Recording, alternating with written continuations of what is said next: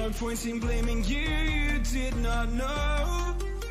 Oh, I thought you were the one for me. That's why I give you everything. Held you close by the stormy seas. Oh, you meant the world to me.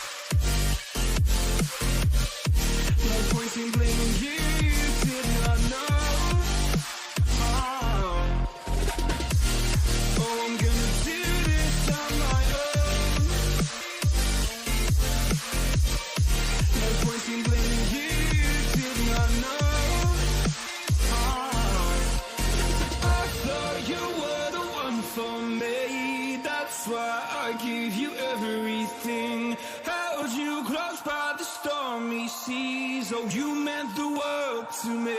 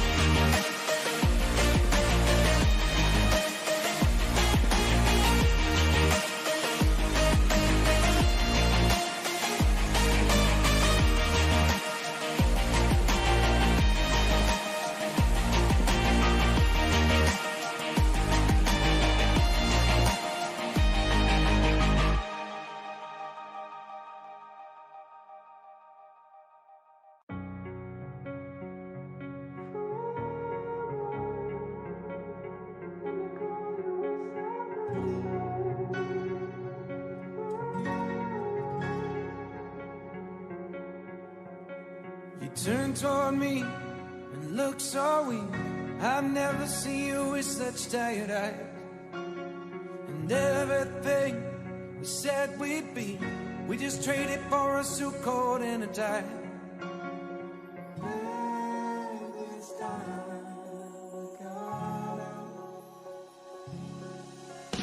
From underneath the rows of trees, I will see you where the ocean meets the sky. Under your toes, the fire grows. You are ready for a different kind of life. You're shining forward, the wind is cold.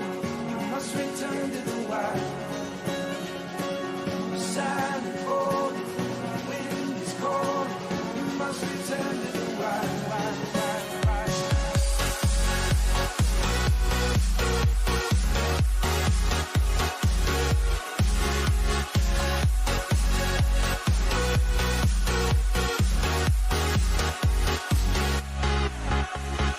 Follow me down, there's no one around. Lay back and take your socks and shoes right off. That natural light is so damn polite, can make you feel just like you were young again.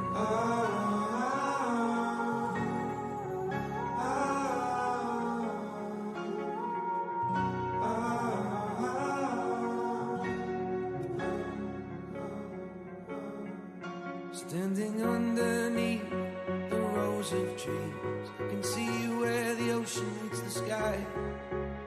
Under our clothes, the fire grows. We are ready for this life of running wild. We're running wild. Underneath the rows of trees, I will see you where the ocean meets the sky. Under your toes, the fire grows. You are ready for a different kind of life. Shining forward, the wind is cold. You must return to the wild. Shining forward, the wind is cold. You must return to the wild.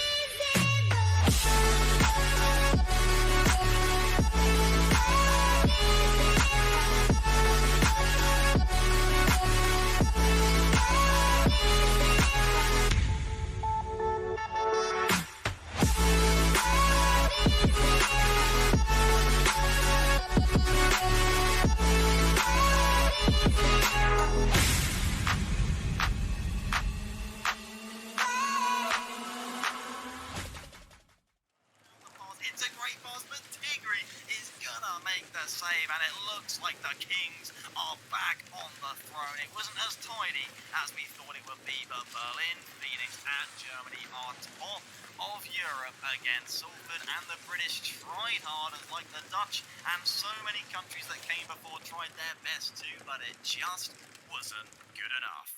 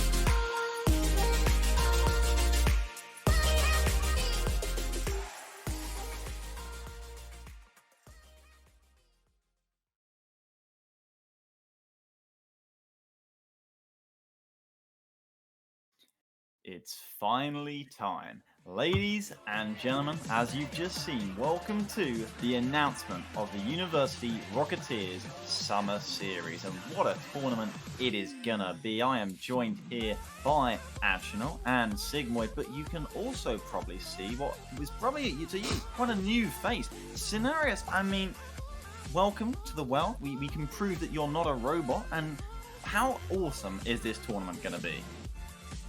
It is going to be very awesome. I will say that. Thanks, first of all, for having me on. It's my first ever actual live broadcast. I am a little bit nervous. But yeah, the idea behind this podcast is that, first of all, we're going to actually go through the tournament. We're also going to take some questions from Twitch chat if you have any of them, so do please post them there. If we see anything on Discord, we'll probably pick up on it as well.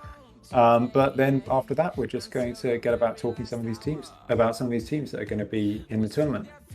Yeah, it's actually going to be fantastic with the £600 prize pool as well. Thank you very much to Resolve for sponsoring this event. Thank you very much to them. You'll hear them on and on throughout this event because, well, it wouldn't be possible without them. And it's going to be a 24-team event, of course. That is smaller than what you may be used to in terms of back in EURC 2021. 24 teams, meaning it's going to be more and more difficult to get in. There's going to be 3 open qualifiers, but there's also invited teams, I should say. So many possibilities to talk about. Actually, I mean, you yourself hopefully will have a go at qualifying, but I think it's fair to say you probably won't. So how do you feel about the teams that are more hopeful in that? Jealous. That's, always my first feeling. Yeah, I'll definitely have a crack. You are, much as I'm loath to admit it, most probably right. The kind of caliber teams that we're looking at, seeing, like you say, smaller pool in this tournament. So even teams that made EURC won't make it this time around, and that makes obviously all of these qualifiers very hard for even the best teams to take for granted. Yeah, and to be fair, I got a little bit ahead of myself talking about the potential to qualify. We should really welcome the invited teams who you did get a glimpse of that beautiful video trailer made by our editor, of course.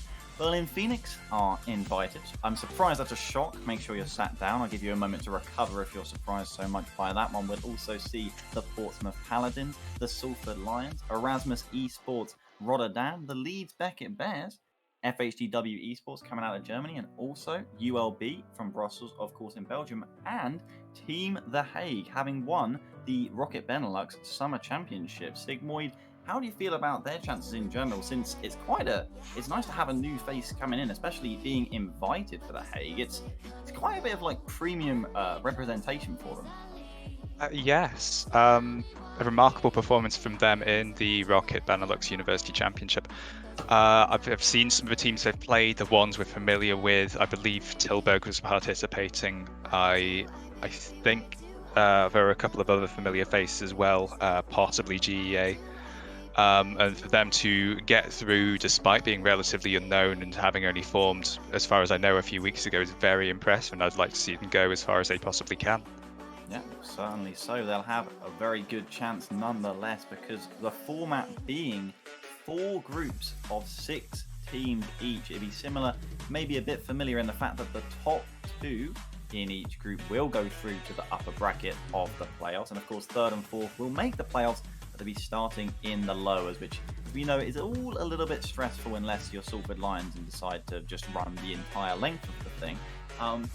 To even get to that point, going through the open qualifiers, you've seen the dates there. The first will be on the 19th of June, but that won't be the open qualifiers. That will be the national qualifiers, and we do have various national qualifiers, do we not, Scenarios? Yes, we do. We've partnered with SGN in France and FCS in Russia. We'll also be running qualifiers for Poland and Italy. Italy also, I would like to give special thanks to Rocket Coliseum, without whom the Italian university scene wouldn't really be able to exist. We are obviously very thankful to them for the promotion that they give to our events. So yeah, each of those countries will be guaranteed a representative in the main event. The winner of their qualifier will go through to the group stage. And then we've got the open qualifiers, which will be 3 qualifiers. We've got one on Sunday the 20th of June, one on Sunday the 27th, and then we have our final one on Sunday the 4th of July. And it will be the top 4 teams from each of those that go through. So similar to the EURC qualifiers that we had back in spring, only because there are fewer players and fewer teams in the tournament to begin with, the quality of teams in those qualifiers is going to be much higher. Even though there's technically the same number of places on offer, it's going to be a lot harder to get them. Yeah, just far less really chances, but there only being the 3 qualifiers as well. 2 for upper, 2 through lower. It will be familiar, but it will be high stakes, as you're saying. I'm just excited to see some French and Russian competition on show as well. I don't know how you feel about that, Adge, but it's like having new faces always, to me, seems like a good thing.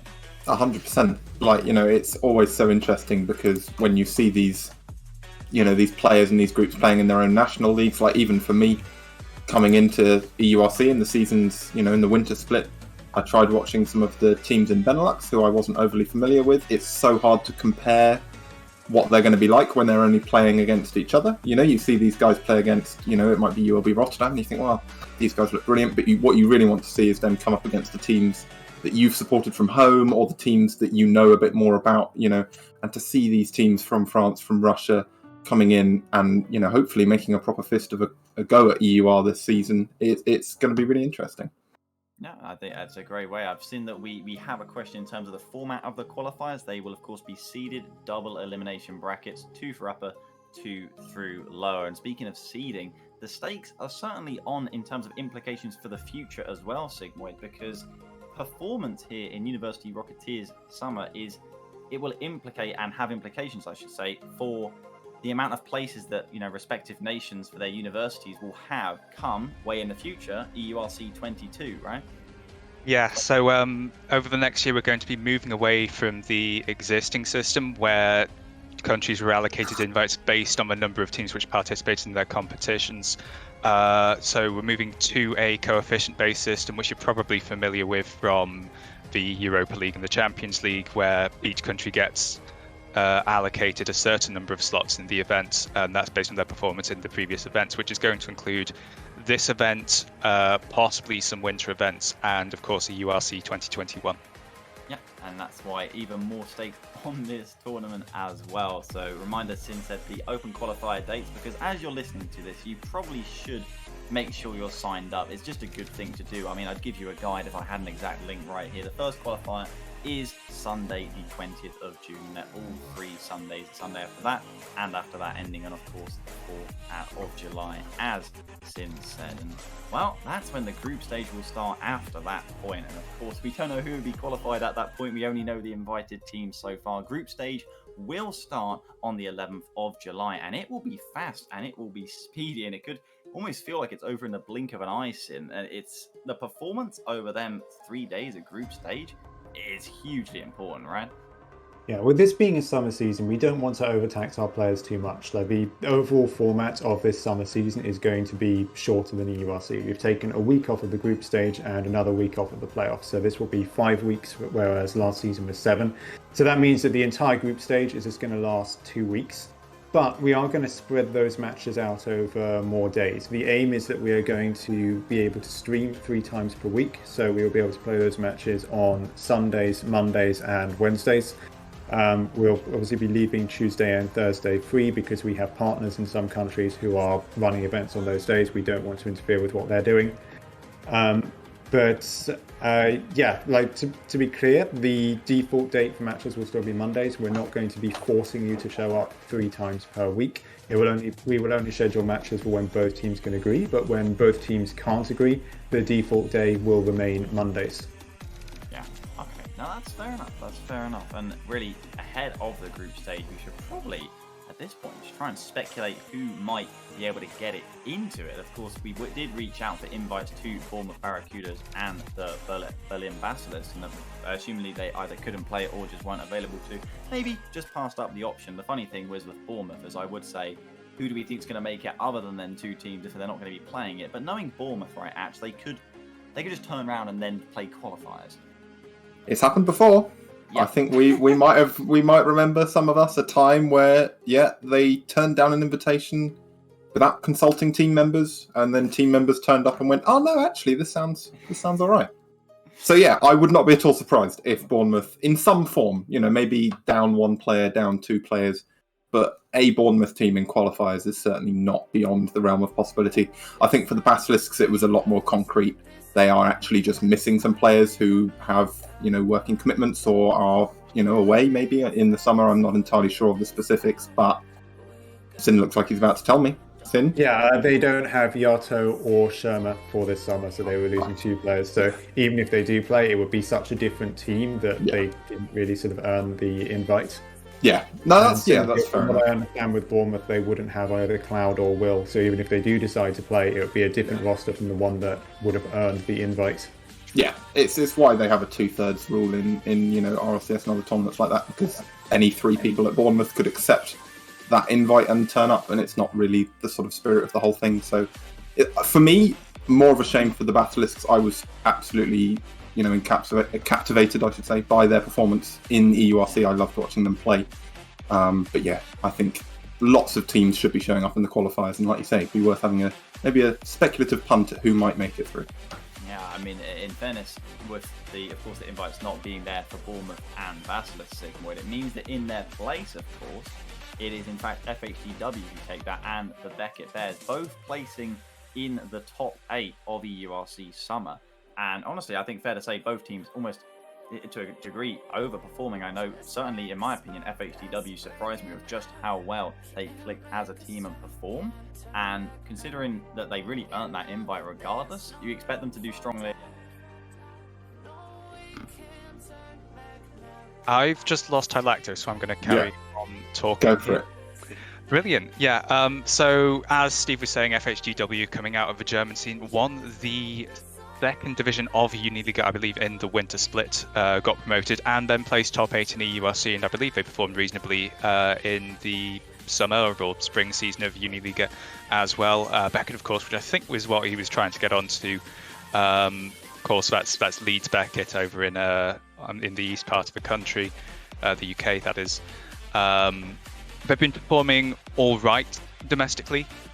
Spring was, I think, below what they could have achieved based on their EURC performance. They were definitely a National League contender in NSE, and they didn't quite make that, which of course will be a disappointment for them. But clearly they're back and they're ready to seize what's theirs at EUR Summer.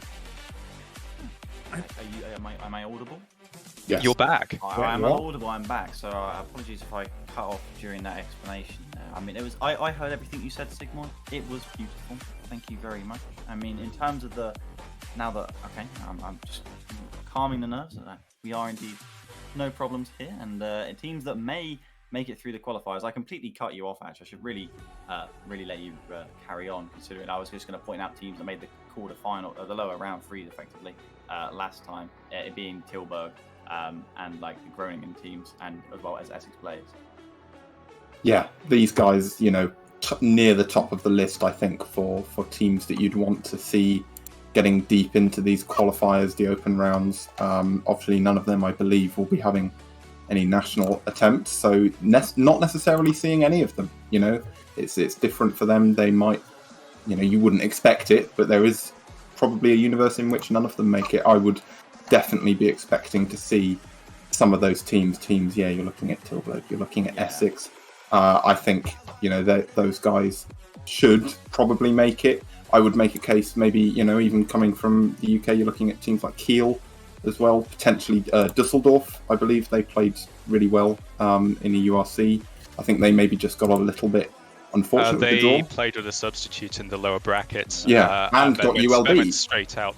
Well, and of course, ULB. Who are here. So. Yeah, the minnows of EURC taking it all the way to the round of 8. Yes, I love an underdog story. round of 12. Very happy to see them again. But yeah, I think all of these guys, you could list practically every name on this playoff bracket, because you've got 24 spots overall. You'd expect to see most of those 20 teams that made a URC playoffs at least get close to the end of a qualifier.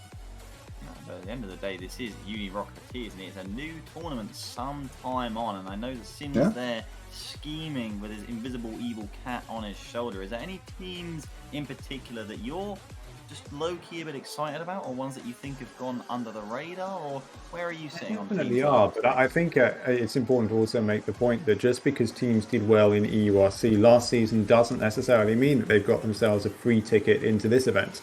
I could easily see a scenario in which we see teams that made top 12 last time not make the cut into our 24 this time around. It happens every summer series, especially looking down that list. As you said, Tilburg, you'd expect them to make it in, but they didn't finish top 3 in the recent Rocket Benelux events. Admittedly, I believe that they were playing with a sub for that, but even so, the fact is, for a lot of these teams, their recent form suggests that they certainly have some work to do. Similarly with the Essex Blades, top 12 in EURC, but we recently saw them get reverse swept in a best of 7 by UEA just this time last week. They are going to face tough opponents in these qualifiers, especially a team like Essex. Their record in those big games hasn't always been the best. They definitely have some work to do. Looking through, as you said, through the UK table, I'd say that we would be expecting to see about at least 8 British teams in this tournament. We've already got 3 invitees in Portsmouth, Salford and Beckett Bears. If you look at last season's top 6, Loughborough, if they play with their full roster, I know they're kind of about 50-50 on whether they will. If they do, then they should make it in. But on the other hand, this is Loughborough we're talking about. They underperformed drastically in Europe last season. They finished top 3 in the UK, but they didn't manage to make top 16 in Europe. And they're going to need to pick up on that kind of performance if they even want to make it into this tournament. And similarly, the same could be said of several other teams on this list. Let's see, Liverpool, obviously a big one. I hear people all the time saying, that this is a team that's a dark horse to win the UK title. I mean, maybe that's so, but the fact is that they have done nothing in Europe to date, at least. They didn't even make it to the last round of qualifiers in EURC. I believe they got taken out by Bristol the round before.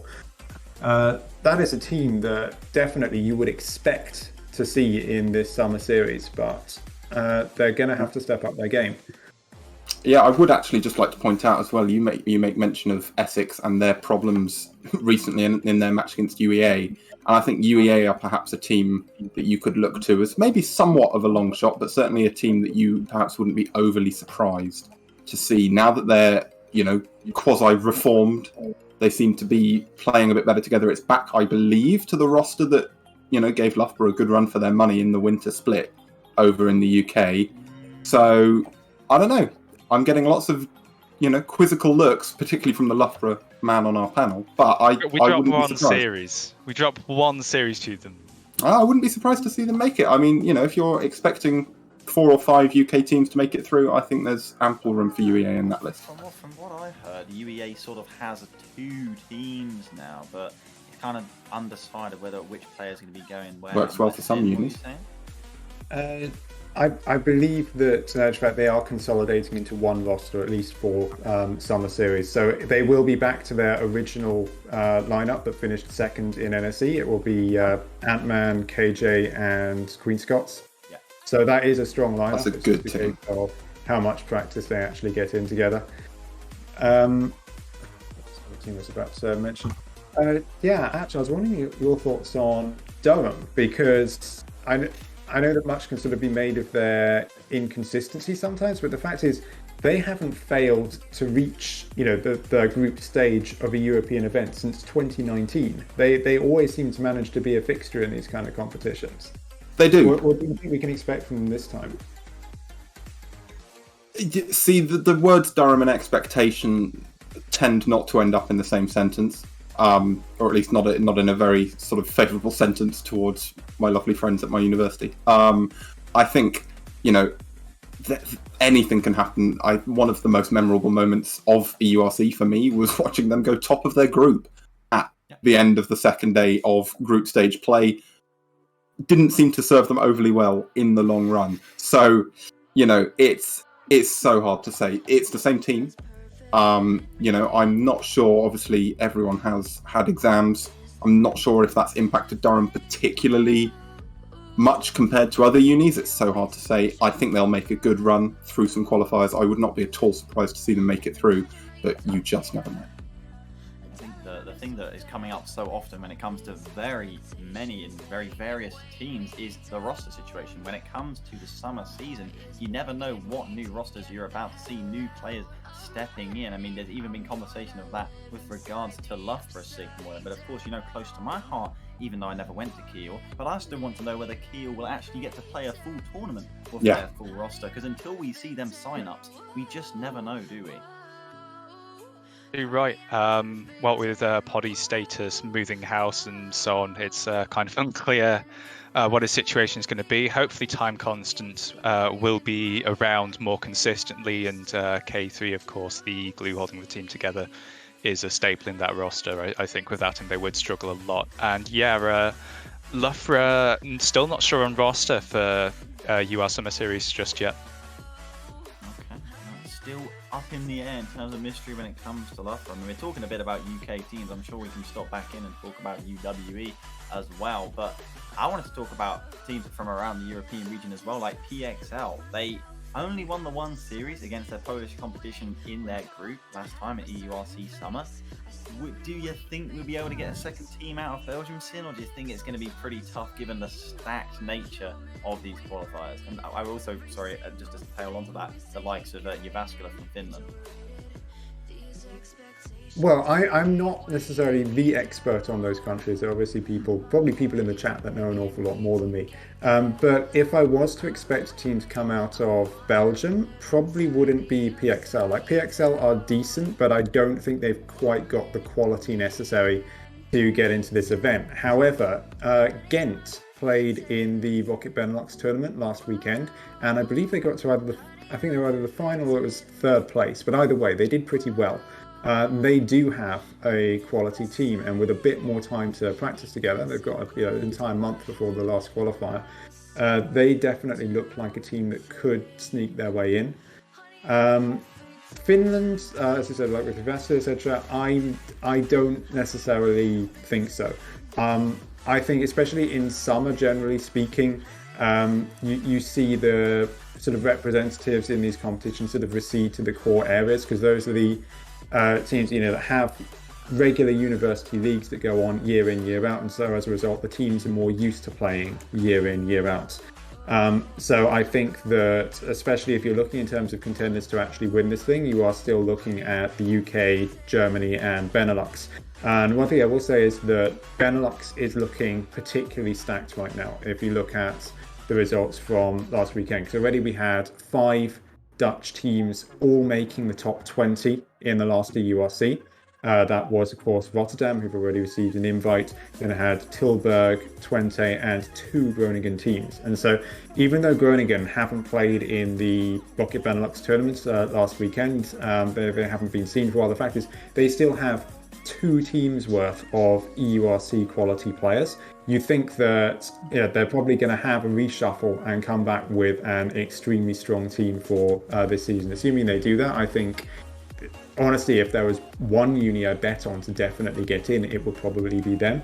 But then on top of those 5 teams, they've now got several new ones coming through. As I mentioned, Ghent, and we've also got The Hague, who we've just invited. But there was also another team, Wintersheim, who have Matthias on that team, who I believe you may remember from EURC 2020.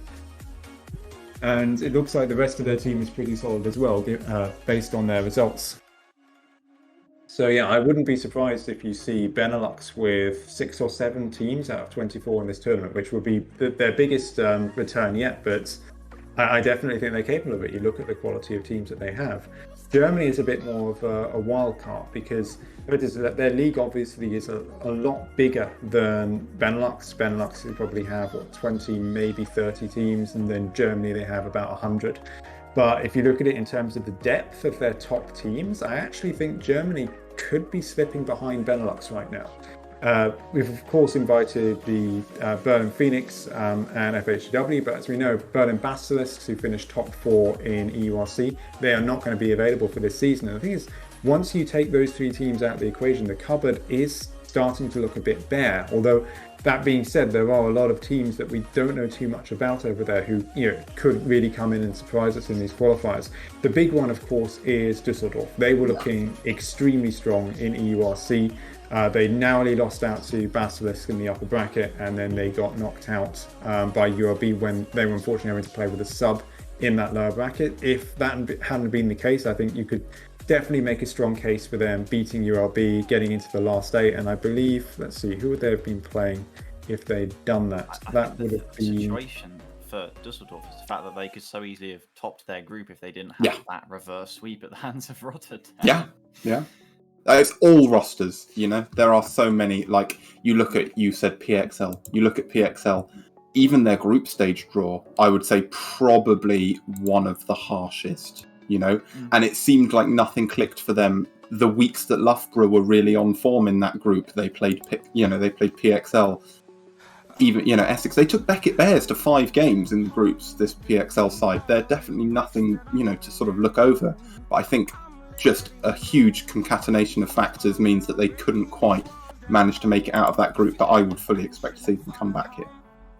That's the scary thing when we talk about Benelux and just how stacked it is, and it's scary for teams like Loughborough who are going to have to be qualifying when you consider the fact that the 2 Groningen sides, the Mojitos and the Martinis, when it came to EURC 2021, you could probably say that the Groningen sides underperformed. Yeah, the Groningen sides did let themselves down slightly by going out so early in the playoffs, yet performing incredibly well in the groups. I think it must have been the Martini side which went unbeaten in their group and were the only team to do so alongside the Berlin Phoenix. I mean, that's fair enough. The 2 teams that I did want to stop back in on, of course, were the 2 teams from the UK that did qualify. Both went into Group A last time as York and UWE. And when we think about UWE domestically and the performance they put in the playoffs, of course, that was in NSE in the UK Championship, UWE were really impressive, and for them to just miss out on that playoff stage, I think was honestly a surprise, Sin, right? But when it comes to York, you would say, damn, they were pretty impressive at times, but with how hard it's going to be back to qualify, I'd like to put my money on UWE, but ironically, despite making a playoff stage, I have my question marks when it comes to York. I think so. Oh, you can take this, Sin. No, I'm sorry, I wasn't listening. I thought that one was for me. It was. We can all just bury Sigmund gently in his grave. Sig wanted to interject for a chance to defend Loughborough because he forgot to defend the last time, but it's okay. We all know that they're going to struggle, and that's okay. Sin, you can carry on. We're all polite and we'll have manners now. Okay, so yeah, like UWE, they obviously performed really well in NSE by making it to the playoffs, and also we kind of do ignore it, but they did consistently do well in Newell as well. I believe they finished 4th there. So the fact is, domestically, they've been really strong. Their European campaign, and at the end of the day, it still rested on a knife's edge. They narrowly missed out on getting out of their group. And considering there are plenty of other strong contenders that also sort of barely scraped out their group. I mean, Salford finished 2nd in EURC after starting in the lower bracket because they did pretty poorly in the group stage. You could easily have seen UWE having that kind of run. So yeah, I think so long as they continue that trajectory, they are a team that we would expect to see in the group stages this time around. York, I mean, they definitely have the quality. I don't think they necessarily have as high a ceiling as UWE. But that being said, they still did beat them in Europe last time. They're a team that can beat pretty much anyone on their day. And you think they get 3 chances at those open qualifiers. All they need to do is pop off on one of them, and York are very good at doing that. So I think so long as they play all 3, that you probably expect them to get in, honestly, because so with those 3 shots, every team has a chance to peak. So you're looking kind of who can peak the highest. Yeah, and I think it's worth mentioning a bit more about that York side. You know, they are close enough to Durham to have caught the Durham bug, I feel. They are just so inconsistent. You see them pull out some of probably the best displays we've ever seen in University Rocket League. I cast my mind back on, best key plays. You think of some plays from York quite quickly. You look at their performance in EURC. When they're hot, they are so hot. And like you say, if they can manage that just once out of the 3 open qualifiers, you'd expect that to be more than enough. But it is just so hard to predict with a team like that. Another university we haven't talked about in the UK, Sig, I'll give you a chance to batter them if you don't feel good about them, but Birmingham, the Badgers did make it, but will they make it back this time? And a good question comes to the Beavers as well. Do Birmingham get 2 teams in to University Rocketeers Summer 2021? I think it might be a bit of a stretch there. Both of them are teams which I think are in the top 32 in Europe, but top 24 is maybe a stretch for both. I'm not sure what the deal is with their rosters. I believe they might be staying the same. There's a chance that the Badgers are making changes, as always in the Birmingham camp, just constantly switching players in and out of that first team. And we'll just have to see who they show up with and how they perform on the day, because that's all we really have to go off with that crazy blue and yellow side. Yeah, that's fair enough. We can have predictions for the tournament as a whole, though, and we won't beat around the bush, of course, because at the end of the day, everyone wants to know who we think will win. And yes, we're going to try and make predictions of who us 4 think will win, despite only a quarter of the teams in the tournament. Not a quarter, that's terrible maths. A third of the teams in the tournament, us knowing who is going to be in it to start with. And of course, you may think that the obvious choice is, of course, Berlin Phoenix, and nobody would laugh at you for saying that, but I think it's fair to say that we know that they certainly are not invincible, right? As they have been pushed, they have been tested not by one team but by 2. We've seen in the form of Portsmouth, and of course Salford went really at a large distance with them and that bracket reset. So I think it's fair to say it's actually not that simple a choice, right? Not at all. No, I mean, Berlin, yes, still favourites, you would say. If we were going to be offering these kind of odds to, betting people, you would be having Berlin as the best odds, but they're not the sort of far and away front runners anymore.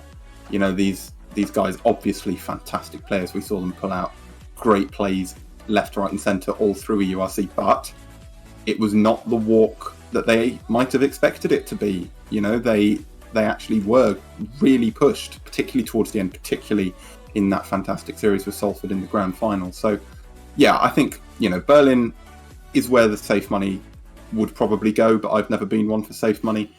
Personally, I would love to see a team from England. Salford would be, again, the safe, I think, second choice, after having seen how well they did against Berlin in that grand final. I think they would be very interesting. But then again, you go back to last summer, you're looking at teams like Rotterdam. So there are so many options that I might have to just completely go rogue and pick someone like ULB. ULB to win the tournament. Just imagine. I mean, no one will remember that if they don't. But if they do, everyone will be coming back and going, I mean, I was going to ask you for who you thought was going to win the tournament and then a dark horse, but they sort of one and the feel same. Both. Yeah. Yeah, you can't really say any more than that. I mean, Sin, would you like to take over? Surely it'd be hard to out-bomb Showmatches on that respect. I actually find myself agreeing with Ash. Not necessarily that ULB are going to win it, but I think, as I said, Benelux is looking really strong coming into this tournament. And it's worth remembering before we say, well, Berlin are definitely going to win it. Anyway, they didn't win Summer Series last year because Tigray booked his holiday for the day that the finals were meant to be played. And as a result, they went and lost to Rotterdam. And I think that history could well repeat itself. Summer series are always a bit random. It is a time when university isn't in session. As a result, the players' schedules aren't always completely clear. You do occasionally have players missing games, and I think that's more likely to affect a team like Berlin than many of the others, because Berlin's depth is... Well, it's not a case of them lacking depth so much as players like Tigray and Nagflo are pretty hard to replace. Whereas you see teams such as Groningen, for example, where they literally had 2 rosters in the EURC. They could afford to lose an entire team's worth of players, and they will still be a very competitive team. And you see that a lot in some of these Dutch teams, some of these UK teams. It's going to be a tough one. I think if I had to predict a Dutch team to win it at this stage, you'd probably have to go with the obvious one, Rotterdam. They were the only Benelux team to make the top 8 from EURC, and they have upgraded, supposedly. They've got a new player coming in Devon, who's meant to be improving their first team squad. So, yeah, it's a tough one. There are so many possibilities at that point in time, but yeah, I'd favour a Benelux winner, I think. Not as in I would, do favours for them, but bias in UR Summer Series. There's no defending that. You can't cut that. Clip it. Someone clip it. That's it. It's across the new. Stick it in the quotes channel. I mean, do not worry about that, Sigmore. You've got a free slate here. Nothing you can say could possibly be worse than that, other than predicting Loughborough to win. I mean, really, anything you could say here, it's hard to top that. So, who do you think will take the tournament, and who do you think maybe overperform potentially a dark horse? I couldn't even pick Loughborough as a dark horse to win the whole thing at this point. I'm not sure we're going to have a roster together, frankly. Pretty terrifying as their media rep, but it's fine. We'll move along. It's fine. Now, I'm looking at Salford, and it's like they performed really, really strongly against the Berlin Phoenix. But that was playing with Aaron, and I need to know if they're doing that again. And I asked Aaron this back in the Newell finals if he was going to be playing more regularly, and he did end up playing more regularly on that first team in place of Arten. But he said no, he's still a sub, it's not sticking. But I really do hope he is playing on that roster in place of Arten, because that was the roster that managed to push them all the way. And they were able to keep themselves really composed. There was 13 games in that series. That's the furthest Berlin's ever been taken. So I'm going to go with Salford for my first pick as a team. Dark Horse. I think we could see Beckett make a run. I think they've been carrying on with their practice. I hope they have at least, because if they haven't, this is going to make me look quite foolish. But I hope at least they can make sort of that top 6, top 4 region, and then it's all down to pressure on the day. Oh, that's fair enough. I can go completely in myself on the UK bias and say that I don't care which of them is a dark horse, because they sort of both are. I don't care which one of them wins it, because neither of them probably are going to. But UEA and Kiel, especially if we get the old UEA roster, especially if we get an actual Kiel roster, both of them had really disappointing, underwhelming, unimpressive spring splits. They really did disappoint me personally, and I'm sure themselves. And therefore, in terms of summer, especially when rosters are up in the air, one thing you need to have is motivation. And I'd like to think they'd like to right that wrong. Do any of you think I'm completely insane and lost it by saying that Kiel and UEA could do great? Or you getting what I'm saying?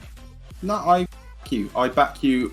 Particularly, with UEA, I was waxing lyrical about them not 15 minutes ago. This reformed roster that we've been seeing of late is the one that did so well in Winter Split domestically, I don't think necessarily over what is a rather short Christmas break, everyone else in the UK scene got a lot better than UEA. I just think with their roster struggles in Spring Split, it never really clicked for them, and they didn't quite manage to retain their own heights from the winter. And I think it's very possible that coming back in the Summer Split with, hopefully a bit of time to prepare and gel, like you say, best part of a month until all of the open qualifiers are done. So that is time if they're going to really, try and have a go at it, to get some practice in, to try and, get scrims against these European teams that they might be facing deep into the qualifiers or in the event itself. And if they're going to take it seriously like that, I wouldn't be at all surprised. Yeah, I would personally say that if this is pretty much a last call here in the Twitch chat in terms of any questions you'd like to put to us, as we do have some varsity show matches coming up, I do believe, at this very evening on this very stream, and that is going to be great. I mean, you can talk about prospective universities to make it through the qualifiers, and I see Skiz there. Will Staffs even have a roster? Will they be able to qualify? Will Lancaster be able to qualify? Guys, maybe they did No. New York in... Yeah, no, sorry, mate. I can't really in good I've predicted ULB to win, but Lancaster making the group stage is probably a step too far.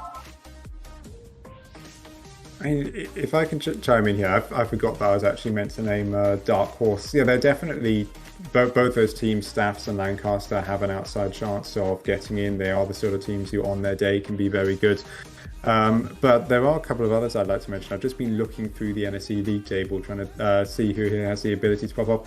Remember, last season we were taken by surprise with Beckett Bears coming in from finishing outside the top 30 in the UK the season before to qualify for EURC. And the reason for that was obviously that they put in a hell of a lot of work. They were probably the hardest working team in the UK that season. And looking at other teams that kind of put in that kind of effort, Newcastle, I think, are potentially a team worth keeping an eye on. And you can keep an eye on them, in fact, because they're going to be on stream tonight, 8 p.m. and 9 p.m. They're going to be playing against Teesside and Durham. And I think it'd be interesting to see how they do. Another team that isn't on anyone's radar, but I think definitely should be, is Sussex, because they've kind of taken a sabbatical from being good at Rocket League this year by splitting up their best players onto two different teams. But I know that the plan, at least for next year, is that they are going to be getting a lot more competitive again. And it's worth noting the last time they did that, they were consistently making playoffs in NSE and qualifying for EURC 2020. So I don't know quite what the plan is for summer, but if they decide to really focus it, they have the quality to get in. That is a bit of a bombshell. It's not as much as of the terrible bombshell of how you don't really believe that much in Lancaster, guys, and that's fair enough. That's, I'll accept it for now, and we can talk it, and maybe you can see the light eventually. But we should talk about our upcoming varsity show matches here tonight as well, as you want to give you time to get a drink by then. You talked about Newcastle being on stream. They're playing Teesside. You're right, Teesside also a new side that surprised in the stay-at-home series as well. And of course, Durham playing later this evening as well. But before that, we got Rocket Lads, that's Surrey, going up against the Royal Bears, of course. But the first game will be the derby between the Plymouth Leviathans and the Exeterminators, which is it's just a fantastic name, isn't it, guys? So we'll see you for those show matches. We'll head to a break before that. We'll see you in about 10 minutes. Make sure you're ready for that, and we'll see you then.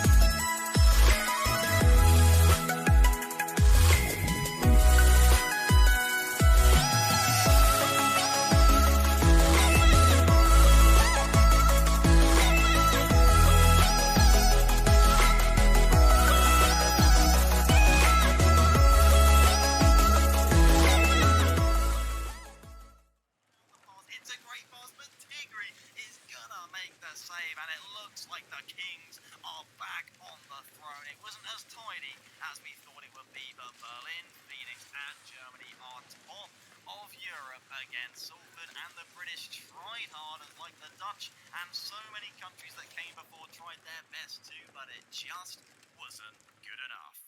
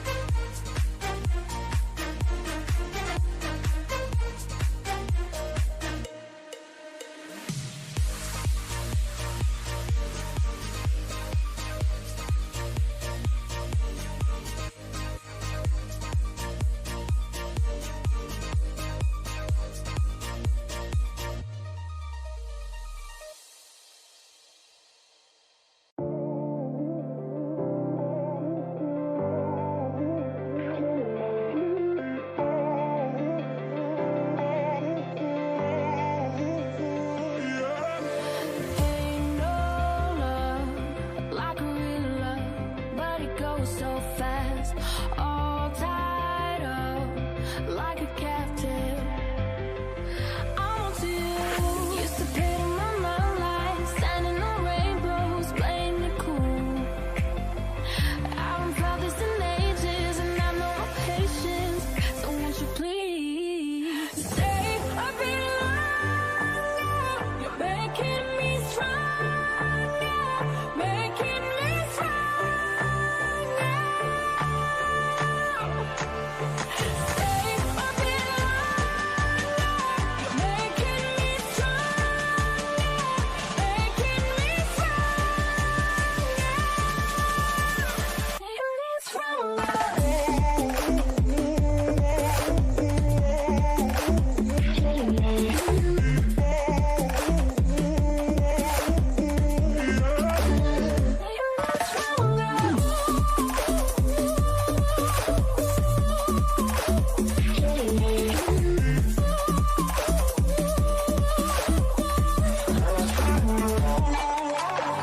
Ain't no luck finding real love. Gotta know where to look. Time moves fast, and I've grown up. Yeah, I want to. Used to pit in my mind like standing on rainbows, playing it cool. I haven't felt this in ages, and I know my patience. So won't you please stay a bit longer? You're making me stronger, making me stronger. Stay a bit longer. You're making me stronger, making me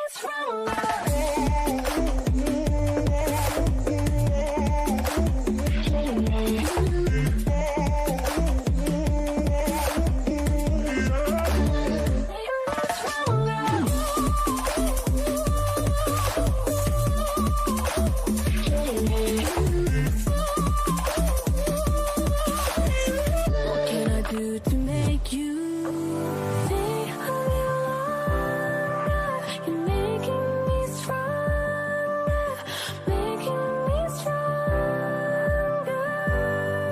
Stay a little longer. You're making me stronger, making me stronger.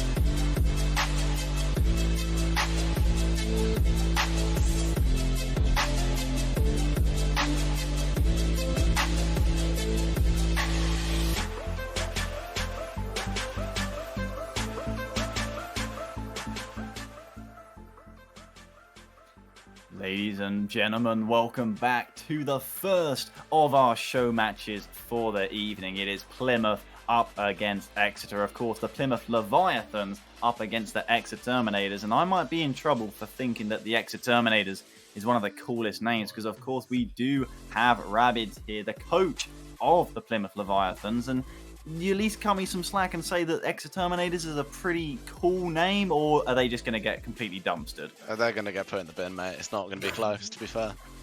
Oh, okay. I mean, that Strong is start from a hype man. What more do you want? that is short and sweet. I've just heard my boys walking down the corridor screaming war cries, mate. It's not going to be close. Oh my goodness gracious! We need to be careful to see that. Is there any like insurance that we have in place? Thankfully, Sigmoid has changed perfectly and now does look like our insurance man. Is there any conditions and insurances that are protecting Exeter about from what might be about to happen to them? I don't know, but I heard that Meishi guy is kind of good. I suppose we'll have to Be let their that own time insurance. happen. I mean, to be Yeah, fair but to like- Exeter, sorry, carry on. My bad. You haven't seen Banton play. Like, the kid's a freak. Like, it's unbelievable. We're keeping our eyes on Banton. Me and Atch are both sat here nervously about what might be about to happen. Thankfully, I won't have to commentate it because I'll probably have my breath completely taken away by, and of course, Ryan, who is, we can say, an ESL monthly elite on the side of Exeter. Does that scare you at all, Rabbids? I mean, he did get that ESL title a number of years ago. What do you have to say about that? Yeah, we can all pay someone to go on our account and get a title for us. Like, we've all been there. Oh my, we've all It's been strong. there. It's apparently. strong. I'm going to have to come and do Is- this for Durham in a couple of hours. I'm not sure I'm ready. But we've all been there, apparently. Sig, have you been there? Or does that help? You did your get Champ 2 potential? yesterday. Yeah, I did. That was solo queue though. Didn't pay anyone to log onto Okay. my account and boost me up to there. Can't say personally I've ever used a boosting service on any game. But you That's are why now, you're Champ 2. Yeah, he's Champ 2 and climbing. Get it right. On the and right, yeah, we've- better than Champ 3 and Fallen. I'm picking up all the MMR you're dropping, Steve. It's fine. Yeah, actually, you missed And it. me. The complete regain. The regain is real. It's all about that belief. When things are bad, you just need to stick with it and get back up. Unlike Loughborough, who look like they're not even going to have a roster for summer. Is that correct? So, yeah. The less we say about that, probably the better. Because, of course, we do have two much more hopeful up-and-coming teams. I'm optimistic for Plymouth and Exeter coming into the summer. I imagine, Rabbids, that you're less optimistic for Exeter, but it's probably best that, should we have the opportunity to do predictions, that with this being, of course, a best of 5, if I'm not mistaken, is it You going are, to be I 3-0? think. I am mistaken? Believe best of 7. Someone in chat's going to very quickly Yeah, tell me, please, but I please believe do. it's best of 7 all night. It is best of 7. It is best of 7. That is me. I will apologise so much, and just for that apology, maybe I'll think a little bit more about my prediction that's going to come through, but I'll wait on it. Rabbids, I will hand you the stage here when it comes to Plymouth against Exeter, and yeah. I'd be shocked if Exeter score a goal, to be honest. Like, there's no... Crikey. Shocked if they score a goal. Is that your final answer? I'm just going to get confirmation on that. Well, that's all that needs to be said. Like, they're going to talk with their wheels on the pitch, man. Like, it's not... Talking with wheels. Now that, I'd like to see that.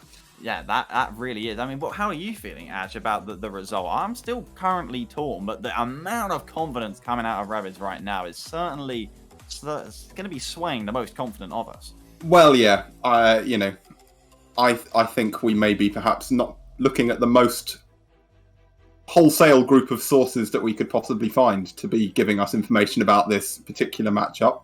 And yeah, I fully admire Rabbids' confidence. It's very admirable to come on here and say, you're not scoring a goal. I think Exeter will make a close series out of this. I would have to give it to Plymouth, but I think it'll be 6, maybe even 7 games. 6, maybe 7 games. Are we in for that much of a treat, Sigmoid? I'm not sure. The thing about regional teams is they can change in form very quickly, and they're all very close as is. So on the night, anybody could take it. We saw that last week with Leicester DMU, where Leicester just blew DMU out of the water with a strategy that was specifically designed to take Duck out of the play as much as they possibly could. So based on the results from spring, where I believe Exeter did slightly better, placed 4th in the South Regionals, I'm going to side with Exeter and give them 6 games. I'm going to side with Exeter. That's fair enough. Yeah. How do you feel about that, Adge?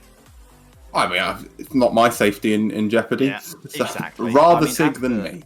It is after the lack of confidence in the insurance and the amount of confidence coming out of Rabbids, I will have to go with the Plymouth Leviathans. I don't think you can doubt the amount of confidence that is coming out into this best of 7. And it is, of course, ready to go. And actually, you'll be down there on the field. So we can go down there to the casting booth where we'll be joined with your perfectly coordinated co-caster, Fast from the Past. How are you doing? I am doing phenomenal so far here. I'm really excited for this one. We've got a great lineup here, and interesting that we got some banter before we get into the game. I was not exactly expecting two sides that were not necessarily going to be opposed to each other, but I thought we might go into this one with a little bit more of an even spread here, Adge. That was a surprising start, but a welcome one for sure. Yeah, I mean, when you only have one hype man on the desk, it's it's hard to maintain any semblance of neutrality or anything of the sort, really. I think it will be a very interesting series one way or the other. These varsity matches always, even if these players aren't challenging for titles themselves, it always brings out the best in any team, and to see them playing against these rivals, a lot on the line for them, even if there's no big prize pool, anything like that, just to play against your regional rivals is a huge thing. So yeah, I'm really hopeful for a good series. I am as well, and I think we're just about ready here. The teams have hit the pitch. Plymouth is going to be in the blue, Exeter in the green. This is going to be an interesting one. As we said, both sides have a lot to show here, especially considering that it is a show match. But in a best of 7, you have a little bit extra time to start getting warm up. So game number 1 here underway. Should be a pretty even back and forth just to start out, but maybe we see the momentum start to swing as we get into this one. I mean, game 1 in a best of 7 not as important, obviously, as it would be in smaller series, but it's still really good to try and make your mark on the series. We see a lot of games, even in long series like best of 7s, where the first goal in a game can really set the tone, can even decide the match. So it's, crucial for these teams to start on the right foot. It looks like we're already getting the tone set here. Exeter on offense very early, and they are aggressive. Team Star, not actually going to take this shot instead. Ryan gets in the way, and I think that's all 3 players thrown into offense. Mishi has to get back pretty quickly there, but a very explosive start out of Exeter already. Yeah, they're playing really, really well, and Plymouth seem to be holding it together on defense for now, but that's quite a big double commit. Really manages to get it clear enough. He might even get back to this. In fact, not much boost in the tank. Gets a touch, not a brilliant one. Ryan should be able to bring that away. But Plymouth here, they've managed to turn things around, and that first patch of defense looked pretty promising. Yeah, pretty solid so far here. Sometimes you get that first game where there's some nerves in the air. Neither team really plays too confidently, but I don't think we're quite seeing that yet. Both teams have hit the pitch pretty confidently so far here, but solo plays aren't going to be enough. Ryan trying to take this one through the corner, but gets stomped by almost all of the defense from Plymouth here, so you're going to have to try and restart this offense once again, but Mishi not going to give up too easily. Good pop out to the center. Can anybody follow it up? No, Exeter going to get dusted there, and Meister will get that one out. Shoddy with a follow-up touch. It's a bit high, but now finally we get the first Plymouth offense of this game. Yeah, it's looking good from them, Both teams have come out swinging, but it's been Exeter certainly with that sort of bulk of offensive pressure. Plymouth haven't looked bad on defense by any means, but in terms of sustained defensive pressure, they haven't had all that much in the first 2 minutes of this game 1. Ryan off the backboard, there's the first crack, and Team Star will capitalise. That is the lead for Exeter Terminators. And I think cracked is the perfect word to use here. There was just so much offensive pressure out of Exeter there that eventually one of those had to go through here. And despite the one offense we did see from Plymouth, they have 1 total shot in this game. They really haven't had a lot of chances on offense so far here. So, Atch, if they want to try and switch that one up, what do Plymouth have to do to get themselves back into this? It's a very good question, because, both teams have looked perfectly serviceable so far. That's a little bit ropey on the defense there from Plymouth, but, it's not cost them very much. That's a key whiff there. Could give them some time. Consolidating this boost in the midfield, I think, will be a big thing for them. And, if they can manage to take corner boosts on their way out like that, maybe even towards the end of this game might be worth looking for bump plays. It's often quite easy to disrupt a team, even if they are relatively well-oiled, with a couple of well-timed bumps. But at the minute, 1 goal is not the end of the world, so Plymouth just need to not panic. Yeah, that's a huge part of this, keeping the confidence there, making sure that they can try and swing at this momentum, because so far they have not been able to. Yeah, triple commit there, throws all 3 players into offense, and now it's a scramble to get back here. Plymouth trying their best to see if they can recover, and I think that clear out might just do it. Can Banton get a good shot here? No, 50-50 instead. But this one dribbles in front of the net for far too long. Plymouth needed a player to follow that one up, and we were mentioning that the confidence needed to be there. I think, unfortunately, it's starting to run out just a little bit. Yeah, and 2 key bumps to find that entire passage of play. Plymouth temporarily saved themselves with a demo on the defensive rotation that basically made up for their triple commit, but then aggressive bumping plays on Banton and really there from the Exterminators meant that second goal was easy as you like for them. Bumps, a key part of this so far, but Exeter seem to have all the cards in their hand at the minute. Oh yeah, 100%. It's a good game number 1 for Exeter, but as we said earlier, this is just game number 1. There's going to be a lot of nerves, a lot of feeling out between the 2 teams, trying to figure out how they want to play on this pitch. So 90 seconds left in game number 1. We're starting to see a little bit more offensive pressure here out of Plymouth, but they need to be able to score opportunities like this, and indeed they will. Meister will find the first goal for Plymouth, and with over 80 seconds left, there's a chance that they can bring this one back. Oh, 100%. And, that wasn't great on the Exeter defence, and Plymouth capitalised well. Sometimes it just takes that first goal, These guys, while they're playing perfectly well, they're not the kind of people that would be featured on, NSE streams and things like that all that often. We see them in their varsities and things like that, and streaming for them might be a bit of a novel experience. So maybe there is a lot of nerves in this game one. Almost a minute, bit of change as well to get the second goal. Barton looking, try and get it, but he can't manage it. Exeter still in control, but it does seem to me like Plymouth are asserting a bit more. It feels like the second half of this game, or at least the last couple of minutes, have been all in Plymouth's hand, but they're going to have to survive on defense once again. Another good offense starting out of Exeter here, and with how little time is left on the clock, this could be the nail in the coffin. They can waste enough time here. They're not even going to give Plymouth a chance to try and tie this one up, and as another shot rings on target, it's more offensive pressure. Good save out of Banton. Now Shotty's got a 1v1 here. Can they do anything? No. Maishi going to take an easy clear out here, and again, wasting time. The name of the game here, Exeter have to survive another 30 seconds, and they will have game number 1 in the bag. Yeah, that was probably the best chance Plymouth are going to get to tie this game. A one-on-one like that, had plenty of time to catch the ball, just couldn't quite manage to get it up on the hood properly. Limited boost for Brearley means he's going to miss it, but no one on Exeter was expecting that, I don't think, so it will stay in their hand for now, but the ball's at the wrong end of the pitch. Final 10 seconds approaching, that's an awkward drop. Really clears it. Banton gets a good second touch to get it further. He'll get another touchdown. It has to be now or never, but Teamstar knocks it away. And unless there's a huge full court carry, it looks to me like Exeter will take game 1. Ooh, and they might just get another goal. Not quite able to do so, but Exeter get very close to taking an extra goal for themselves. They take the win nonetheless there, and it's kind of the same story throughout that entire game. Plymouth did manage to get a goal at the end, but besides the one goal we saw from a very awkward Exeter defense, Plymouth was stuck in their half for the majority of that game. Yeah, I mean, 9 shots to 5 speaks for itself to an extent, and I do think as well a lot of those Plymouth shots will have not been Mentor's shots necessarily, just sort of big, long looping clears being registered, things like that. It was a perfectly good display from Plymouth, particularly in that second half, They managed to stop Exeter from scoring relatively quickly after that sort of opening problem that they had, and they even got one back for themselves. Yes, it was almost a gift from Exeter, but they forced the error, That's what you have to do. The goals don't have to look pretty, they just have to go in, and I think Plymouth don't need to lose confidence yet. Like we've been saying, best of 7 gives plenty of time for them to get their feet on. Oh, yeah, 100%. And again, that pressure we started to see from the Plymouth offense as we get into game number 2 here, it was not an accident. They made sure to keep that awkwardness on the Exeter half. They wanted to get them into weird positions on their back heel, and they did exactly that. The fact that they capitalized upon the one good offense they had that game really does speak volumes to their ability. So game number 2 here, maybe the nerves are gone. Maybe they can play a little bit more solidly as a 3-man trio, but you're going to have to find out 20 seconds in, and it is offense, a lot of offensive pressure for Plymouth, but touch out of midfield, not really going to go their way. They could give away all the possession that they did have, but instead Banton out of midfield will launch one into the backboard. Shotty will be there for the follow-up, but a pre-jump a little bit too early. I like the eagerness we're seeing so far out of Plymouth, but this may be a tad too eager.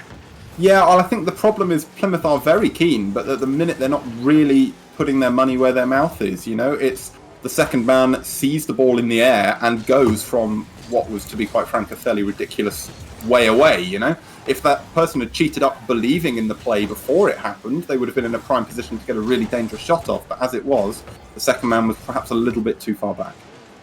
Yeah, it's some weird rotation so far here, and you can see this out of what is an awkward huge defense for backflip. Plymouth, but a backflip, oh my word! Ryan with a last-second save, and actually I'm surprised we're still at 0-0 here. The defense has by far been a lot more awkward here in game number 2, but the offense a little bit stronger, to be honest. Yeah, definitely, and particularly from Plymouth, who seem to have sort of shaken off what came over them in the first couple of minutes of game 1. They're putting on all of the offensive pressure at the minute. Here's some more, perhaps. That needs to be a big clear. It isn't. Shotty gets a free attempt. It's off the bar. Cleared off the line by Teamstar. Both sides just about scraping it together on defense and just about managing to put it wide on offense. Maishi needs to make another key save, and he does.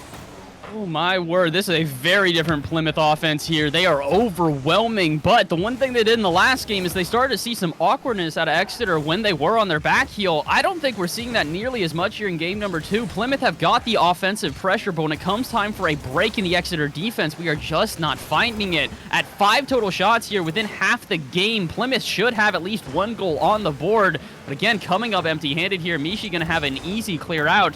Maybe now Exeter can start their own offense as well. Shoddy with an inopportune touch. That's a double commitment, and Banton has to make the save. Ryan will be there for the follow-up, but for a second there, my oh my, Plymouth's defense started to look a little bit shaky.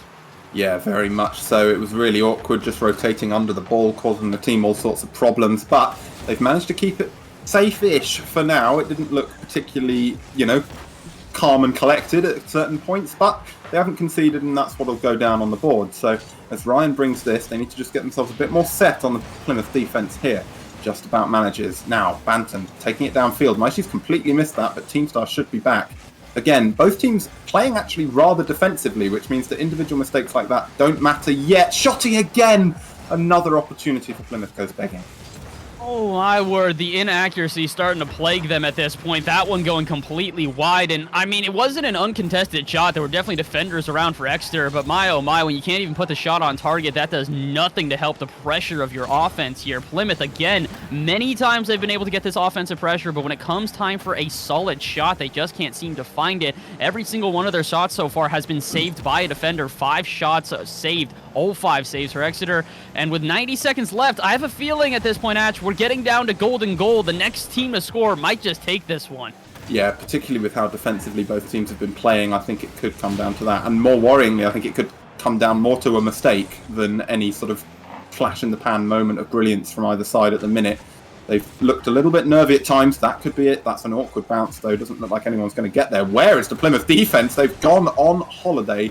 They managed to make it back just in time. Team Star, off the backboard it goes. Banton looks for a clear, but there's no one chasing up anyway. Again, second man very reticent to commit from both sides.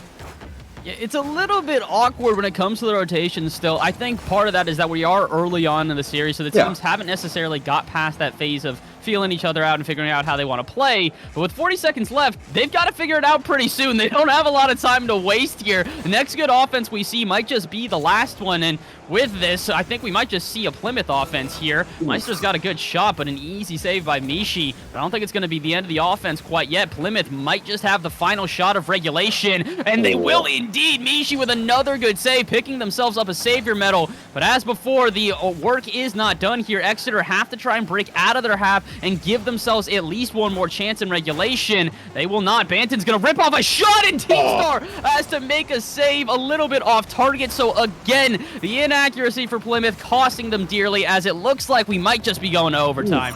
Yeah, just about. But that last passage of play from Plymouth is probably the best we've seen from either side in the opening 2 games. They were really looking for each other on the infield passes, all sorts of good comms. It might all be for nothing. Shotty has to turn quickly, get a key save off his goal line. Plymouth on the wrong side at the minute. Team Star off the backboard. That shot was perhaps a little bit more open than he thought. Brearley looking to clear it down. This is a 3-on-1. Where's the bump? There it is. Brearley gets the goal that seals the second game, and we're tied at 1 in the series. A good call on the bump. I wasn't even paying attention to that. Mishi wasn't really paying attention to it either, though. Banton catches him off guard, and 20 seconds in, a great response from Plymouth. But I will say this, it's a good way to win. Nothing to take away from that win, but my oh my, if the only way you can score in a series like this is to throw all 3 players at offense, you guys are going to have to go back to the drawing board and figure out something else, because with a total of 9 shots in that game, there is no way that it took you this long to try and score that first goal. I know what you mean. I do. It's, it looked really promising, though, for that Plymouth side towards the end there, particularly in those last 30 seconds, that final push of offense. They actually started looking for each other. We saw in game 1, they were sort of maybe penned in and a little bit panicked, and that meant they were going for a lot of long clears and then just sending someone to chase them down. And quite often that's not going to work for you unless there's a mistake on defense, which is how they got their goal in game 1. But that time, at the end of game 2 there, they were properly looking for each other. We saw that shot from, I think it was Banton, come cannoning off the post in the final seconds of regulation. And those kind of plays are probably the best we've seen from either team so far. So definitely more of that would be a recipe for success.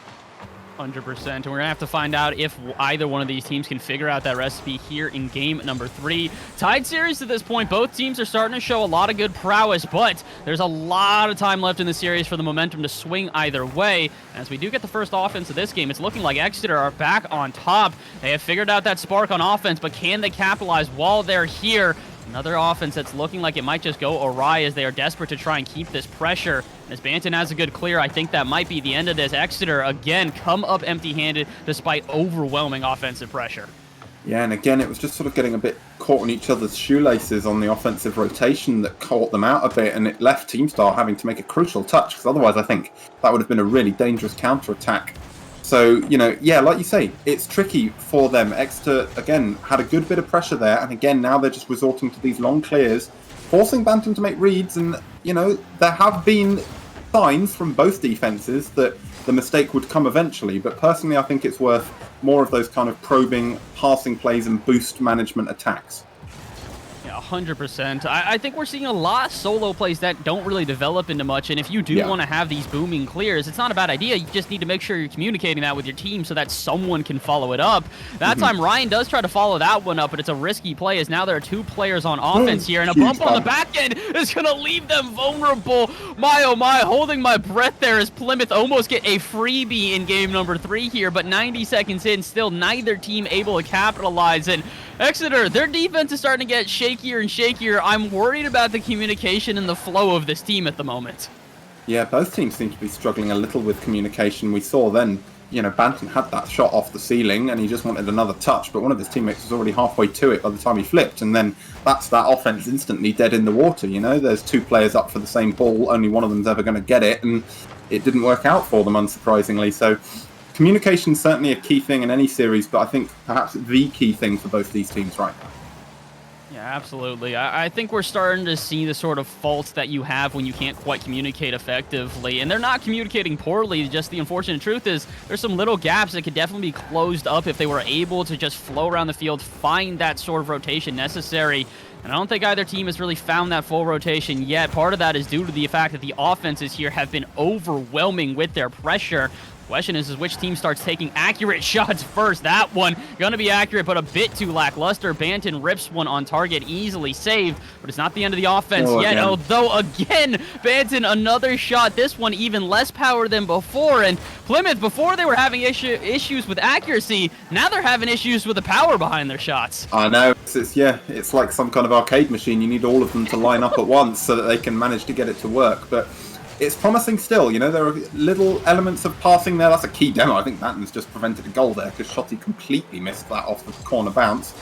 He's got another touch again, but it's only really out to the side. Mishi looking for a touch. He'll get one. Ryan looking for what would have been an insane redirect. Can't quite manage it, and that's a huge dunk from Shotty. Can he manage to get down that bounce? It's going to be so horrible for Plymouth, but they might still convert it. What a shot from Brearley. Just under 100 seconds to go in Game 3, and Plymouth find themselves one to the good. That's a great shot there out of Brearley. It's all the way from the side. Not an easy angle to nail whatsoever, but I can't help but say it once again. That is all 3 players for Plymouth thrown into offense, and that is how they manage their goal. They have double the shots of Exeter at this point. So with 90 seconds left, I'm still a little bit worried about this Plymouth offense. They've done well so far, but if we start to see this recognition from Exeter of where they see that all 3 players are throwing themselves into offense, if they get one good counterattack, we're tied back up here. So for Plymouth right now, I would say prioritize defense. You guys have been playing well, but one miscue on offense and you might just leave yourself open for a tie. Yeah, exactly. You know, with a minute to go, you're already a goal to the good. There's no need to be sending 3 like you did to get that goal. You're not chasing anything. You have what you need. You now just need to protect it. You know, this could be a good way to protect it. That was very nearly in. Again, power the problem. Sending a couple of people up for an offense is really good. If you can double your lead, you can feel much more confident in your, you know, success in the game. But they don't need to send the house here. It's Exeter who have that pressure.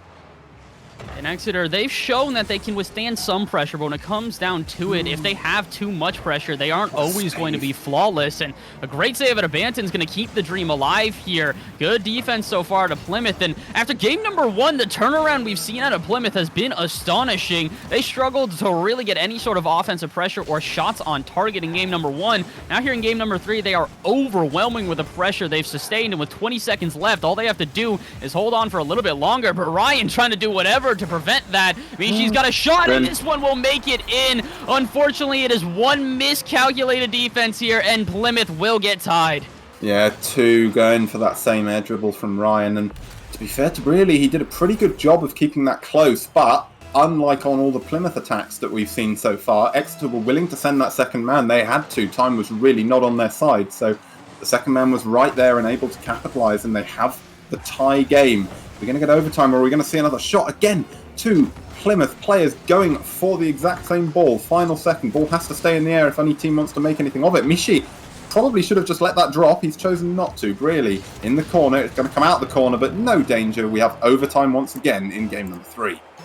And here is where those little mistakes start to get accentuated to a whole other degree. Speaking of which, wait, the shot's not on target. Banton with an open net, but luckily enough, Brearley will be there, and only 7 seconds into overtime, and Plymouth take the game.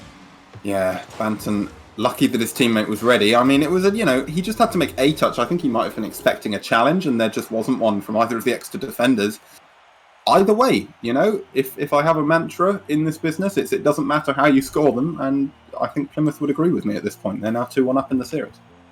I mean, at the end of the day, they'll take what they can get here. A goal is a goal and a win is a win. And even if it was a little bit shaky as Exeter once again had half the shots that Plymouth did, it's one of these things where at this point, if they're not going to punish you for the mistakes that you are making, just keep doing it over and over again. Exeter have started to see, I would say, a little bit of a way to make it through this Plymouth defense. Wait for that overcommitment, counterattack quickly. But again, at the same time, maybe they haven't seen it. We have a bird's eye view here. It's a little bit easier for you and I to figure out what they're doing wrong in the field. Exeter, they've got to start taking notes, though. With the amount of commitment we're seeing out of Plymouth, there's absolutely opportunities for them to counterattack. Yeah, I mean, I couldn't agree more. This is why so many top teams will have coaches to look over things, because it's so hard when you're in the moment and playing the game to notice these mistakes that aren't necessarily the fault of any one player. We could be, in a different series, we might be saying, oh, this player isn't really doing very much. Their shots aren't very powerful. They've positioned themselves poorly. It's not really about that. It's about sort of bigger but vaguer issues like you need to communicate a bit better as a team, but that's really hard to see from your own point of view. So it's interesting for these guys. They've got still plenty of time to adapt. We're going to go to at least 5 games. So as we get into this game number 4, Brearley looking for a big opening play. Another double commit from Exeter, though. They need to sort out these comms.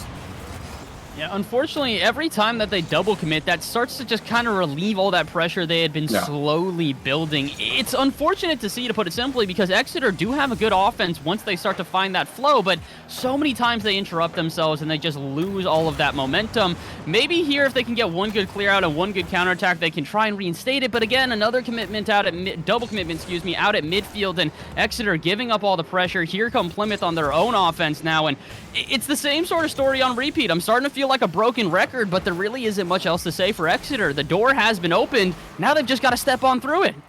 100%. These guys are very skilled, and some of the offense they put on, my mind goes back to that passing play in the last game. I think it was Mishi just dropped it on a dime for his teammate to take a shot from already what was a brilliant upfield pass, and that kind of stuff is what we really want to see. There could be a bit more of it here. That's a great redirect from Teamstar. Caught Brearley out, but he makes the save. Teamstar again looking to take it and make it a bit awkward. Banton gets the touch out to the side, and again there's no second man pressure from either side. Shotty's going to clear this away, and that's a big miss from Mishi. Teamstar has to avoid the bump, so it's off the backboard, and again Exeter have all their pressure washed away. Oh, but this could be a good shot out of Exeter. Yeah. This one, double commitment, I know. and they will maintain. Just about, though. I mean, again, that's brilliant play up until exactly then. Yes, that's gone in at 123, which makes me think perhaps they pinched it, but they really didn't need to. It was a basically open net, and God forbid one of you bumps the other one out and then you hit it off the post. What happens then? You're just going to get absolutely dumpstered on the reverse counterattack. So this needs to stop. They're scoring again because Plymouth aren't contesting, but my goodness, this has been probably the least convincing 2-goal lead I've ever seen constructed. I mean, maybe that's just the name of the game here in this series. Maybe. I can't think of a single goal so far that has not been either a double or triple commit in order to make it into the back of the net. So listen, I'm going to say it again. If you can make the goal count, it doesn't matter how you get there as long as it is a goal. The question is whether or not one of these two teams start to recognize the mistakes that we've been pointing out, because it's not like the mistakes have changed game by game. That one's a little bit new. I don't know if we've seen someone whip in front of the goal quite yet. Yeah. But yeah, the changes are there. They're easy to spot, and oh my word, I feel like I've got to stop talking, because since I've started this conversation, the plays on the field have gotten awkward, to put it simply. It's one of those horrible things that you can see at any level. When one team starts sort of falling out of their rotation and making weird touches, the other team aren't expecting them or are in the wrong place. They start falling out of their rotation and making weird touches. It can become a really vicious cycle for both sides. They seem to have sorted it out now. Really, we'll get a shot off here. Well, debatable if that could be counted, but Enes Ryan, again, with the clear, and this time Team Stars with him. That second man pressure coming out a bit better from Exeter. Mishi with the shot, that's forced a key save from Brearley, but the danger is not over. Here's Ryan, and another huge double commit, nearly turned into an amazing play, but again, just have to think if that's going to really help them out at this stage.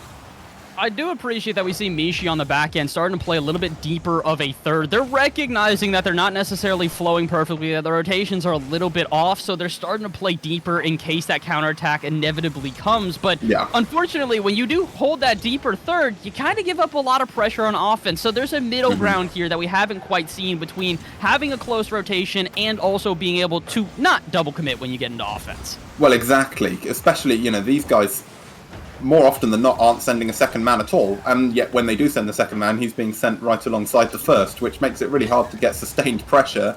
Here we go, Plymouth looking to try and make something. That's a really good play from Team Star to buy his team time, and he'll get up to this. Again, doesn't really, you know, Exeter don't need anything out of this. That's a long lofted clear. They've stolen a boost in the corner. I think that's as much as you could and should expect.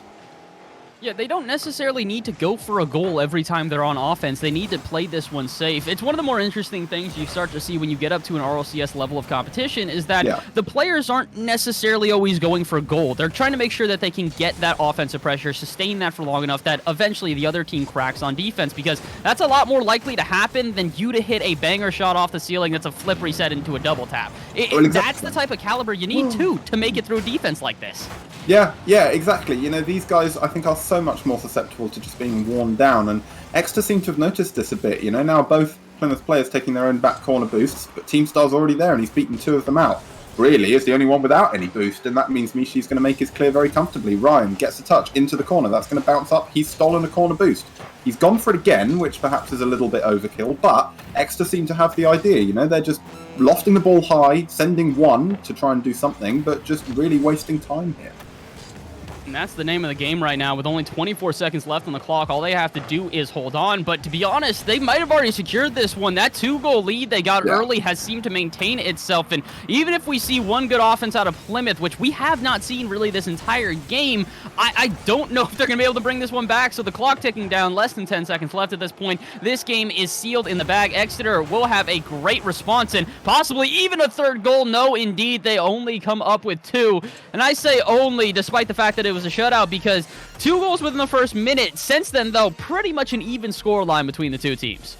Yeah, you know, these guys are in for a big series. You know, this is now guaranteed at least 6. Exeter pulled themselves back in. It looked like Plymouth might have sort of found their footing and looked to run away, but as it turns out, Exeter have turned it around a bit here in Game 4. They've slowed that building momentum, and, you know, this was a little bit back to the sort of symptoms we saw in Game 1 for Plymouth. It's definitely, it seems like the issues we had in game number 1 haven't necessarily dissipated at this point. They're still around. They're not as prominent as they were in game number 1. They're definitely still lingering in the air, though. And I think the first team that starts to kind of concentrate on those smaller issues is going to be the team to take this series. It's looking like that's Exeter. They're starting to understand what type of offensive flow and what pressure they need, but there is no guarantee. With the way that this has been going back and forth, the volatility we've seen in the series, there is still absolutely a chance that Plymouth get themselves back into this one. Oh, 100%. You know, both teams have seemed to have had really good patches and yet really cold moments as well. Ryan looking for the double tap. That's a great touch from Banton off his own backboard to read that. Very challenging. Look, there. That is perhaps emblematic of what's gone wrong with Plymouth in the last game or so. There was a key and very visible outlet pass there that Banton had made that little run down the left channel, and yet the clear just went straight up the middle, and all of that potential pressure is gone. And now look, that's a huge miss though from Exeter. I can't quite believe they haven't scored. I'm astonished right now. That was more or less an open net. Exeter had basically all three players available for that offense, and now they're scrambling on defense as a back pass goes awry. Banton's got the shot, but it is blocked by Ryan, and the early challenge by Team Star is going to allow the pressure to be relieved for a moment, but I say a moment because here comes another shot off the backboard. Banton is there, but he puts it wide. It's a missed open net for both teams now at this point, and we were hoping that the confidence would start to, bring itself up as the series went on, but unfortunately, oh my word, as double commits are flying and the shots are missing, doesn't quite seem like the teams have found their full confidence yet. No, not quite. And I mean, to be fair to Plymouth, Exeter put themselves entirely in that position, That was the textbook definition of a hospital pass coming out of the Exeter back passing there, and that's a huge misplay. Mishi gets a little bit lucky, but again, it's the defensive mistakes that are giving the offensive rewards, and Exeter reap the rewards to take the lead in Game 5. Yeah, this is, at the end of the day, it's not necessarily the cleanest play ever, but to be honest, you're going to take what you can get. That's been the name of the game here in this series. If you can maintain enough pressure on offense and wait for that inevitable breakdown on defense, you will probably be able to break through here. So 90 seconds in, it's looking like there's another break in the defense as now Exeter finally get a counterattack that goes their way. Yeah, it would be quite hard to make that not go your way, given the position they found themselves in about here. We've seen some open net misses in our time, but my goodness, that would have really taken the cake, I think. 2-0, Plymouth again, their own worst enemy there, sending the house when they probably didn't need to. There's still plenty of time left on their side. They still don't need to be throwing everything in the kitchen sink at all of these offensive plays. They just need to be patient, like Exeter were so well in the last game. Yeah, unfortunately, I just don't know if that's in the cards right now, though, because Plymouth, the more that they sustain this pressure, the worse it starts to get. It's starting to get a little bit shaky. All the places that we were very complimentary of Plymouth before, where they were getting that offensive pressure, where they were making some good saves on the line, it seems to kind of have dissipated here. Maybe if they can get one good offense together, they can try and turn this one around. But again, another ball that's in their opponent's half. They don't really know what to do with it, and as they send all three players, they relieve all of that pressure that needed to be maintained at midfield. So Shoddy does their best to get in the way here. Mishi going to get a good clear out, though. And I think Exeter, once again, they've broken out of their opponent's half. And do they have a goal for this one? No, it's off the post and out. Triple commitment on the line. And now Shoddy, the last one left, but the shot goes wide. But again, Plymouth throws every single player at one play, and it leaves them incredibly vulnerable. It really does. You can sympathise a little bit more with one like that, where it's bouncing ominously across their goal line. Everyone's sort of going, I need to get to this ball as quickly as I can. Banton's got to that ball as quickly as he needs to. A grim 50 from an Exeter point of view, basically on the halfway line. No, well beyond it. Team Star just flips a bit too early, and again, the offensive reward is a gift from the defensive misplay. And it really does seem like offense is starting to become the priority here. We've flip-flopped back and forth between defensive priority and offensive priority throughout this entire series, but we're starting to see it not necessarily go as oftenly punished, so I can kind of understand why the team in this game, or both teams I should really say, are starting to throw everyone at offense. They're not really expecting the counterattacks to be so lethal, but we've seen two good counterattacks in one game at this point, Atch. I have a feeling we're going to start to see a change of pace and a turn of the tide here in game number 5. Yeah, I wouldn't be at all surprised, to be honest with you. Look at this. That's a huge bump attempt. If Birlier there had managed to find Team Star, that would probably have been the equalising goal. Shotty up. So too is Banton, and Shotty's just cleared it back down the pitch. Mishi looking to get it into the corner, but really has to buy time. That's a really good touch. It's also really well read by Ryan. Shotty up, gets the block. Off the ceiling it comes, so Ryan's there again. He's knocked it into the corner, trying to keep the pressure up, but he won't manage it because Banton's cleared it down now. Ryan in an awkward position. Banton looking for another iteration of his 50-50 magic. Can't quite find it. Exeter should manage to set themselves well. I'm going to try to just hold on to this lead because with 70 seconds left, this is something they have done extremely well throughout this series. Despite not necessarily always being able to continue their pressure to the point of a goal, they are good at continuing that pressure and wasting time. Plymouth doing whatever they can to try and get an offense together here, but as it's an awkward touch in the corner, I don't think a real shot will rip off. Indeed, they throw, I think, 2 players at this one. Banton, the last one left. Plymouth will continue this offensive pressure, but can they get a real shot? Shotty puts that one off target. Oh, no. And I hate to say it, Atch, but I think that was probably it. That was the best chance Plymouth have had all game. Yeah, 100%. And again, I think that's just a communication error. I'm not sure Shotty expected to be free to that ball. Here we go again. Right. Really, that's just in. I thought he might have to do some horrible reads off the post, but none of that was necessary. And 2 overcommitments and misplays from Exeter, who looked very comfortable in the first half, means that Plymouth are now fully back into this game number 5. Oh, my word. And that play out at midfield had me a bit worried. And Mishi standing underneath the ball there, not really sure if they want to challenge, gets called off by their player behind them at midfield. But I can't even say at midfield. I think Team Star was basically in the final third of the pitch. And you just can't afford to just switch up rotations like that. Cutting every once in a while is good if you're going to surprise the other team. But there was no surprise in that play whatsoever. They saw that early challenge a mile away. And now Exeter have got to try and scramble to a recovery. Maybe they can get one more good offense here. This one popped out. Ryan, you are going to be the last player with a shot this game. Can you do anything with it? This one's on target, though, and just barely off the bar and down. Exeter, more, I should say, NS Ryan with a chance to close this one out, but instead we go to overtime here in game number 5. Yeah, my goodness, that would have been a way to end it, and a proper confidence booster going into what would have been a match point. You know, any team that scores at this point will be 1 game away from victory. This could be it. Shotty gets his shot blocked by Team Star, who's looking to take it away, but he won't manage it. That leaves it for Banton. Shotty needs to turn quicker, but someone needs to tell him that. He's got there just in time, and he's beaten one out. But Team Star, again, well set in defense to clear it down. Into the right corner it goes. He'll get a shot. No, he's chosen to play it off the backboard from Mishi, but the shot is wide. Both teams, understandably, a little nervy in this crucial overtime. Yeah, this is something we haven't seen for quite some time. The nerves are definitely not completely gone, but they're getting more confident as time goes on. So overtime here in game number 5, we're starting to see a little bit of odd plays here and there. And speaking of which, multiple defenders on the line, but none of them can make a save. And out of nowhere, Exeter finish off this overtime. Yeah, that's just a bit depressing. To be perfectly honest with you, that's not the way anyone would want to see that game end, I'm sure, except obviously diehard Exeter fans who will be happy no matter how it goes in. But it's a harsh one to take for Brearley on the goal line there, who expected a little bit more from the touch and just was undercut massively. That is now match point for Exeter. They have 2 chances. They just need to win 1 to take the series.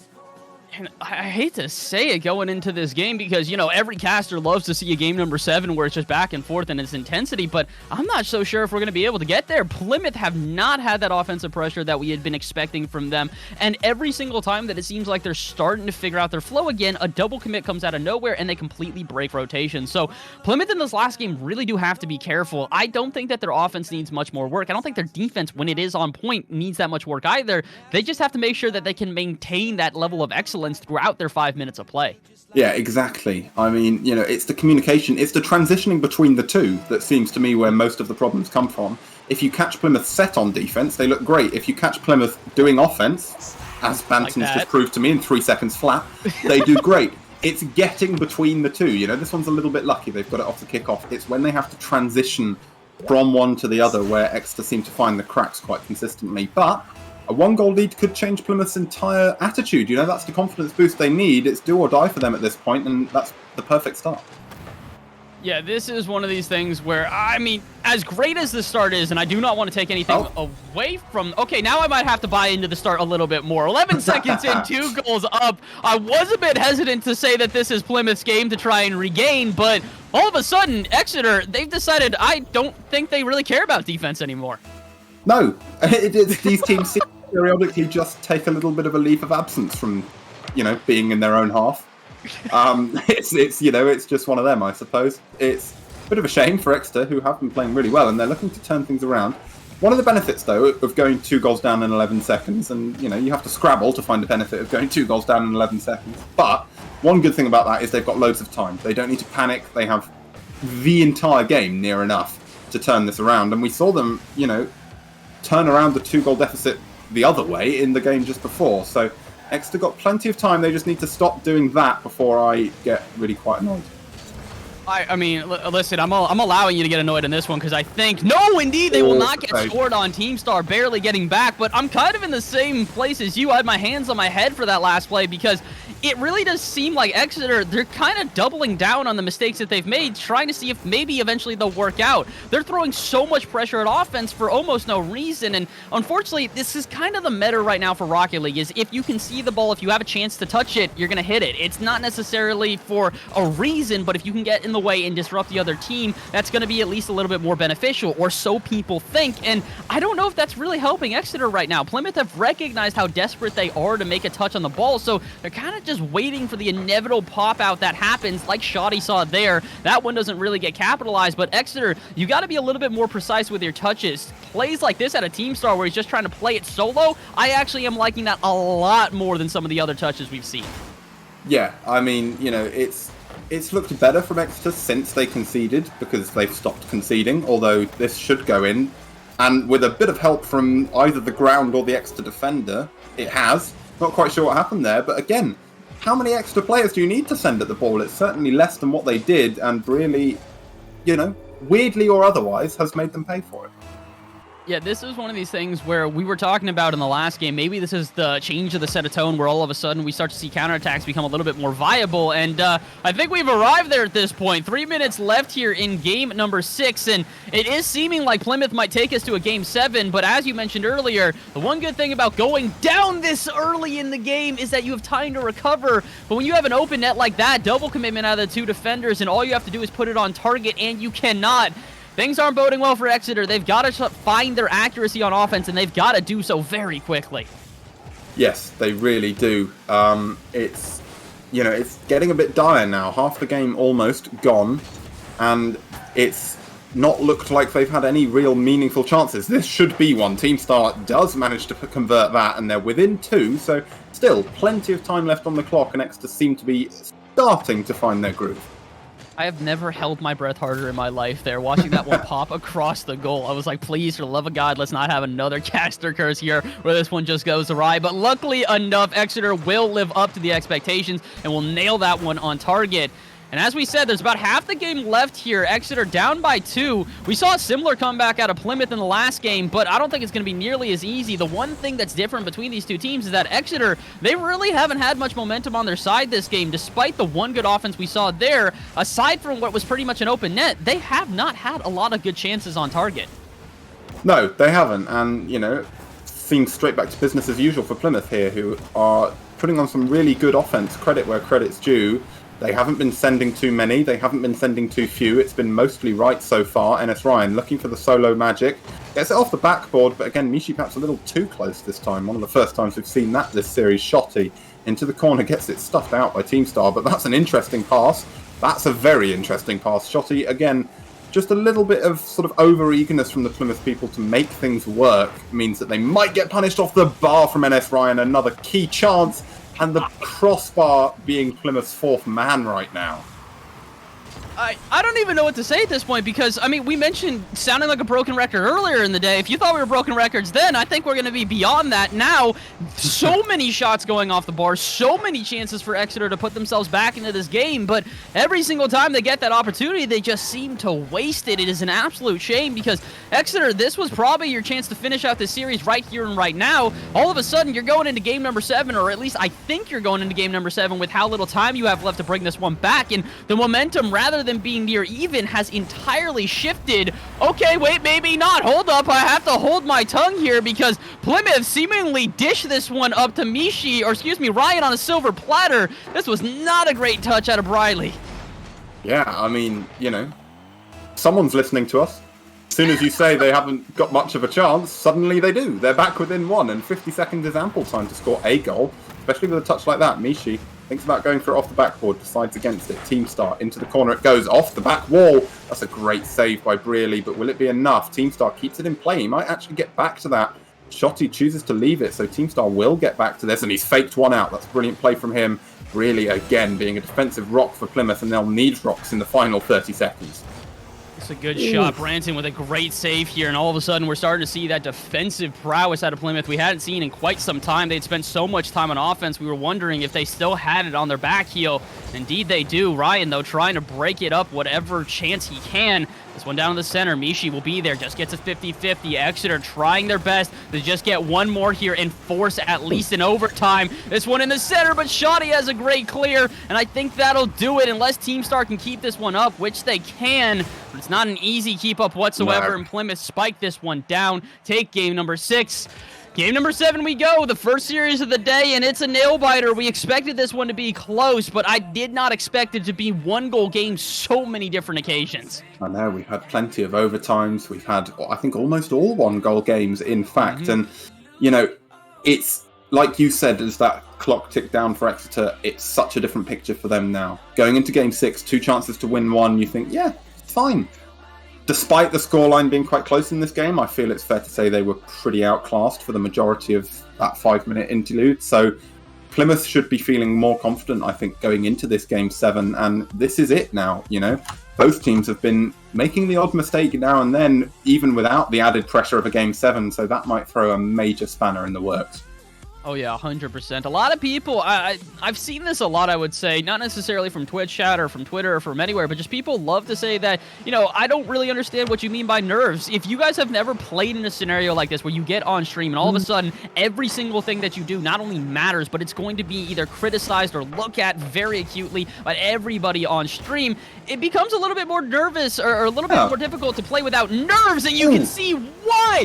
From a missed touch on a backboard to a missed open net, it seems like both teams might just be a little bit nervous going to game number 7. Yeah, I think that's, you know, that's the only thing we can really put that down to. Both teams would normally be making those kind of plays. That's another miss from Brearley. It won't matter too much. Ryan looking for the backflip touch. That's actually going to cause his team a few problems. That's not the touch that Team Star was looking for. He's trying to loft it gently into his corner. Hasn't quite managed it, but Banton not quite quick enough to get a clean win. Brearley up, beaten by Team Star. This is problematic for Shotty. The Plymouth Leviathan's caught out a little bit. Low boost. Team Star has hooked it out. NS Ryan is there, but Banton will make the save and buy his team enough time.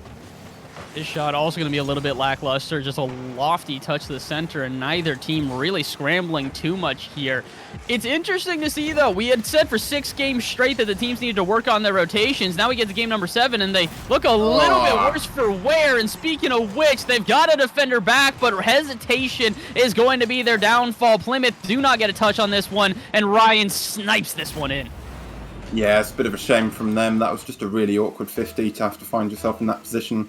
Again, you know, not that I saw it that time, but probably came from a little overcommit somewhere back up the line. But still loads of time left. Plymouth don't need to be worried about that. It wasn't a huge mistake. It shouldn't really dent their confidence. Shotty, it's a bit of a tough read for him. Banton wasn't so much of a tough read for him, but they've got some pressure going straight off the kickoff, which is a promising sign. I mean, this is some great pressure. I appreciate that. That was basically an open net. We saw a double commitment on the backboard out of Exeter there, and they still couldn't convert. Plymouth, this is unfortunately not the time to be giving up opportunities. With a 1-goal lead from Exeter, you need to be able to even this one out and give yourself some confidence. And as you find yourselves on your back heel on defense once again, this is the opposite of what you were hoping for. Exeter trying their best to give themselves a little bit of a safety net here. Brierley, though, going to try and take this one out from the corner, and I think this is just kind of a dead ball. No one really wants to go for this one. And again, the awkward rotation is starting to become a really prominent theme here in game number 7. Yeah, and touches like that seem to be working for Exeter somehow, and Plymouth, I'm not sure, would be so lucky. Banton, that's a good touchdown to Shotty, but he's going to get beaten out to it. Where's the touch? There it is, off the bar! I cannot quite believe they've missed it, and then Shotty's managed to get the save on the goal line.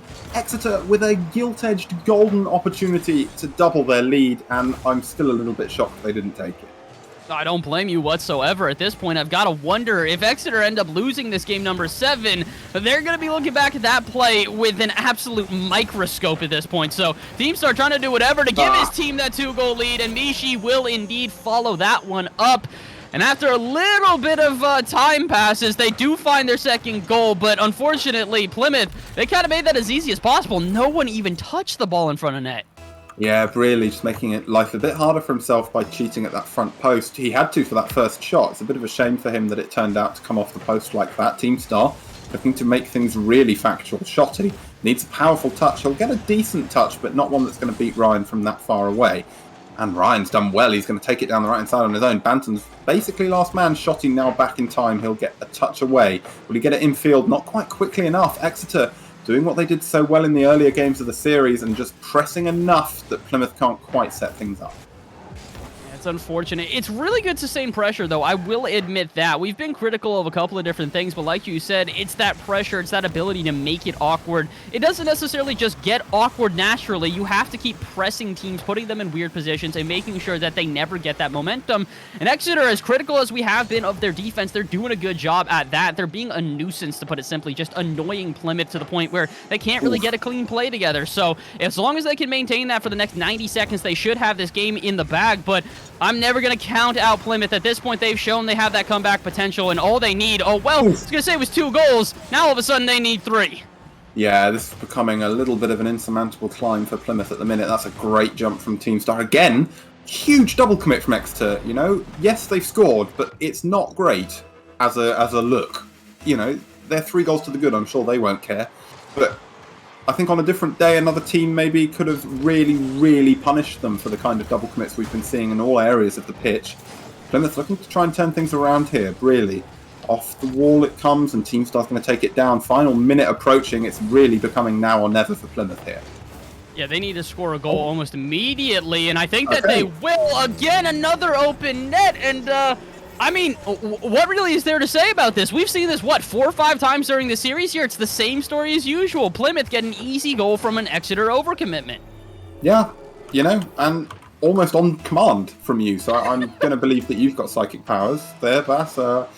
You know, it's made it interesting. You know, for the neutral viewer, putting it at 3-1 is a lot nicer for us to watch. You know, now with a minute left, there's a little chance for Plymouth here. There's sort of little ray of light at the end of the tunnel, really, trying to make it a proper one here. He's going to go for a bump, not quite get it. Ryan actually beaten out there. That's going to come off the ceiling, and Ryan's missed it. Where's the shot? Shotty gets a touch. It's not one that you could call a shot, really, and that's a big clear from Exeter to buy lots of time, and Ryan converts it. 4-1, just over 30 seconds to go. I think that has to be series in favour of Exeter at this point. I think that will do it with 33 seconds left, unless they get basically 3 kickoff goals in a row here. Plymouth have unfortunately sealed their fate, and the name of the game here really for this entire series has been shot totals here. The team with the most amount of shots is the team that continues the most amount of pressure and usually ends up taking this one. And this game was not only no different, this is one of the most one-sided series we've seen in terms of shot totals here. 13 shots to Exeter, 4 to Plymouth. With 26 seconds left, I don't even think that's the end of the shot total for Exeter. This was an absolute routing by the team. They decided to, kind of show everything they've got here in this final game. Yeah, I mean, you know, again, as a neutral viewer, a bit of a shame that it's taken this long for, you know, some really good offense. Both sides, in fact, have shown brilliance at certain points. It's just, I don't really feel we've ever really had a game where both teams were showing it simultaneously. You know, both teams sort of misfiring a little bit. That's going to be 6, but at the end of the day, Plymouth have to be chasing at this point, so you can't really fault them for stretching to try and get a goal back. It's not going to look pretty on the scoreboard, but credit where credit's due. Both teams played really well, and I think it, you know, despite this final game score, has been a really, really well-matched game. Yeah, 100%. I think both of these teams really did show the prowess of the squads. And, hey, maybe if it's a different day, different series, different time, who knows what, maybe Plymouth can walk away here in game number 7 and give themselves the series. But unfortunately, they have not done that here today. And as we approach what could be a natural Brazil, I'd love to see it, but I don't think the teams are going to give it to us. It's definitely not the game number 7 that we were hoping for out of Plymouth, but it was a great game out of Exeter. And I will say this, Exeter, they showed a lot of prowess in that last game. 2 things that we had been critical of the entire series. The passing plays we saw were a lot better. The offensive rotations were a lot better. And despite a couple of minor errors, this was the sort of peak that we were hoping out of this team. Yeah, 100%. You know, this was Exeter probably at some of their best. That was 14 shots. You know, that's brilliant from them. And if they can replicate that kind of form more consistently, they'd be a real force to be reckoned with. You know, a team that you might see pushing really well towards the top of that Southern League in NSE, maybe even getting into that national contention sort of setup. So it's good news for them. It's good news for Plymouth. You know, they also played really well at times. Again, both teams, I think, just need to sort of get that practice in together to work on their comms a little bit more. And if they can replicate consistency, both teams have very, very high peaks. So I would love to see them replicate that more. 100%. It was a great series all around. It is unfortunate that, it's a Game 7 that is so one-sided, but aside from that, we really did have incredible competition on both sides. There was a lot to sort of, I would say, take away here, because a lot of what this is with these show matches here today, yes, it is sort of to showcase the talent that we've got available, but it's also a good place for these teams to learn a lot, and I think both of these squads definitely took a lot of notes away from this series. Well, 100%. And, we said it right at the start of this series. These teams, unless they're making promotion finals and NSE, things like that, they might not get on the mainstream that often. So to have this kind of thing where they can look back on how they played in a high-pressure situation, they've got it all, presumably they've either saved the replays or they can watch back, and they can say, well, yeah, look, I mean, maybe they'll disagree with everything we said. That's entirely possible. But they may well look back themselves and go, yeah, maybe this could have been done a little bit better in this particular situation. We could have rotated a bit better here. We could have not double committed for this ball or that one or the other one. But, in all seriousness, having that kind of practice is really, really useful for these guys, and I'm sure it will really help them if they can go through it and learn from the mistakes they might have made in the series.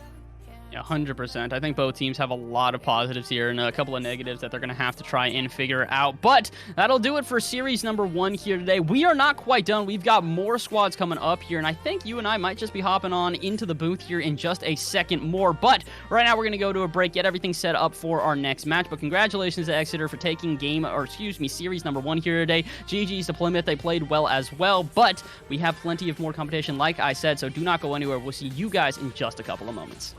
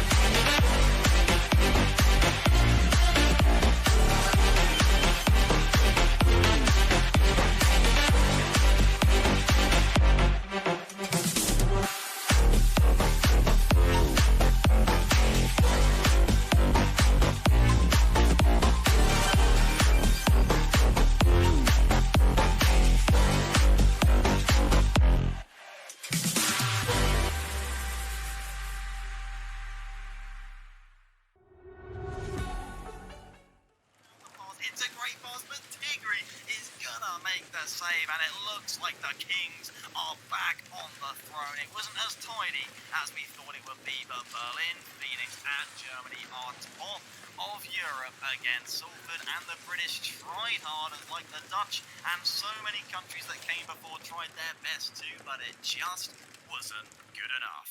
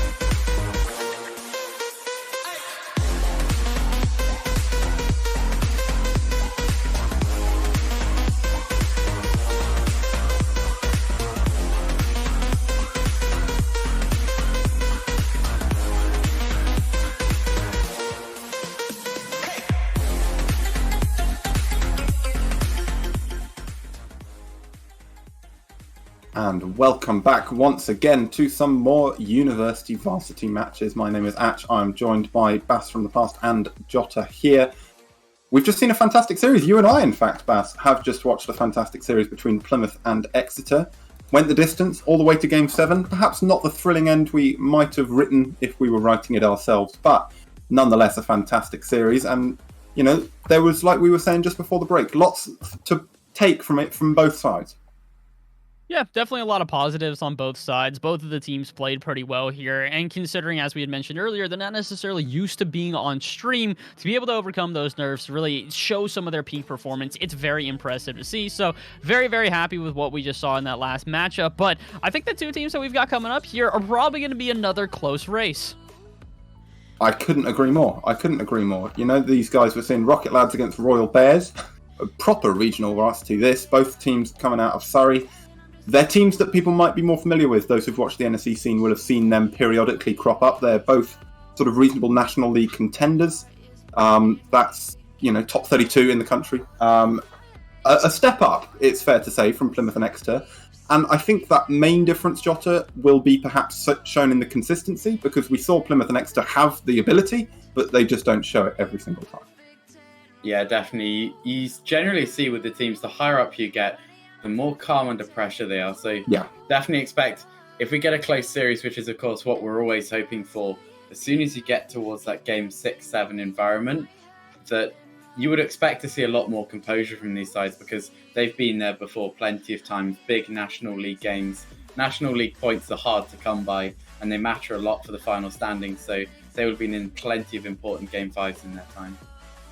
100%. You know, these guys, very, very close. Both of them, in fact, if I just take a quick look, yes, they're sort of in and around that periphery, finding some points in National League on occasion, not, you know, really challenging for NSE titles, anything like that. But they're both very, very solid teams. And we were saying it on the cast pass, you know, it's that kind of mentality of they might have experienced being on stream a couple of more times than the guys we saw just a moment ago, and that could really help them settle in. Best of 7 a long series, there's time to settle in, but we saw that nerves played a factor throughout that first series, and you might expect to see that perhaps a little less this time around.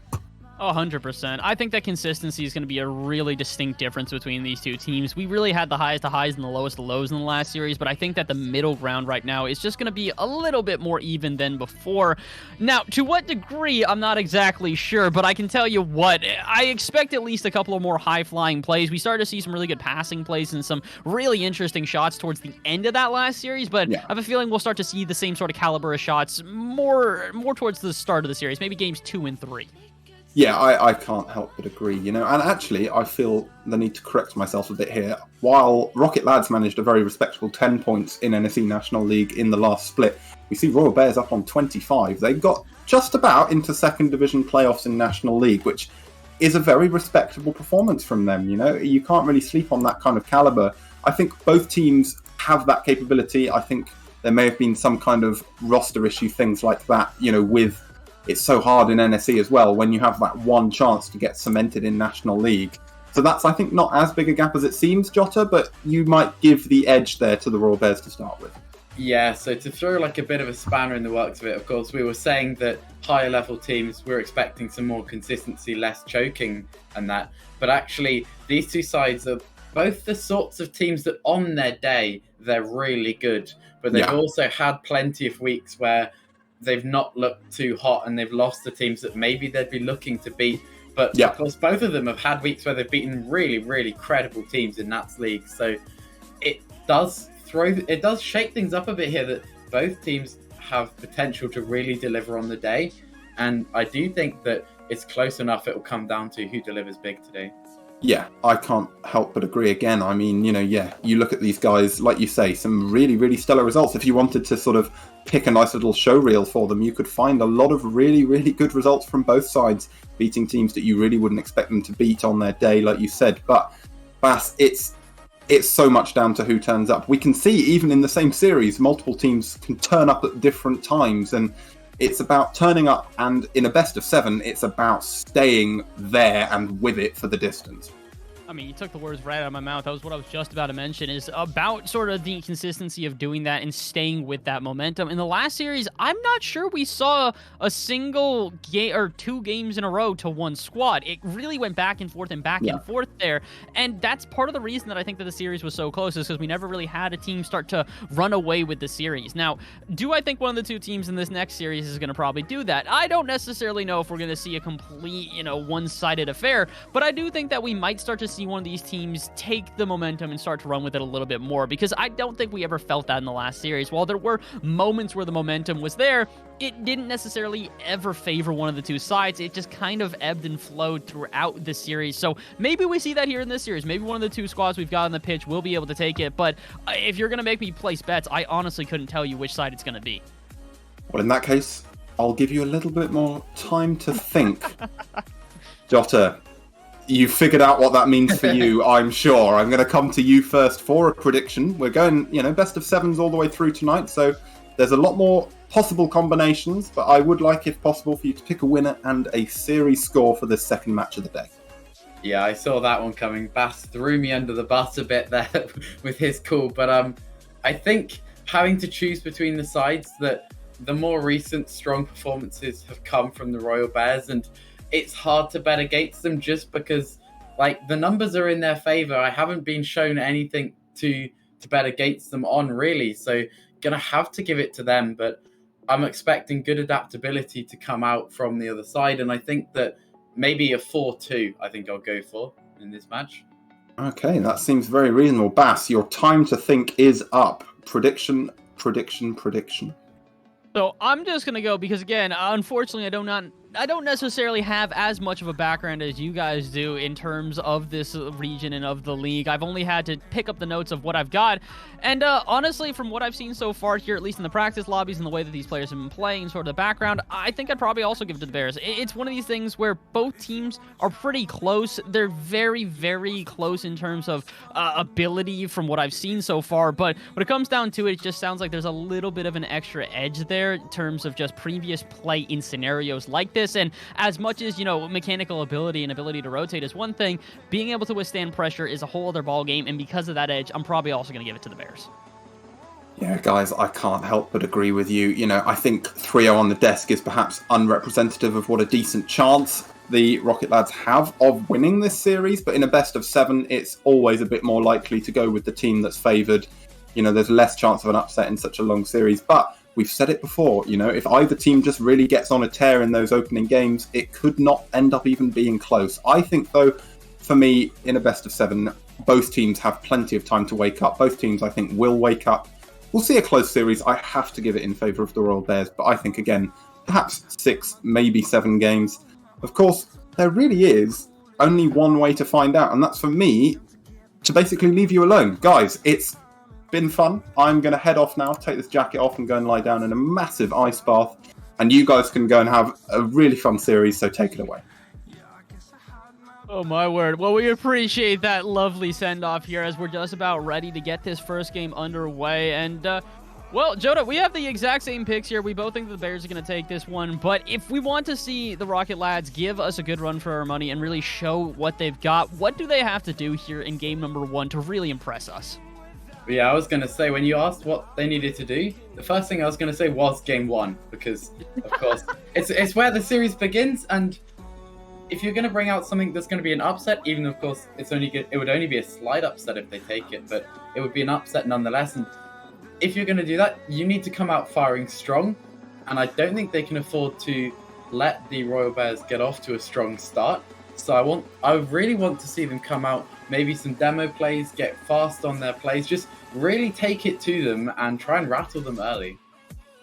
Yeah, I would say that's probably the best thing to do is really just have a strong start here and try and ride that momentum, but a lot easier said than done as the two teams are hitting the pitch here. This is going to be a battle and a half, and as we said, really either squad could come out on top. We've got Rocket Labs in the dark blue. We've got the Bears in the orange. This is going to be an interesting game number 1, and as we said, the first team to take momentum is really going to put themselves on top in this series. Yeah, when it comes down to fine margins, you really want to take every chance you can get here. And this could be one early here. It looks like a 3v1 counterattack coming out quickly, but he does stop it out well. And I thought for a second that they were going to get the dream start. Unfortunately not, so instead the Royal Bears are now going to take their own chance on offense here. Narco with a very inopportune touch, though, a little bit too heavy, and instead has to recover by popping it all the way to the other side, where Pirate is not going to be prepared. M9 instead going to have to be the one to save right now, as all of a sudden it's a lot of good touches from the Royal Bears, but they can't figure out what to do with it, so Rocket Lads are going to have their own chance on offense. Zenitsu not going to really get a good touch there, so instead it's back out to midfield. Megalith will be waiting. Zenitsu again up on the ceiling, not really making the touches necessary. So a little bit of those nerves we were talking about, Joda. Neither team making that precise a touch, as game number 1 still a bit of a feeling out period. Yeah, they're kind of at this point where both teams are doing enough they're doing enough with each touch. We're seeing all the shots and the challenges saved, and we're seeing both teams putting shots off, as there's another good ball off the backboard there that's cleared solidly, but neither team have been able to really transition out properly and keep the ball for a period of time. And neither team really getting that possession quite yet here. It's a little bit slower of a pace of play than I had really expected, but I have a feeling that might change. Maybe if the Rocket Lads can get a good shot here, that might change, but instead it's back out to the corner once again. They have to try and get their offensive flow together. Dito, though, just has to make a 50-50 here. A lackluster shot from M9 is not going to do much. And once again, pace of play a little bit slower than we were expecting. Not a lot of risky challenges, not a lot of overcommitments here. They're just playing it safe to start off. And, I mean, I'm appreciative of it, Joda, but I don't think it's really going to show much of offensive prowess if they're going to play this carefully. Yeah, both teams, the third man always just seems to be right deep in the net. They're covering everything. Credit to them, any long ball, they're cutting it out well because they've got a player sitting so deep. But it does limit you on offense. It means that you can't keep that sustained pressure just because you're playing with 2 people while the third is sitting that far back. Now we finally do see the third push up a little bit, and it's the perfect timing here as the Royal Bears will strike first. Finally, they throw all of their players on offense, and it was for a good reason. Narco had an open shot and nails it just underneath the bar. Yeah, I talked about needing to take your chances and small margins, and that's what they've really done there. Just looked like a slight mix-up from the Rocket Lads side. Just they weren't sure who should go. They hesitated for a moment. and the shot was all it needed to be. Now they might have another chance here as well. M9 up for this one. It's a lackluster shot, but the follow-up, my word, Pixray dives in there, can't quite get a clean shot. But again, Royal Bears starting to turn on that pressure. They're keeping this consistent pressure on offense. But we need to see something out of Rocket Lads if they want to try and turn this one around. It's been hesitant plays out of midfield on a repeat, and as we see another pop into the backboard, it's even more hesitant plays. Zenitsu does get up to that one, but it is a tad too late, so they've got to be a little bit quicker. The pace of play, as we had mentioned earlier, a bit slower than necessary, and it's come back to really haunt the Rocket Lads. Yeah, I think the thing that they're suffering here from is really they just made one mistake. It's all it took to concede the goal, and the other side, they've just been solid enough to not concede here, although that could be changing here quickly with a double commit. This is quite a scary moment. They do deal with it, and the clock just seems to be running down so quickly every time I look back. Another minute is gone, and I'm sure it will feel exactly the same for the Rocket Lads players. I've got to imagine now they're definitely aware of that clock, but they have to be aware of their opportunities as well. One miss out at midfield is all that it takes, and as Pixray doesn't get a good touch and Narco, well, doesn't get a touch whatsoever, Zenitsu will even out the score with an open net. Yeah, I think what's happened there is I've horribly cursed Royal Bears by saying that they haven't been making any mistakes and that they've been solid as you like, and I'm afraid you have to pin it on him. He just makes one awkward aerial touch that followed into an aerial miss, and then it was an open net, and they don't miss those at this level. No, they're not going to miss an open net like that. When an opportunity arrives, they are going to pounce, and they might just pounce again. Dito has a double touch off the backboard. This one's high. Can we see another? No. Again, that hesitancy out of Rocket Lads. They had a chance to continue their offensive pressure and take a good shot on target, but instead they held two players out at midfield, so they have to restart once again here. They do get it back out to midfield after going into their half for a moment, but Narco is there and at least keeping up this pressure. I thought so. Royal Bears instead, again, also keeping two players back on their half, and we're starting to see it's a very defensive game between the two squads, but because of that, we have not seen many clean shots in this one. Finally, we do see one. Caster Curse shows its face, but it's not quite enough as Narco's shot is blocked.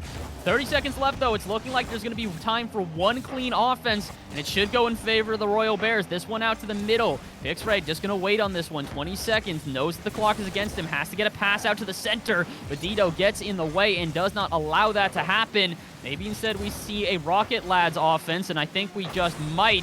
M9, though, going to pop this one out, and instead Pixray is actually going to have the final shot of the game, and with 5 seconds left, they put themselves in the lead. The Royal Bears up 2-1.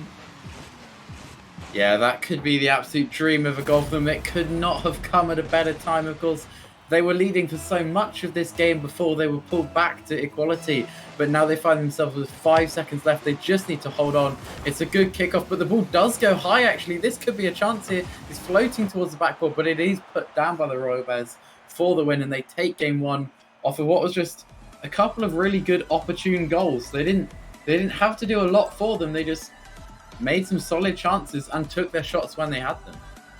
Yeah, that's the biggest thing here is that when you get an opportunity, really taking as much of that as you can and capitalizing upon it. And I think that's just the bigger thing that we saw out of the Royal Bears in that game is not that they played poorly, or excuse me, not that they played with, a bad offense, but it really wasn't that necessary to have an absolutely stellar offense. They just had to play it traditionally. And I say this a lot during cast because it really is a huge truth here.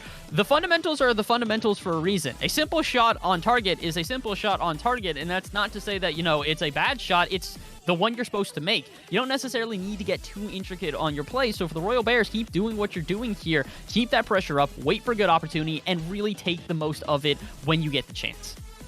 Yeah, apart from that one error on defense, they did look just really good at the fundamentals, as you say, and it's really what you need. Like, sometimes it doesn't take a triple flip reset to score a goal. It just takes doing what you know how to do really solidly and really well, and full credit to them for doing so here, because they've kind of taken the marathon, not a sprint approach to the series, and in a best of 7, maybe it's the right way to go, and they have found themselves the first game. Yeah, Game number one over now at this point. Game number 2 underway here, and it's a 1-0 lead in favor of the team that we expected to come out on top, but it was still a little bit closer than I think you or I really did expect. Rocket Lads, aside from the couple of mistakes that they had, they did keep the series close, so maybe they can get themselves some offensive pressure here, make a couple of more risky plays, but unfortunately, it's not looking like the start of game number 2 is going to go in their favor either, as it's more offensive pressure. Narco with a shot that goes off the backboard, just a bit off target to the Royal Bears. They do get that offensive pressure once again, but the question is can they capitalize? M9's flip reset goes off the backboard. And we had mentioned the fundamentals once before, but now I think instead the Royal Bears trying to stunt just a little bit. Yeah, they've got a big box of tricks and they'd like to share them today. I mean, it is a varsity show match after all. Why not try and style on your neighbors? Yeah, honestly, I can't really blame them. It's sometimes a little bit fun to just sort of show, hey, look at what we can do here. And, well, I would understand if maybe they were up 1 or 2 goals, but instead it's still 0-0, and it's a tied game here with 4 minutes left. So I've got to wonder if it's maybe the wisest decision this early into the game, but it doesn't seem to hinder them whatsoever because they're back on offense once again. But unfortunately, it goes off the post. M9 almost able to slot that one in there, but comes up empty-handed. And the Royal Bears, they're really keeping that offensive pressure up. The question is can the Rocket Lads finally find themselves a solid offense? Yeah, well, it's looked great so far again from Royal Bears. They've looked brilliant in this second game so far. You feel like there's been a goal coming for them for the last minute and a half, and Rocket Lads have to change something quickly because they cannot afford to lose this game or they go two games down, and that is such a tough position to come back from in a series. And if they don't make changes, it looks inevitable at this point. Yeah, at this point, it's looking a little bit like we've had the story already told before it's even been written. So 3 minutes left here. Maybe they can shake this one up, but unfortunately still pressed into their half once again. Rocket Lads need to try and break out here, get themselves an efficient offense, and a bump like that is going to do everything to halt that. Good touch there as M9 clears this one cross court. Braid not able to get to that one, though, so Zenitsu, I thought might just have a shot, but instead it's a booming clear out, and the Royal Bears will survive another offense. And it's become the same story on repeat here. The broken record that we heard in the last series is starting to show itself again in this one. The only difference, though, is that it's still 0-0 with half the game remaining here. The Royal Bears, despite being on top and very favorable in this game, still haven't found a goal to show for it. Yeah, definitely. Rocket Lads can be breathing a sigh of relief because they know that they've been under pressure for the last 3 minutes. But of course, if they don't score, it all counts for nothing. If they go up the other end and score now, it's still a 1-goal lead, regardless of how the flow plays. That's the biggest thing here is that it doesn't matter how the flow of the game is going. It doesn't matter where the momentum is favoring. One single goal can switch all of that up. And as we see Rocket Lads back on offense once again, I thought that might be their first real chance, but cleared all the way out, and here come the Royal Bears. They continue to play with good pressure on offense, but still, as we've mentioned, not a goal to show for it. That touch from Zenitsu is not going to be beneficial, so Narco was, I thought, going to have a pretty easy shot, and I think so did M9. He backed off there after the initial 50-50 did not go in favor of the Royal Bears, so back to the drawing board for them, but not for very long as they, oh my word, get an own goal to open this one up, and yeah, that's not how I expected this one to start off. Yeah, that's so painful to see because I was on the edge of saying, well, you got to give them credit because they have been stuck on defense for 3.5 minutes, but they had been defending so well. They've been doing everything right to get the ball clear. They just weren't holding on to the ball, but there, unfortunately, I'm not even sure quite what happened. I assume some sort of mix-up, misunderstanding where each other were because they just get tangled over each other on the goal line, and it costs them a really unfortunate goal here. And suddenly, they find themselves needing to get one back quickly. So a change of play style now is vital for them. 100%. And the biggest thing, though, is that we need to see the Royal Bears also maybe play a little bit differently as well. They need to focus on holding down for this next minute or so. If they start making mistakes on defense, they're really going to leave themselves vulnerable. And as we saw in the last series, that is something that no team can escape. One triple commit on offense, as we see here, and it could be a counterattack, but instead, Dito doesn't really try to clear that all too quickly. The slow plays here for the Rocket Lads, I can understand why they want to do that to try and get themselves an efficient offense, but you guys don't have the time to do so. You need to move quickly, and unfortunately, you did not. And with 40 seconds left, it's looking a bit bleak here, Joda. Yeah, it's one of those issues that compounds because I think they really wanted that quick offense after the triple commit, but they just didn't have any boost in the tank. They certainly looked awkward and uncomfortable. Maybe they'd gone chasing pads, I'm not sure, but they find themselves once again where they're just chasing boost, and then suddenly all the boost was in the side of Royal Bears, and the goal just came from being faster to the ball. They just got there first, and it was enough. That's part of it. Sometimes if you start to find that flow before your opponents do, you can just straight up start dusting them. And we're starting to see that on repeat here. Royal Bears definitely taking a confident lead in this series as it looks like they will go up 2-0.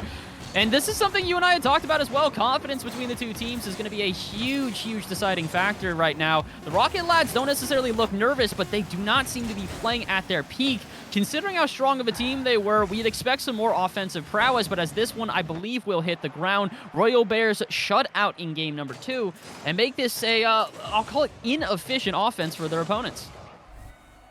Yeah, definitely. And it really has to be, although they didn't score that many of their shots. They had 11 and they only scored 2. But that's all you need. If you're taking all the shots, you only need to put away some of them in the end. And it just looked like a really impressive display from the Royal Bears because every time one of them went for the ball, it looked like both their teammates were so confident that they were going to get a good hit on it. And it's a scary thing to play against.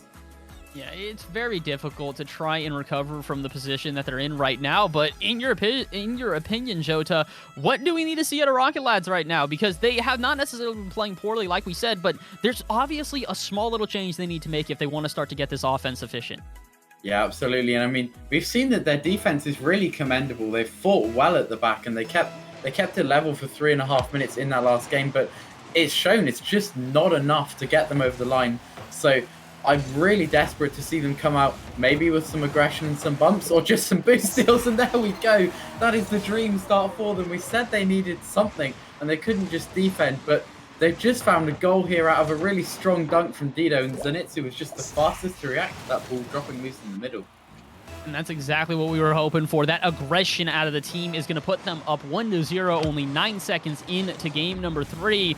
And, well, I'm positive, I'm very happy to see that, you know, there is a 1-0 lead, but the issue is it was off of a kickoff. So I was about to say, before I could even mention it, unfortunately, kickoff goals aren't that influential. They don't really do much to the momentum, and apparently the Royal Bears know that, as they've evened up the score line only 16 seconds in. Yeah, unfortunately, we've tried to call the scoreline. We tried to speak words, and they've said, no, you can have your lead in this series for all of about 5 seconds here. That's the dream response again for them. And now, suddenly, they finally found their first goal, Rocket Lads, after being shut out for so long. And now they need to find another one immediately because it's just been wiped straight off the board effectively with that kickoff goal.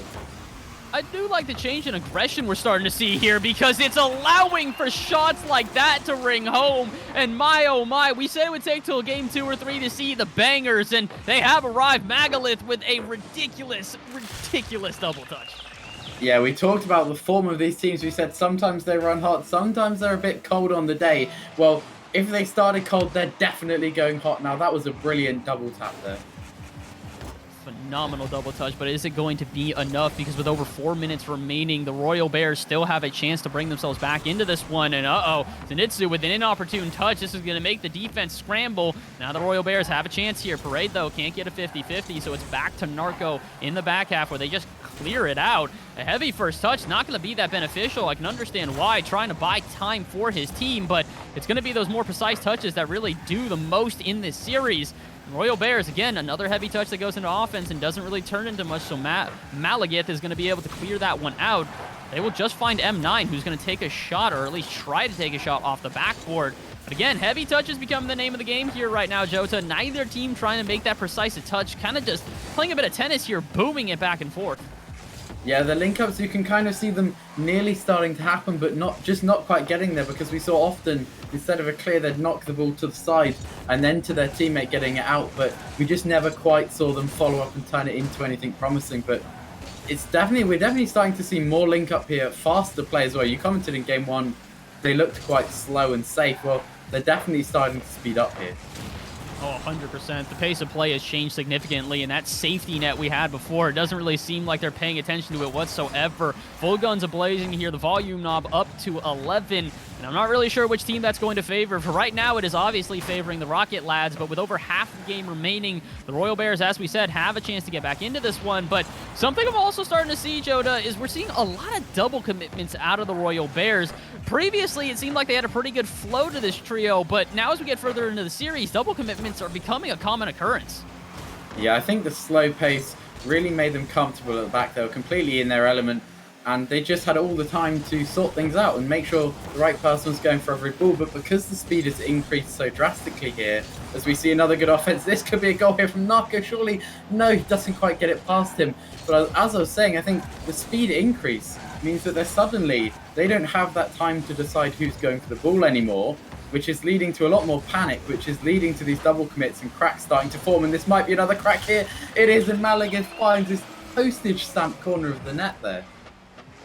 Once again, you call it and it will arrive. Another double commitment here. Both Parade and Narco popping into that corner there, leaving M9 by themselves to make the save. And it's an unfortunate scenario here, but it's exactly what we need to see out of the Rocket Lads here. They need to find vulnerability in their opponents and do the most with it. And those two goals at the beginning of the series, we thought they really wouldn't come into play, but apparently they are. Okay, the follow. No, neither shot going to go on target. Multiple opportunities for the Rocket Lads to get their fourth, and I'm gonna be honest, if it comes back to a 3-3 ball game and the Royal Bears bring themselves back into this one, I'm gonna be pointing out that play with a magnifying glass after the game.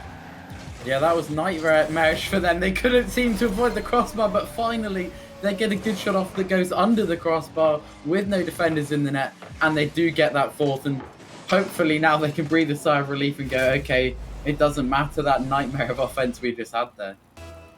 Hopefully that gives them the confidence necessary, because as we said, it didn't really look very confident in games number 1 or 2, but game number 3, we're starting to see a completely different side of the Rocket Lads, and I'm not going to say it's entirely in their favor, because I do not want to try and say that the momentum is completely flipped. I've seen series like this before where a team just has one good game where all of a sudden it starts to click, but the reason I'm really so hesitant to say that this is a one-sided affair is because a lot of what we're seeing, correct me if I'm wrong, Joda, is that the Royal Bears are just kind of breaking down on offense and defense in inopportune places and awkward places, and the Rocket Lads are just taking advantage of that.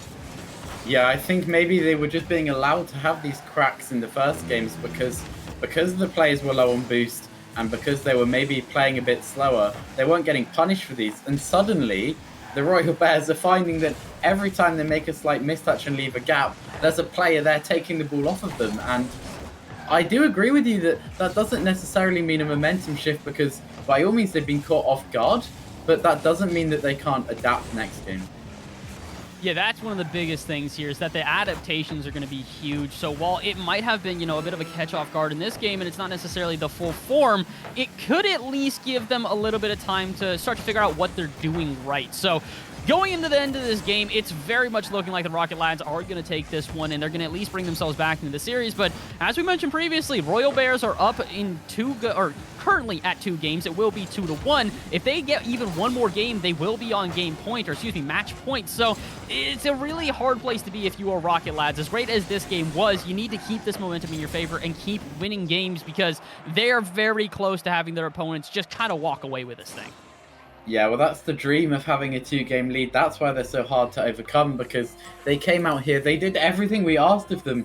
We asked them to get more aggressive, bring some offense, and boy, did they do it, and it really caught the Royal Bears off guard. But still, they've done all that, and they're still a game behind. So now they need to come up with something again, because the gap is only half closed, and we assume that Royal Bears are going to adapt and bring even more next game, which means that Rocket Lads will probably have to up the level again next game just to draw even, and then they'll have to dig into the box of tricks again to find 2 more games. And I wish them the best of luck in doing so, because that is not an easy hill to climb up whatsoever. But I believe that they can do it if they can just keep this pressure up, if they can play similarly to how they did in the last game and take advantage of the mistakes the Royal Bears make, then they might just be able to even out this series yet. But we're getting ahead of ourselves. Game number 4 underway here. And the first offense does go to the Rocket Lads, so this is boding well so far here, especially when we're still seeing misses out of the Royal Bears here. Again, we thought they'd be the confident team in the series, but Joda, we're starting to see they are not invulnerable from small mistakes. Yeah, there are definitely cracks starting to form, and once again, they were so close there. I thought that was going to be another opportunity to get an early lead here for the Rocket Lads, but it doesn't quite come to fruition. But as you said, really, I mean, they've thrown the gauntlet down here. Royal Bears have to find some changes because as soon as we started this game, the cracks were forming once more, and they need to patch those as quickly as possible because they will get punished if they make those mistakes again. Yeah, that's one of the biggest things you see in a series like this. As time goes on, those small mistakes get punished more and more often. And as we see another double commit out of the Royal Bears, this one could go punished because here come the Rocket Lads trying to sustain that pressure. Not quite able to do so, though. And all of a sudden, I think that this might actually be a Royal Bears offense. This one, though, not on target. But Zenitsu decides to clear that one out anyways. Maybe not the wisest touch out of him, but luckily it will not go punished as the Rocket Lads cannot afford to give up an early lead here. Like we mentioned, keeping momentum in their favor is going to be massive. And if they give up an early goal off a silly mistake, it's really going to haunt their mental. Yeah, absolutely. But good credit to the Royal Bears here because at the very least, they've kept it at 0-0 for a minute and a half, although I might be about to cut so horribly. Zenitsu's up for a beautiful redirect. Well, I'm just going to shut up because I was going to say that what they've done is they've at least started to stop the momentum train, just slow it down a bit and stabilize, but never mind because that is a brilliant pass and the redirect was just really solid right into the middle of the net, never in doubt.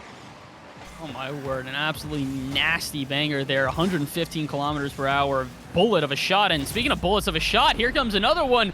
Dito all of a sudden going to put the Rocket Lads up 2-0. And this, again, not the same sort of speed, but my, oh my, if they're taking a shot, it is ripping into the back of the net right now. Yeah, maybe that one was a little fortunate, but either way, it was a huge 50-50. It just absolutely destroyed him. And I think it's just the Royal Bears player wasn't ready for the confidence. Well, sorry, yeah, the Royal Bears player wasn't ready for the confidence at which the Rocket Lads player just committed hard to that ball, despite being on.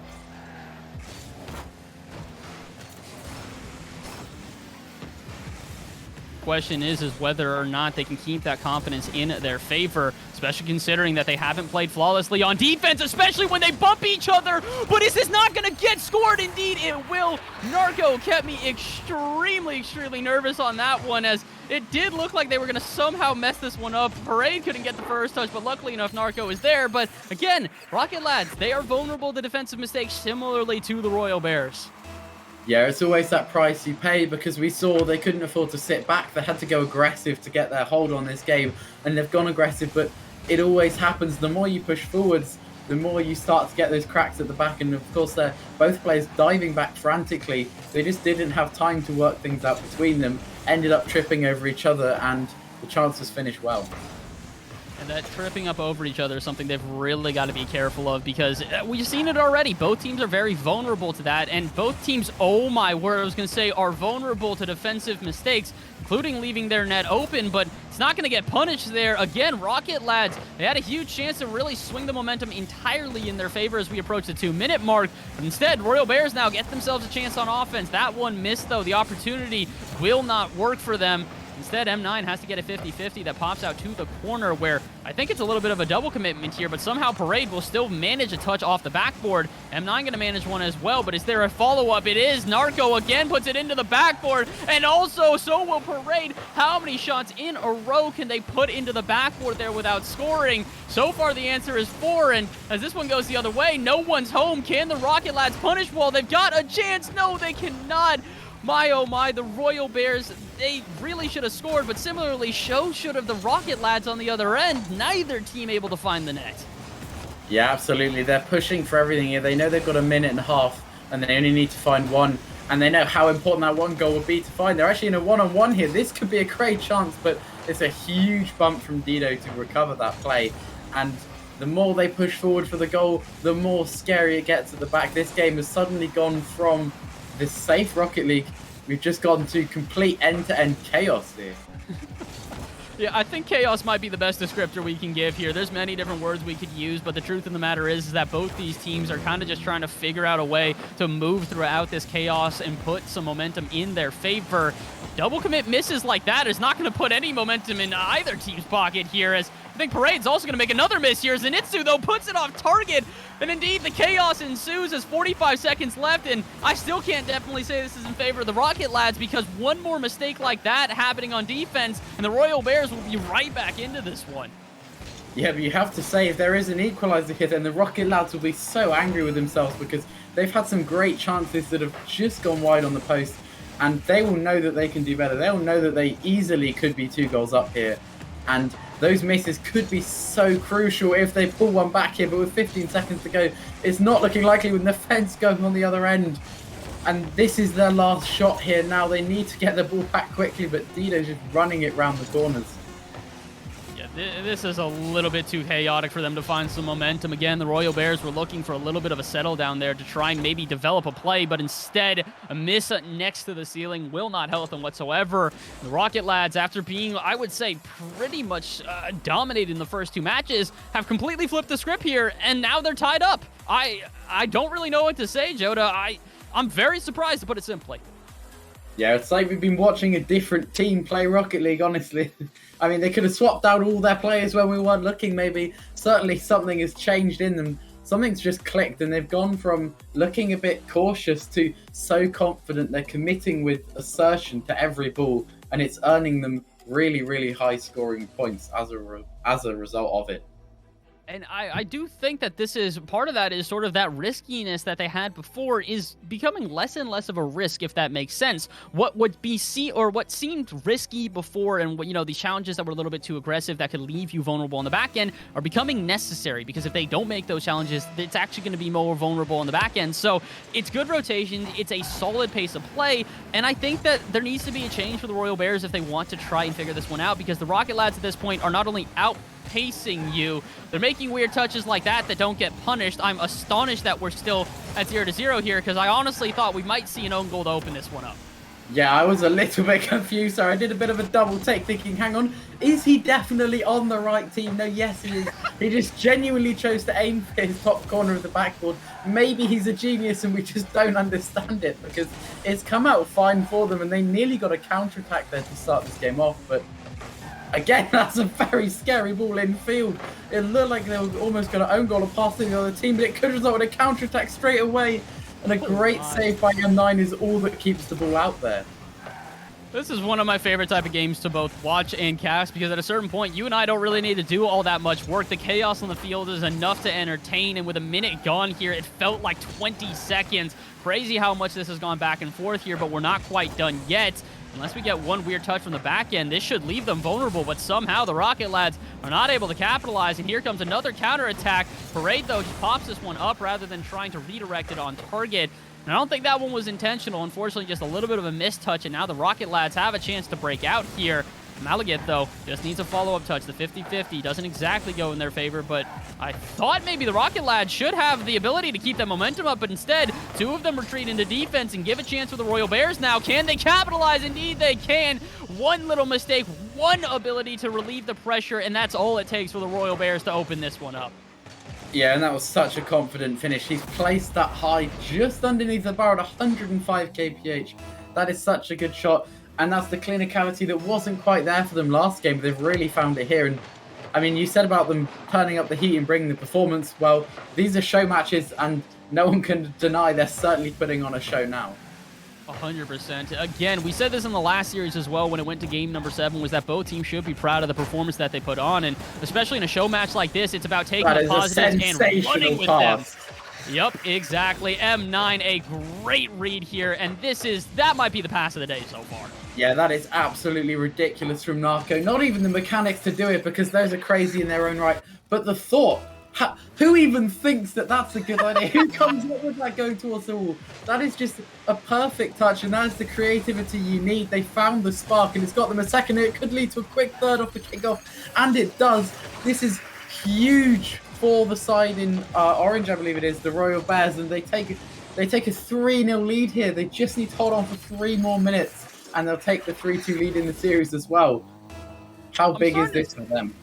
I mean, this is massive, but I'm also starting to see a little bit of a pattern here. Correct me if I'm wrong on this one, Joda, but I think it's the first team to score in every game we've seen so far has been the team to take the game at the end of it. So I'm starting to wonder if maybe that momentum that we keep seeing flip-flop back and forth is really just coming off of that first goal. If the teams find that confidence after being able to score once, because I will say this is by far the shakiest we've seen the Rocket lads defense, and as they give up yet another goal, you got to be wondering what on earth was Zenitsu doing with this ball above the net?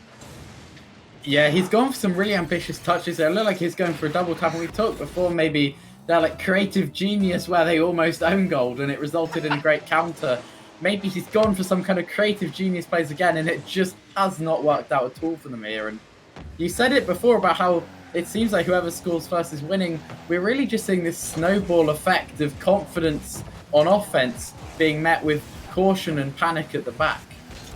And that's one of the things we had also gone into this game mentioning is that we could not see that caution and that hesitant play out of the Rocket lads. If they wanted to try and take this game, they had to keep going with firing on all full cylinders. They had to just keep taking shot after shot after shot and keeping the pressure. Although one good cross-court shot, and that might all be erased here. The momentum that was fully in favor of the Royal Bears now is going to be gone as they give up their first goal here in game number 5. Yeah, it's definitely a long way back into this game. Still a 3-goal deficit, but every comeback's got to start somewhere. They've got plenty of time on the clock, and that was cheap overcommitting from the Royal Bears. They're better than that, and they know it, but they just left nobody back or pushing forward for a fifth, and they got punished. So that's a big wake-up call to them that actually, even at many goals up, they need to take this seriously. Take it seriously, they do.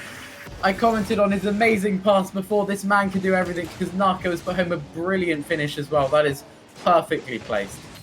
That was a great shot, and I can see that the chat is going to agree with me on this next comment. Malagat, though, definitely had a chance to shut that one down, and again, it's that hesitancy that we were speaking upon before.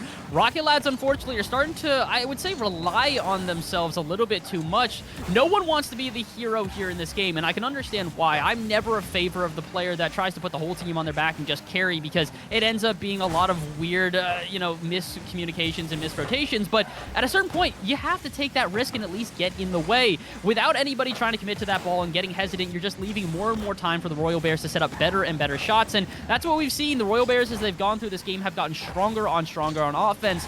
With 90 seconds left, I'm starting to wonder if there's really going to be a chance for the Rocket lads to get back into this one, because we saw this in the last game they played. They had all the momentum in their favor, but it was when they were playing aggressively. Now that that aggression is gone, Joda, I'm worried for them as we approach what could be the end of the series. Yeah, it's looking scary for them here. This could be already going away from them here at 4 goals down with a minute left. But I mean, they're a very professional side. They've played plenty of series. They know that however many goals down you are, you just need to push to get one back, and that is exactly what they do. We asked for it, maybe some good solo plays from someone, and Zenitsu's done exactly that with a solid flick. And you really do just need to look for the consolation goals, because that's going to help them so much with their confidence and momentum going into the next game. And possibly even this game. I mean, yes, it is only about 50 seconds left, but if they can get a quick kickoff goal here, they might just be able to change the momentum of this one. But again, Malagat just waits a little bit too long there. There were 2 players back. One of them needed to rush a little bit more. With the clock fighting against them here, they can't afford to play hesitantly whatsoever, and I don't think they're going to. Dito on the backboard is going to try to pass it down to his teammate. The shot off target, though, and Zenitsu can't get there for the follow-up, and unfortunately, I think that might just seal the deal. They wasted a bit too much time on that offense, and as Dito can't make the touch on the other end, M9 scores, and that should be that. 6-2 here with 20 seconds left. And this is, I mean, it's not the furthest lead I think we've seen so far. If I'm not mistaken, we saw a 5-1, so about equivalent in game number 3. But this, in my opinion, is a little bit more convincing than that last one.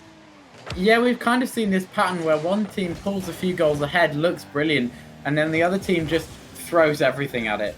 And more often than not, when you just launch everything on the offense, if the other team are really skilled, as these teams are, they deal with it on the defense, and it's just an open net, and it's happened again here. I mean, can you blame them, to be honest, that 3-4 goals down as they were?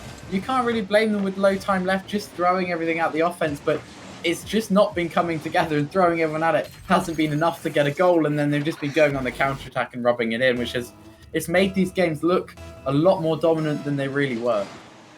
Yeah, this is, I would not say that this is a game deserved of a 2-7 scoreline here. Yes, it was definitely in favor of Royal Bears, but this was more one of these things where the Rocket lads did not play to their peak performance, and unfortunately, I have to imagine that the team knows it because they gave up a lot of easy opportunities there and had many errors on defense that were critical to their survival, and it's going to be critical as their survival in the series and the next one as well, because now the Royal Bears are on game point.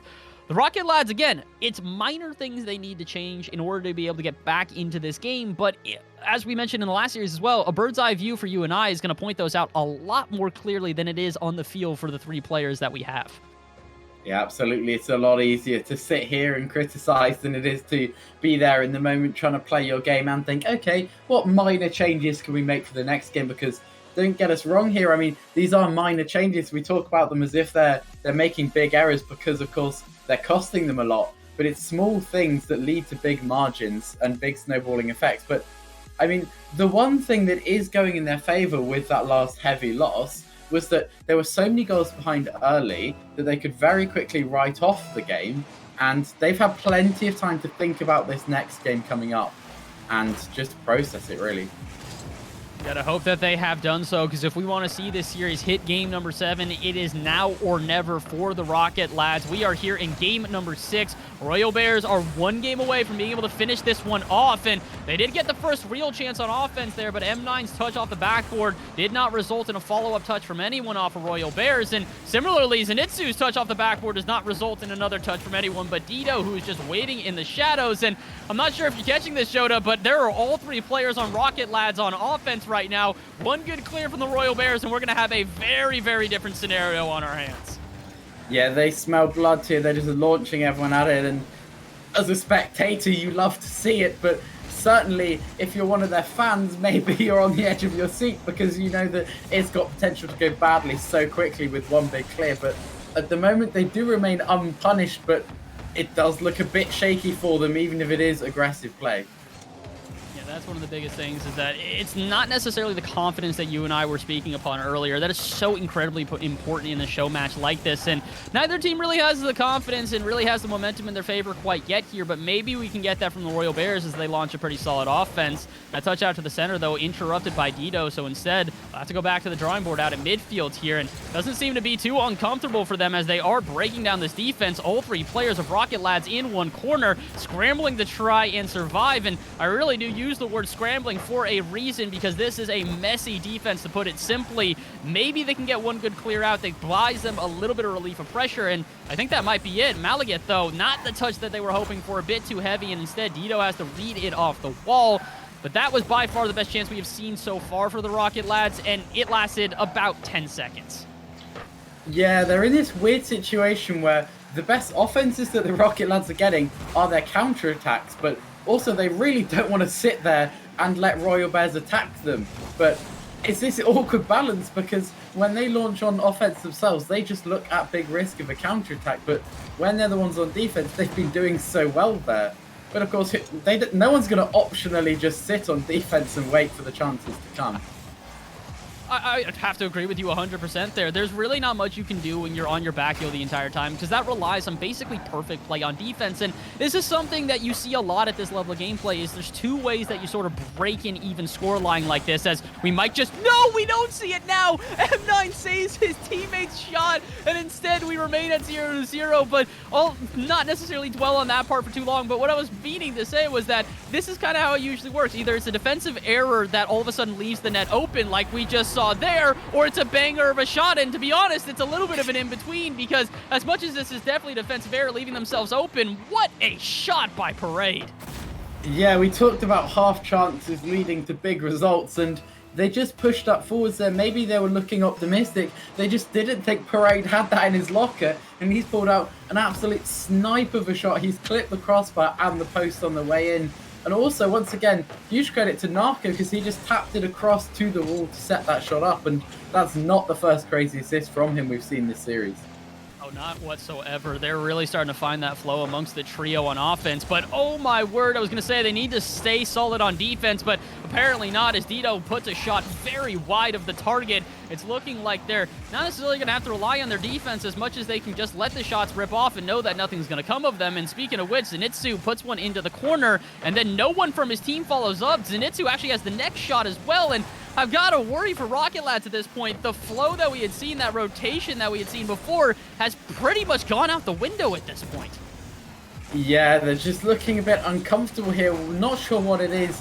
Maybe it's the pressure of knowing that they have 1 minute to score a goal, but things just aren't quite clicking anymore.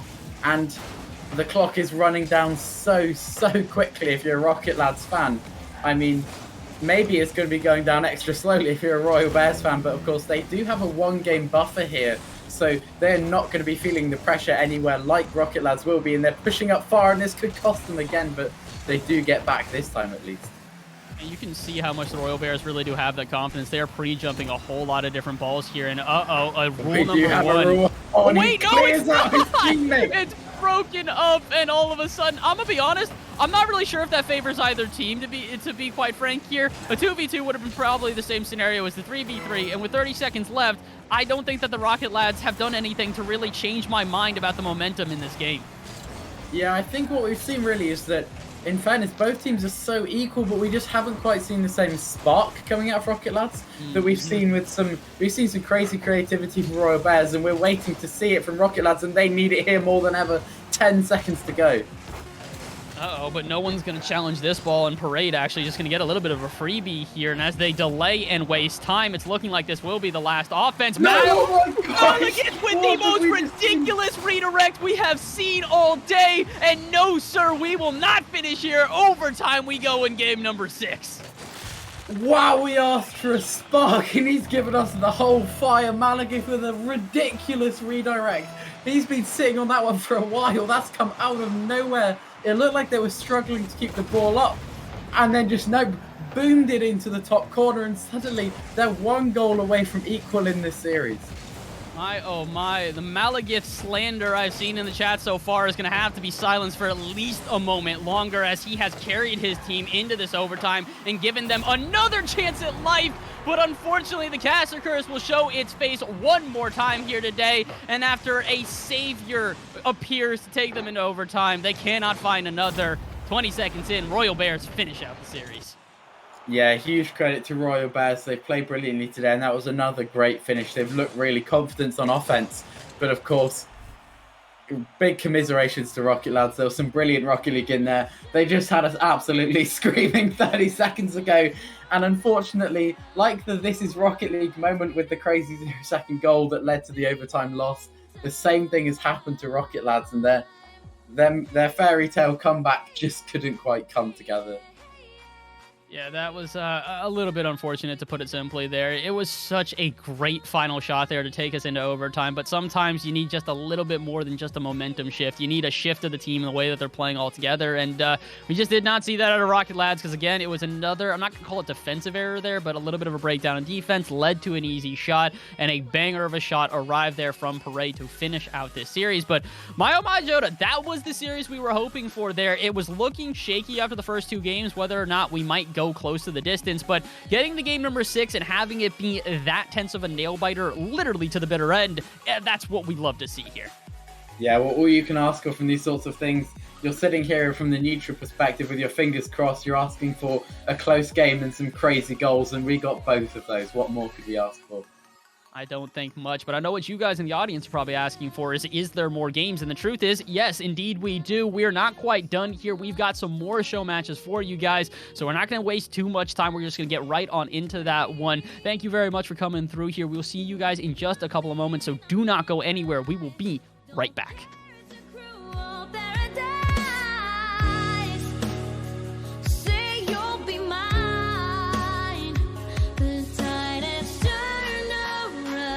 Just listen to the sound, two hearts beating time. Hey yeah, hey yeah, hey yeah, hey yeah, hey yeah. Don't break it down. You and your wicked ways.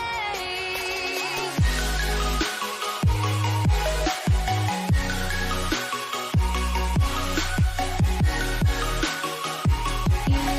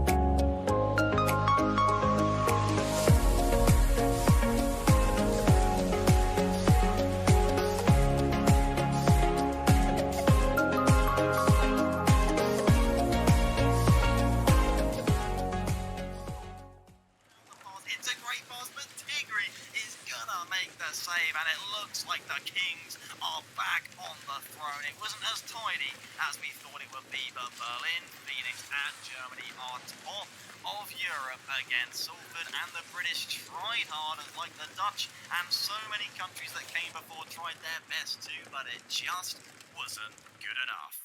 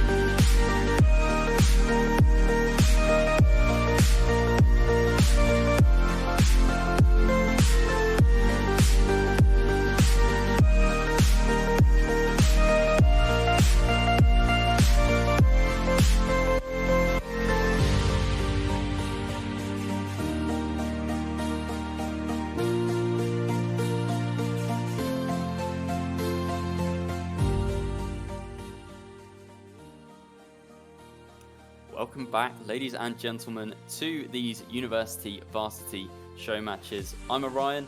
I'm joined once again by Jota, who casted a brilliant previous series, and I'm also joined by Ejam, but I think we'll go to Jota first just to recap that previous series. That was a bit of a banger.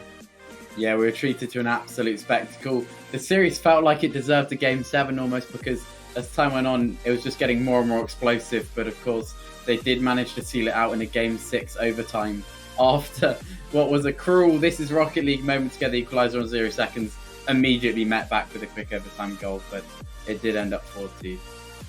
Yeah, that 0 second goal was a pretty poggers moment, I think we could say. Like, I even called it. I was sat in our green room, like backstage, if you want to call it that.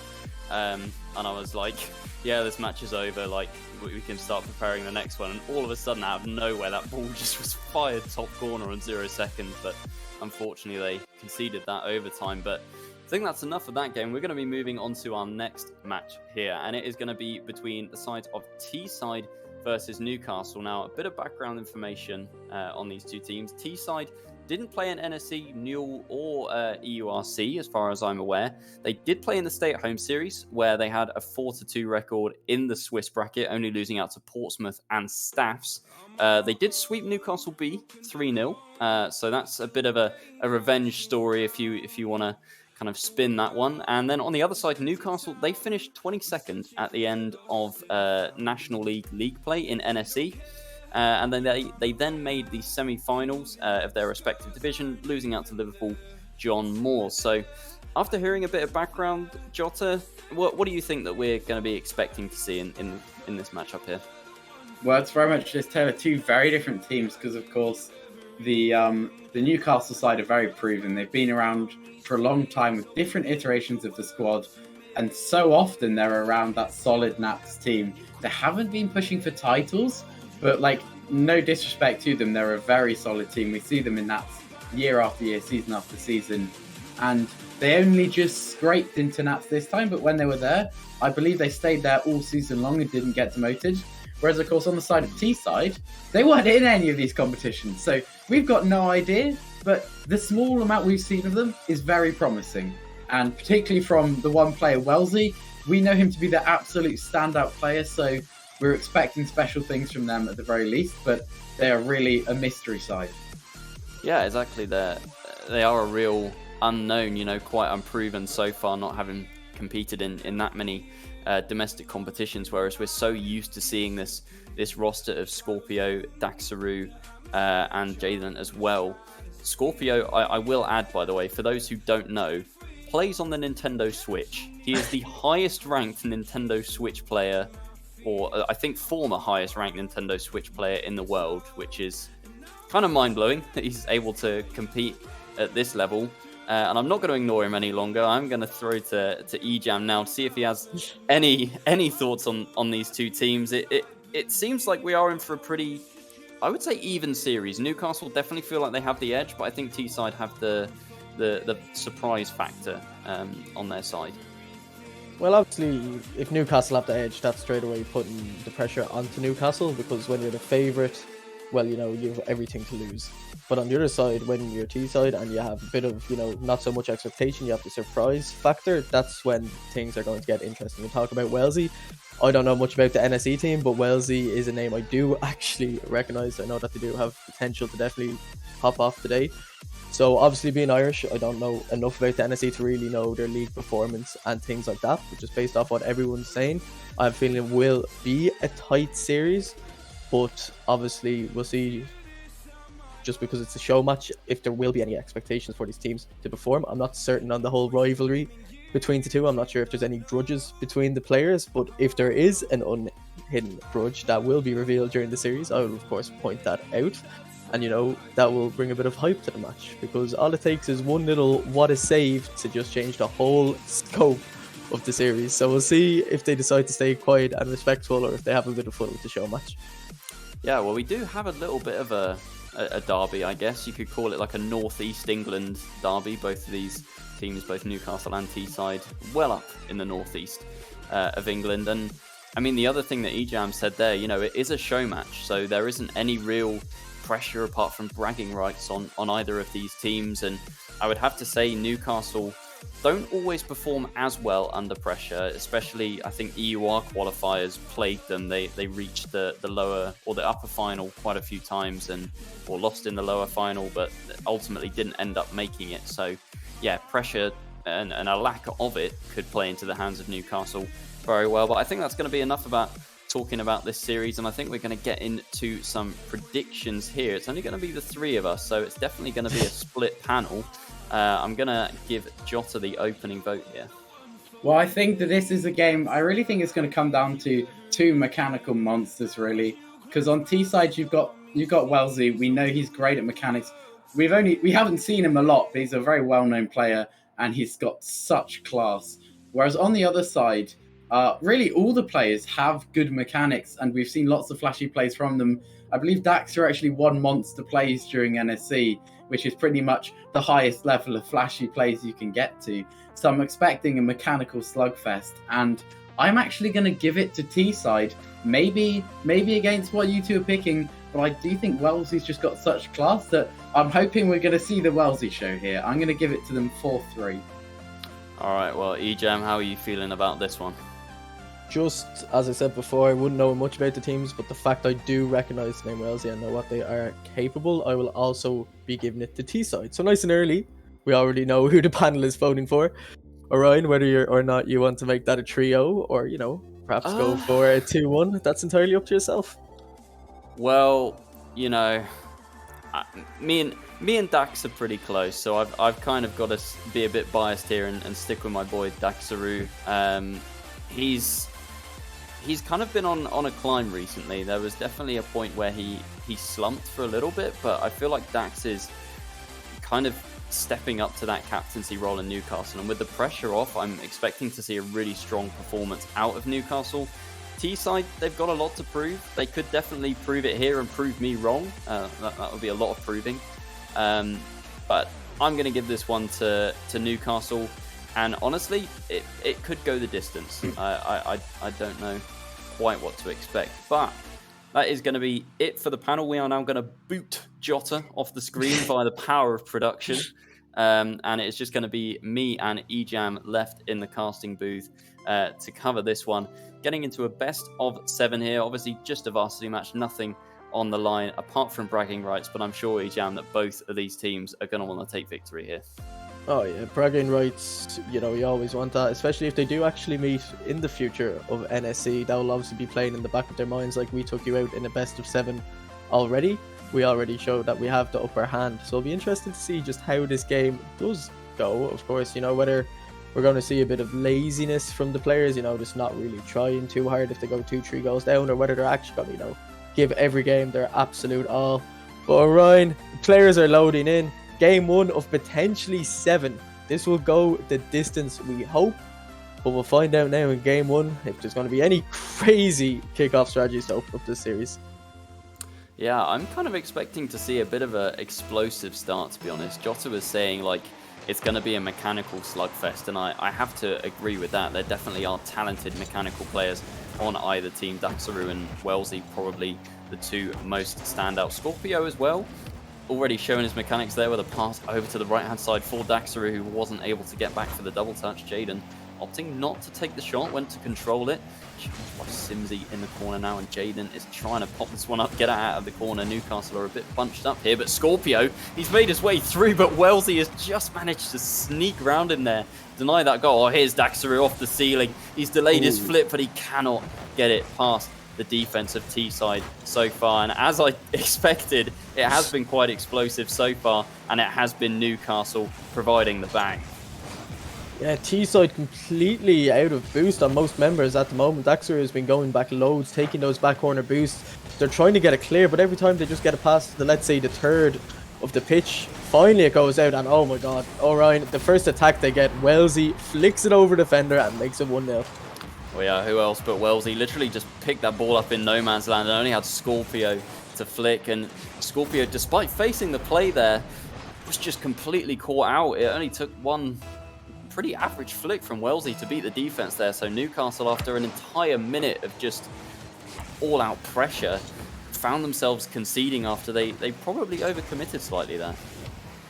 They did. They just probably thought because all the members had no boost and things like that, they could easily just get the ball in the back of the net if they just kept putting up high. Daxter was also going for demos and things like that. But Wellesley farming the pads, you know, some players, they just wait around for that 100 boost. Wellesley made the smart decision, got the pads, had the boost to make the flick and follow up with the goal before any of the defenders could make it back in time. So, you know, good awareness there from the player. The Welsh show maybe already beginning, but again, it just seems to be very one-sided towards that blue goal. We'll see now if this will just be a game where counterattacks are the only way forward for them. But for now, the pressure still seems to be on T-side as I say that. But, you know, it's going to be interesting to see, will this shock Newcastle a bit, you know? They're getting so much possession, but they just can't do anything with it. They need to start getting creative. They need to start finding opportunities.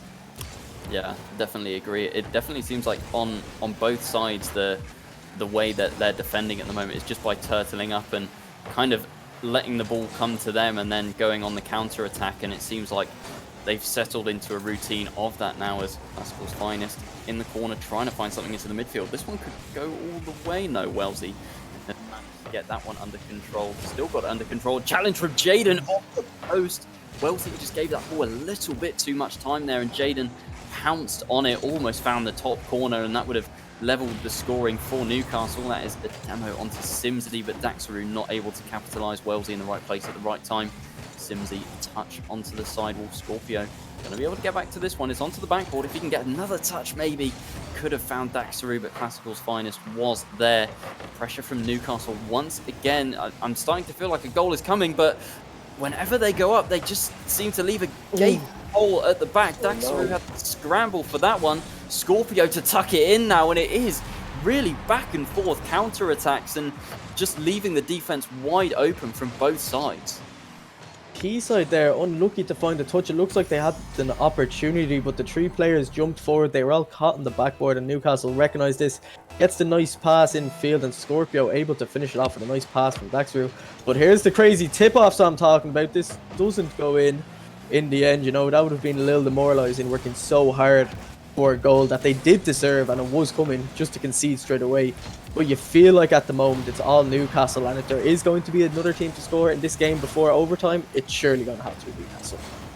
Yeah, you would think so. Their pressure has definitely looked better than T-sides. That's for sure. Like, T-side have caught Newcastle napping on the defense, but I think, you know, if you look at the game as a whole, I think Newcastle have been the better team, and I wouldn't be surprised to see them get another goal, but I also wouldn't be surprised to see them overcommit again and concede a pretty free one from a counter-attack from T-side. But getting into the last minute now, let's see if Newcastle can get that goal to put T-side under pressure. It's not going to come from Scorpio that time. Daxeru's got a bit of time and he's going to use it, although Wellesley just barreled in like a raging bull there and took the ball off him.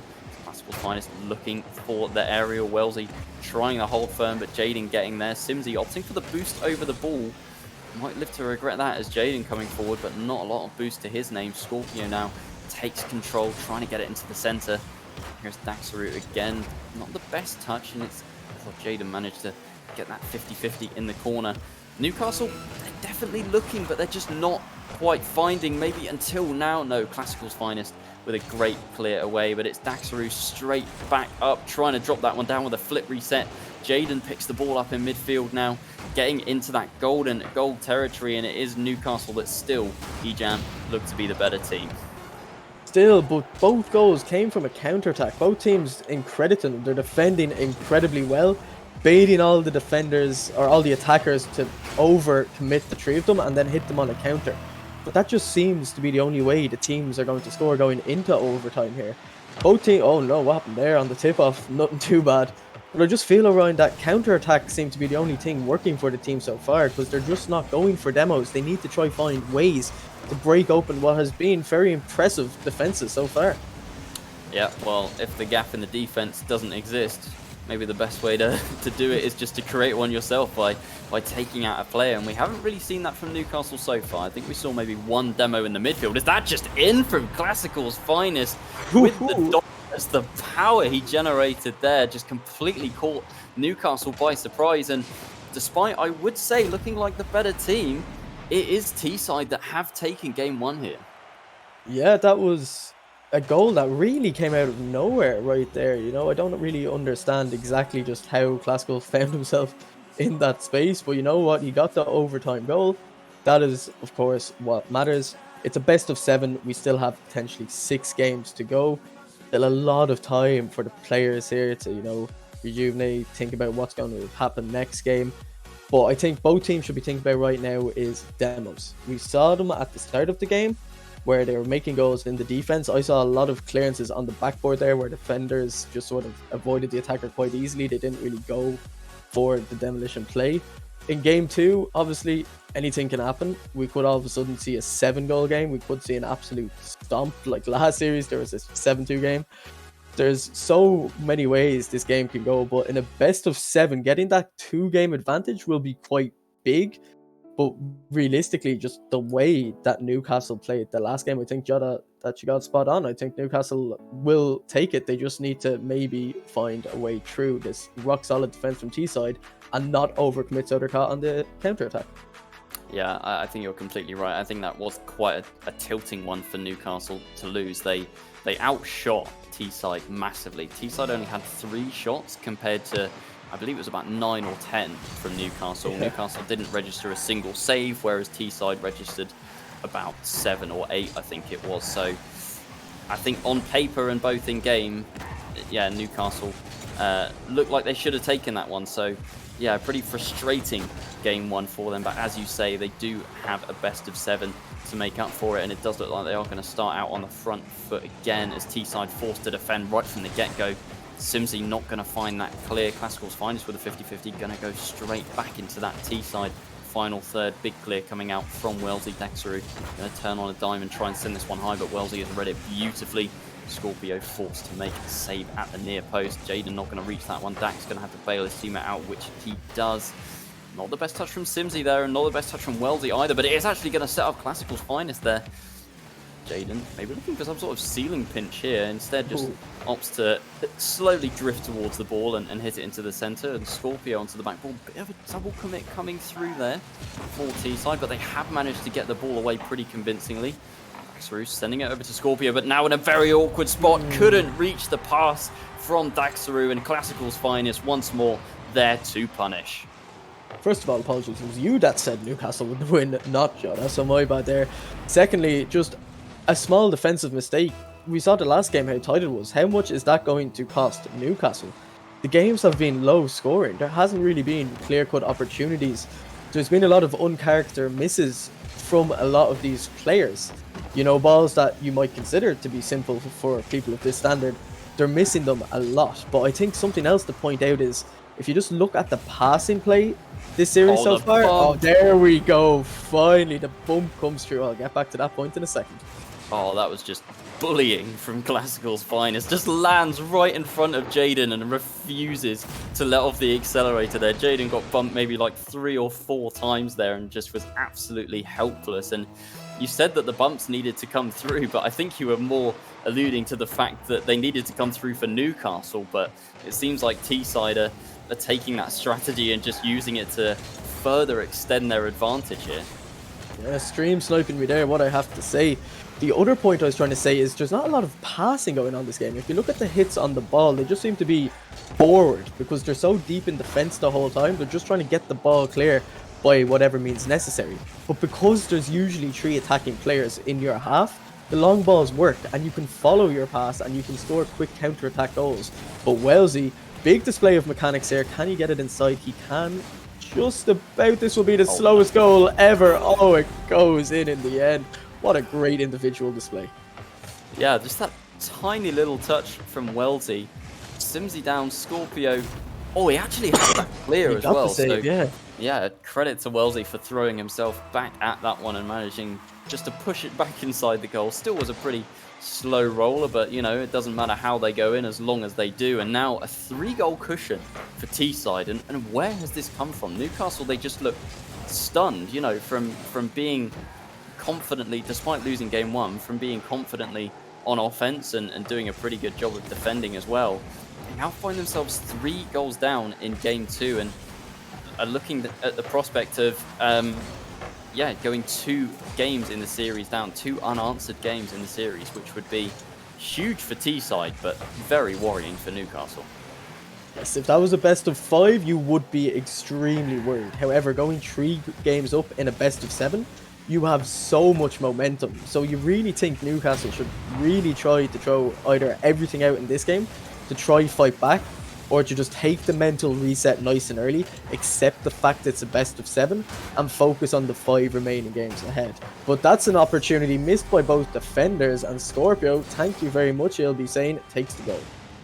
Yeah, Scorpio there, right place, right time. Simsy missing that one. Wellesley just being thrown off by that miss from his teammate there, and opened things up beautifully for Scorpio to shoot open net. Both players on the backboard, no one making contact, and Newcastle getting a bit of a freebie back here, I would say, but it's one that they definitely need. 2 minutes left, chasing that 3-goal lead, and they've got to start somewhere, and they have started well. Yeah, and the double commit, the goal is open for a second. That would have been a tough angle for Scorpio to find it in the end. Jaden unable to finish, but again, the ball gets out so quickly. How's your mechanics? Ooh, good save in the end. But right now, again, who has the pressure, Orion? It's Newcastle. But can they be clinical? Can they find those 2 goals left in the 90 seconds? We'll have to see. Classical's finest going for a flip reset there, but Dax reading that one and meeting him in the air. Simsy's got it round 1, but not going to get it round Daxru. Classical's finest there for the shot. Jaden holding firm in net on that one. Daxru not going to go to the backboard here. This one is going to drop down. Scorpio had to get up for that one quickly as T-side were waiting to pounce. Scorpio's got a bit of an opportunity here, but Wellesley just barreling in for it, is able to keep it in the midfield for the time being, unless Jaden can wrap himself around this one. Opts to go for the boost instead. Scorpio onto the backboard. Simsy up high. He's got another touch over Jaden as well. Daxru is there for a touch onto the backboard.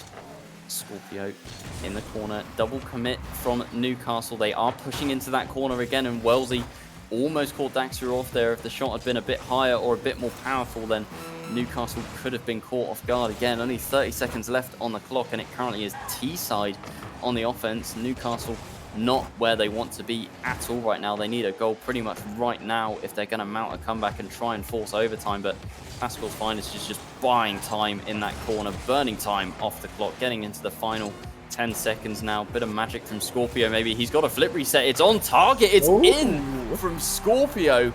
And Newcastle, that is exactly what they needed. They only have 7 seconds left to find an equalizer, but if Scorpio is feeling himself like that, then anything is possible. Absolutely, that was a great finish. We've seen some dodgy kickoffs so far today. Will anything happen here? Now, it does go the direction. It's in the blue half. Why is there a double commit at this time? Maybe a fake. It'll be a miracle if Scorpio keeps this up. Unable to do it. And T-side Orion 2 games up in the series. Yeah, not really something I was expecting.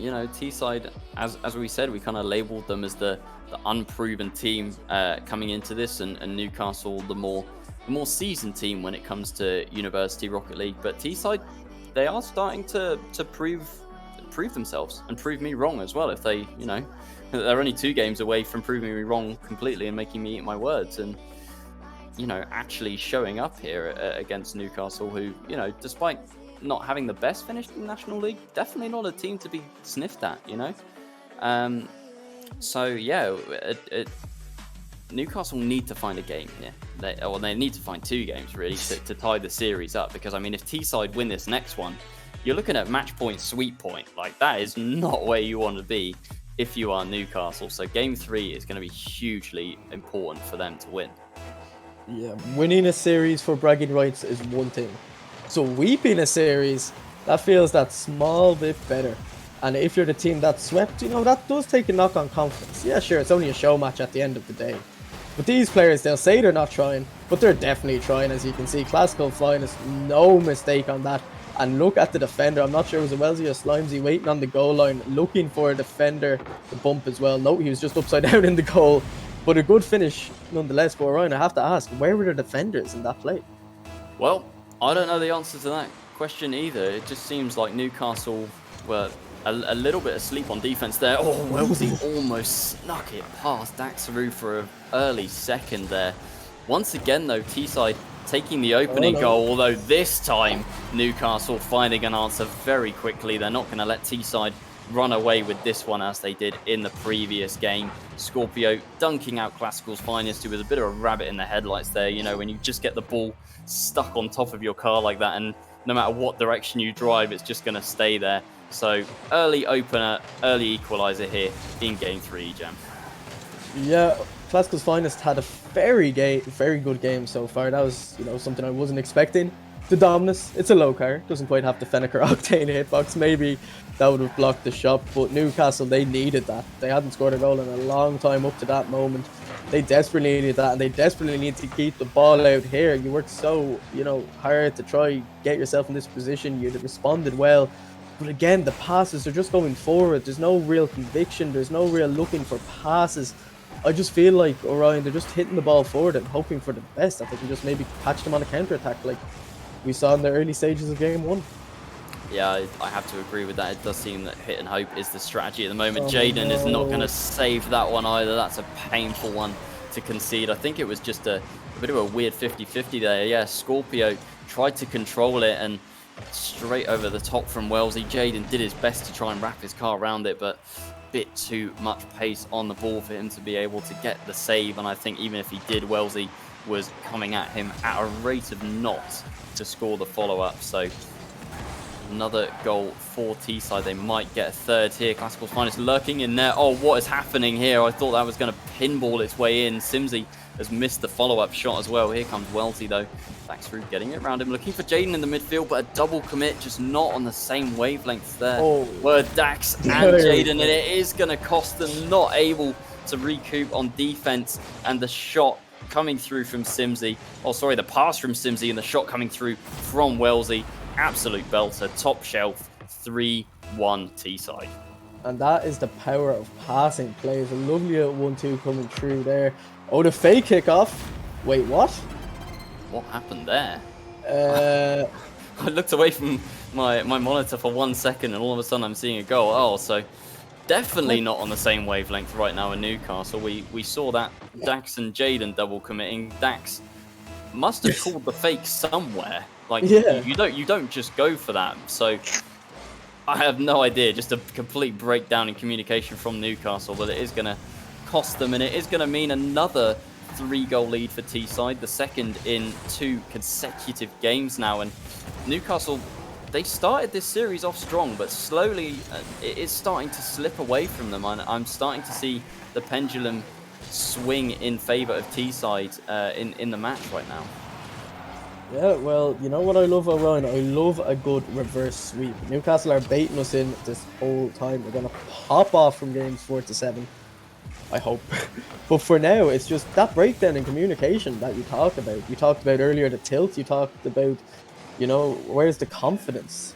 And right now, they're a team playing with players who definitely have mechanics, but they're just not on the same wavelength. And I think missing the fake kickoff definitely showed that.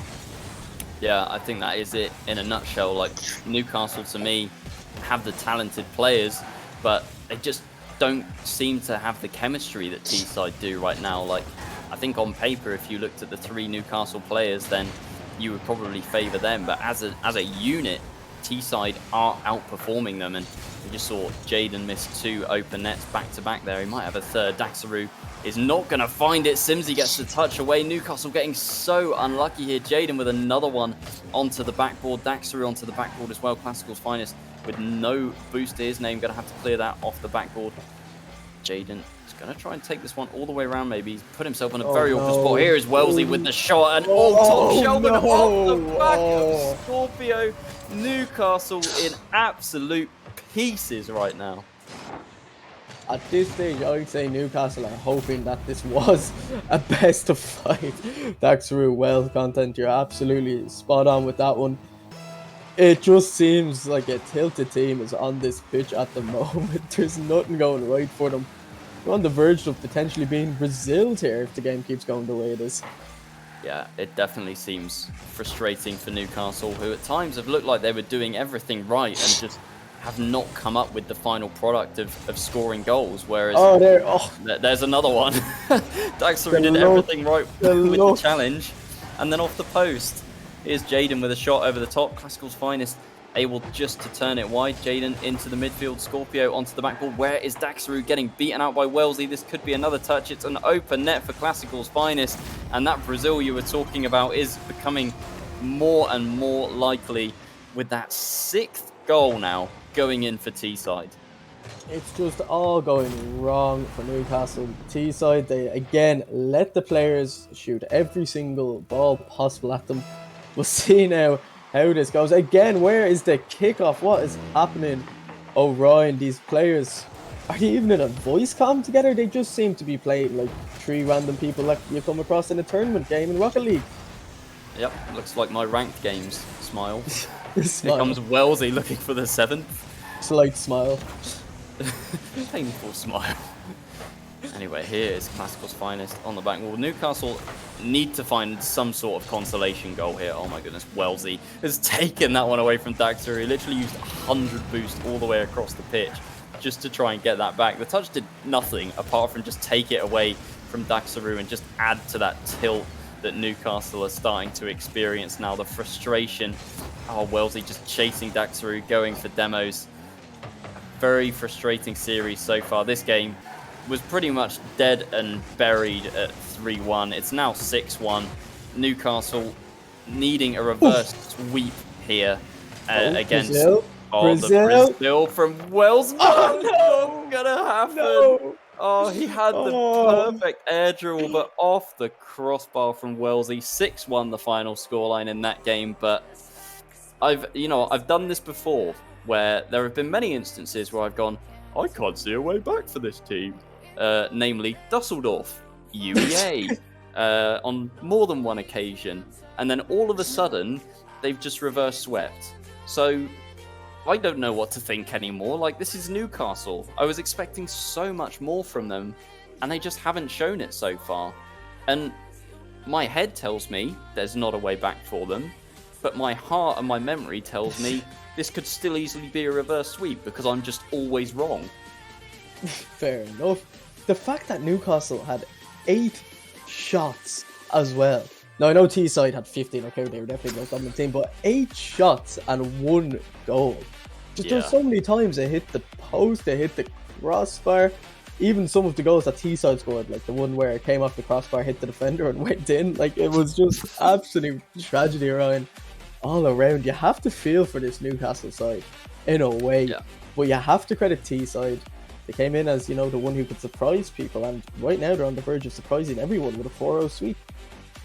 Yep, and they are on the verge of just completely shattering my prediction of Newcastle. I mean, you guys, we had a majority on the panel for a reason, it seems. I'm still, the thing is, I still know what the potential of Newcastle is. Like, I've seen games from them where they have absolutely popped off. I'm not seeing that now, but it's just like, I know that potential is there. They just have to kind of tap into it, find it, and use the players as a team. I don't think I've seen kind of one passing play connect for Newcastle. Like, I can't remember myself saying, Daxaru to Jaden or Scorpio to Daxaru or anything like that. It's still very hit and hope, and Teesside, they're kind of doing the same thing, but they're just kind of better at it, really. And it also seems like, Wellesley's definitely not carrying. Standout player, but absolutely not carrying this team. That they are playing as a very cohesive unit. So, yeah, I think that is the difference now. They are playing as a unit, and also, Wellesley is showing up as well. So, yeah, in terms of going forwards, in the next game, Newcastle need to kind of find the chemistry that they're lacking, because it is there, and I've seen it on many occasions. It seems like we are going to get into game number 4 now, and we are going to get into game number 4 with Teesside. Match point, sweep point.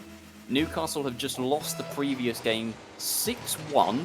It was almost a Brazil. What? Oh, this is the sloppiest start I have seen to any game. Thankfully, Scorpio has managed to save that one. That was just complete pandemonium. So that might kind of show what kind of a series we're in for here, as Simsy is just going to fly over the top of that one.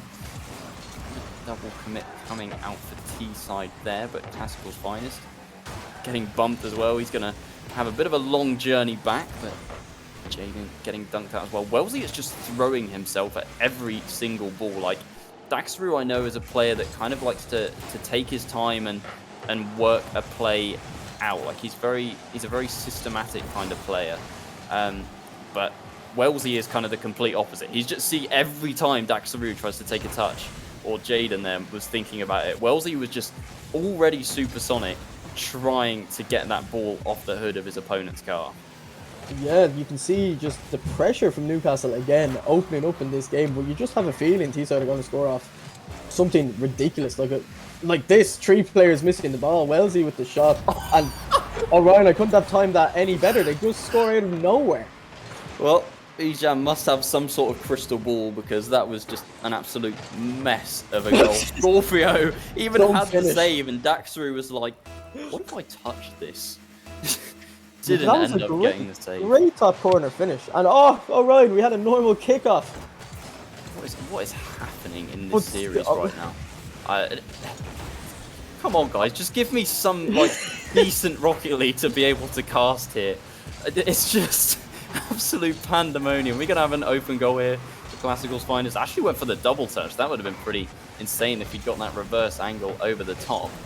We're gonna maybe see a goal from Newcastle here. Daxaru, he's plonked it straight onto the hood of Classical's Finest, who has the air draw, might have the ground pinch as well, but 50-50 coming through for Scorpio. Gonna take this ball once more and not get it past Simsy. Daxaru gonna have to stretch for this one. Wellesley with the not open net, but Jaden not able to get there either. 2 goals now for Teesside, and despite me thinking that Newcastle might still have a bit of life in them, it does seem that Teesside are starting to run away with this game and the series.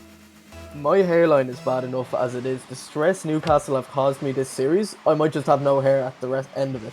They're just missing so many clear-cut opportunities. They're making so many silly mistakes in the defense. It is a show match. They have that to fall back on, but Teesside, they're going to have huge bragging rights at the end of this if the game stays the way it is. Yeah, absolutely. As Newcastle, with a bit of pressure, I think if we see Game 1 Newcastle again, then they could start to come back, but we just haven't. Like, they've slowly started to fall apart more and more as time has gone on, and Teesside have just taken that to their advantage. As Classical's Fine is going to read the ceiling bounce beautifully and tuck that one in at the near post. 3-goal cushion once more. Newcastle, they haven't come back from a deficit at all this series. Like, I think they managed to equalise once, and then Teesside just went on to win that game. And okay, they did wait Teesside that time with the fake kickoff. But yeah, 3-goal cushion, I really don't see it happening given how the previous events have folded in the last 3 games. Yeah, again, small misses everywhere you look on the pitch. It passed through, actually. Come on. Oh, Newcastle. Orion, if they reverse sweep this series from 3 goals down with 2 minutes to go, you're a prediction god. But until that happens, just what a performance from Teesside. They're so far ahead in the series, they're so far ahead in this game, but they're still staying focused. They're still looking for those passing plays. But at what stage does Newcastle decide, right, come on, everything on the line now, can we try at least get a game back in this series? I think they probably thought that after Game 1, to be honest with you. and now at Game 4, at 3-0 down, yeah, I think a bit of belief might have gone out of Newcastle. Are we going to see the world's worst goal here? No, not quite. That was cleared quite well there by Scorpio. Tried to follow up, but Classical's Finest there in plenty of time. That one just hovering in the midfield. Here comes Simsy. Tries to take that one to the back post. Jaden into his own corner now. Wellesley going up for this one. It's off the ceiling. That's a beautiful centre actually for Classical's Finest. Might be able to string a passing play here. Daxaru missing that one. I think that's just been the story of the series. Newcastle put on pressure on defence. 1 miss and it just all falls apart. Wellesley there with probably the easiest shot of his career in at the near post. Yeah, right place, right time. Daxaru not playing with much confidence at the moment. I don't know much about these players, but I can tell that even you're shocked by how Newcastle are performing. Yes. It's not a big stage. It's not like this is an easy team they should be beaten. It's not like this is to get out of the groups in URC or anything like that. You know, there's nothing on the line other than those bragging rights. A nice fake finish with it with a flick. Go on. Oh, good save by Scorpio in the end. Making sure that they're not going to get clipped on any more than they already have.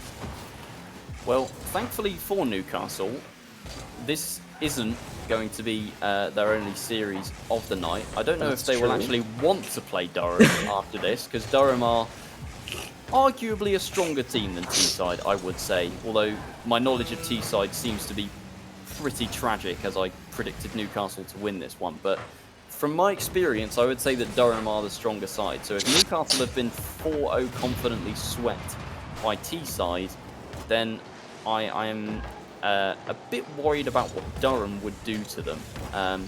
But yeah, focusing back on this series now, it is dead and gone. Simsy with the worst open net miss of the series. It's like a consolation. It's going to give Jaden a consolation goal. 3 seconds to score 3 goals. I don't think is going to happen, given that Newcastle have scored 3 goals probably all series. But oh dear, yeah, that was a massive open net whiff from Simsy there. Well, Orion, if you were playing street football right now and everyone's getting a little tired, do you know what gets said? Next goal winner. And Newcastle scored that final goal. Therefore, your prediction has been correct.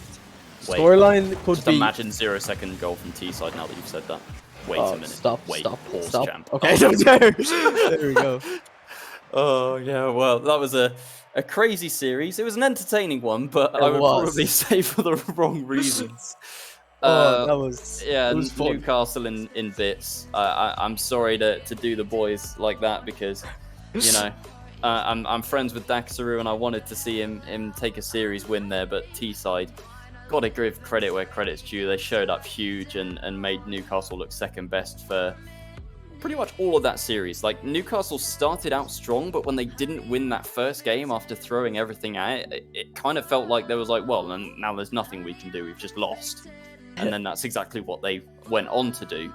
So, yeah, huge credit to Teesside for playing in the way that they did. But Newcastle, if they do play this series against Durham, which we don't know if that's going to happen yet, they really need to try and find something a bit better than that performance.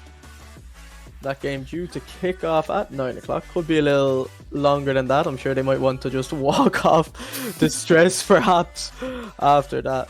That was pretty unfortunate for Newcastle. That was a pretty rough loss to take, especially game 1 and 2. They were 1-goal games, Orion. 1-goal games, and then 6-1, 4-1. And it could have been 10-1, 9-1 in that last game. They were just trying things way too fancy. But what a performance from Teesside. Got on myself getting the predictions right. 1 out of 1 today, 100%. We'll see now how this next series goes. But that was enjoyable. And obviously, I think the Newcastle players, they did have a bit of fun in the end, you know.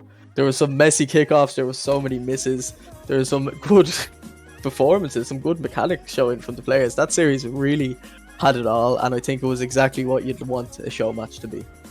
Yeah, but that is going to do it for that game. I'm told that after a short break, we are going to be having an interview with Simsy from Teesside to get his take on that match. And coming up next, we are either going to have Durham versus Newcastle. I'm not entirely sure that Newcastle are going to want to play another match, but let's hope that they do. You know, it's a show match after all.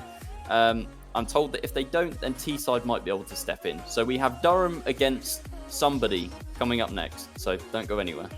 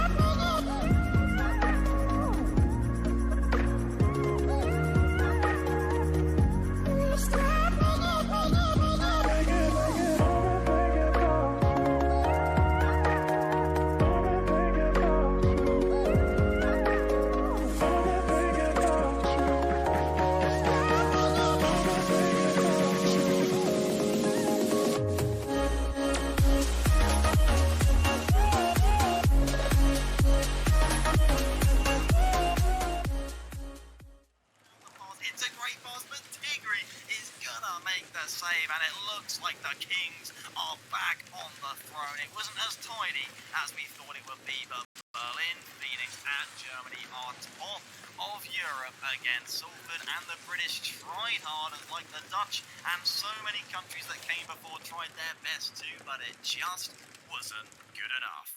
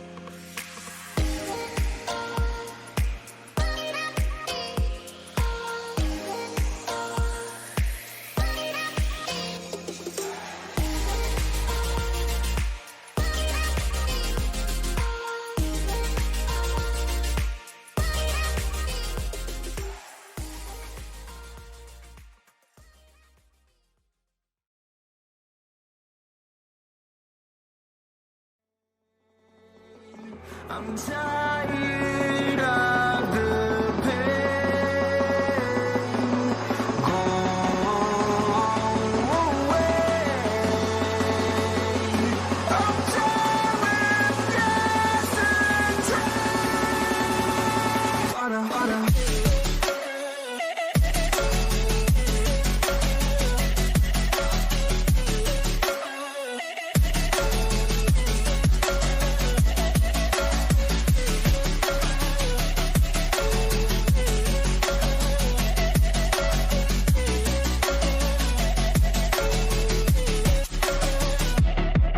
I fell where my demons dwell. My own little nightmare, I call it hell. Oh well, it's time to get back up.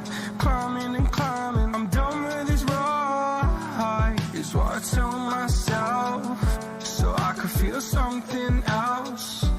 Yeah, I guess I had my bad days, but it doesn't mean I lost my styling. Where were you when my heart was on the ground? I thought time would prove that you would stick around. I guess time stood still, a king without his crown. Now I'm breaking and you're faking, girl. You never made a sound.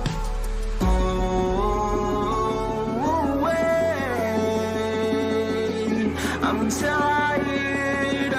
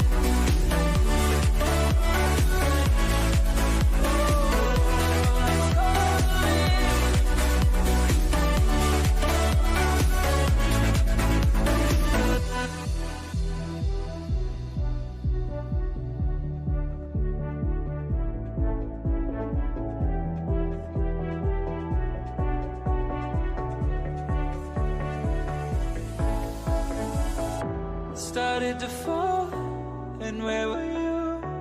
How could I know you were falling too? Grabbing the wind, cutting my skin, but it's hard because I'm falling. Tell me why I'm falling. Oh, life's calling, but it's hard because I'm falling. Falling, falling, falling, falling,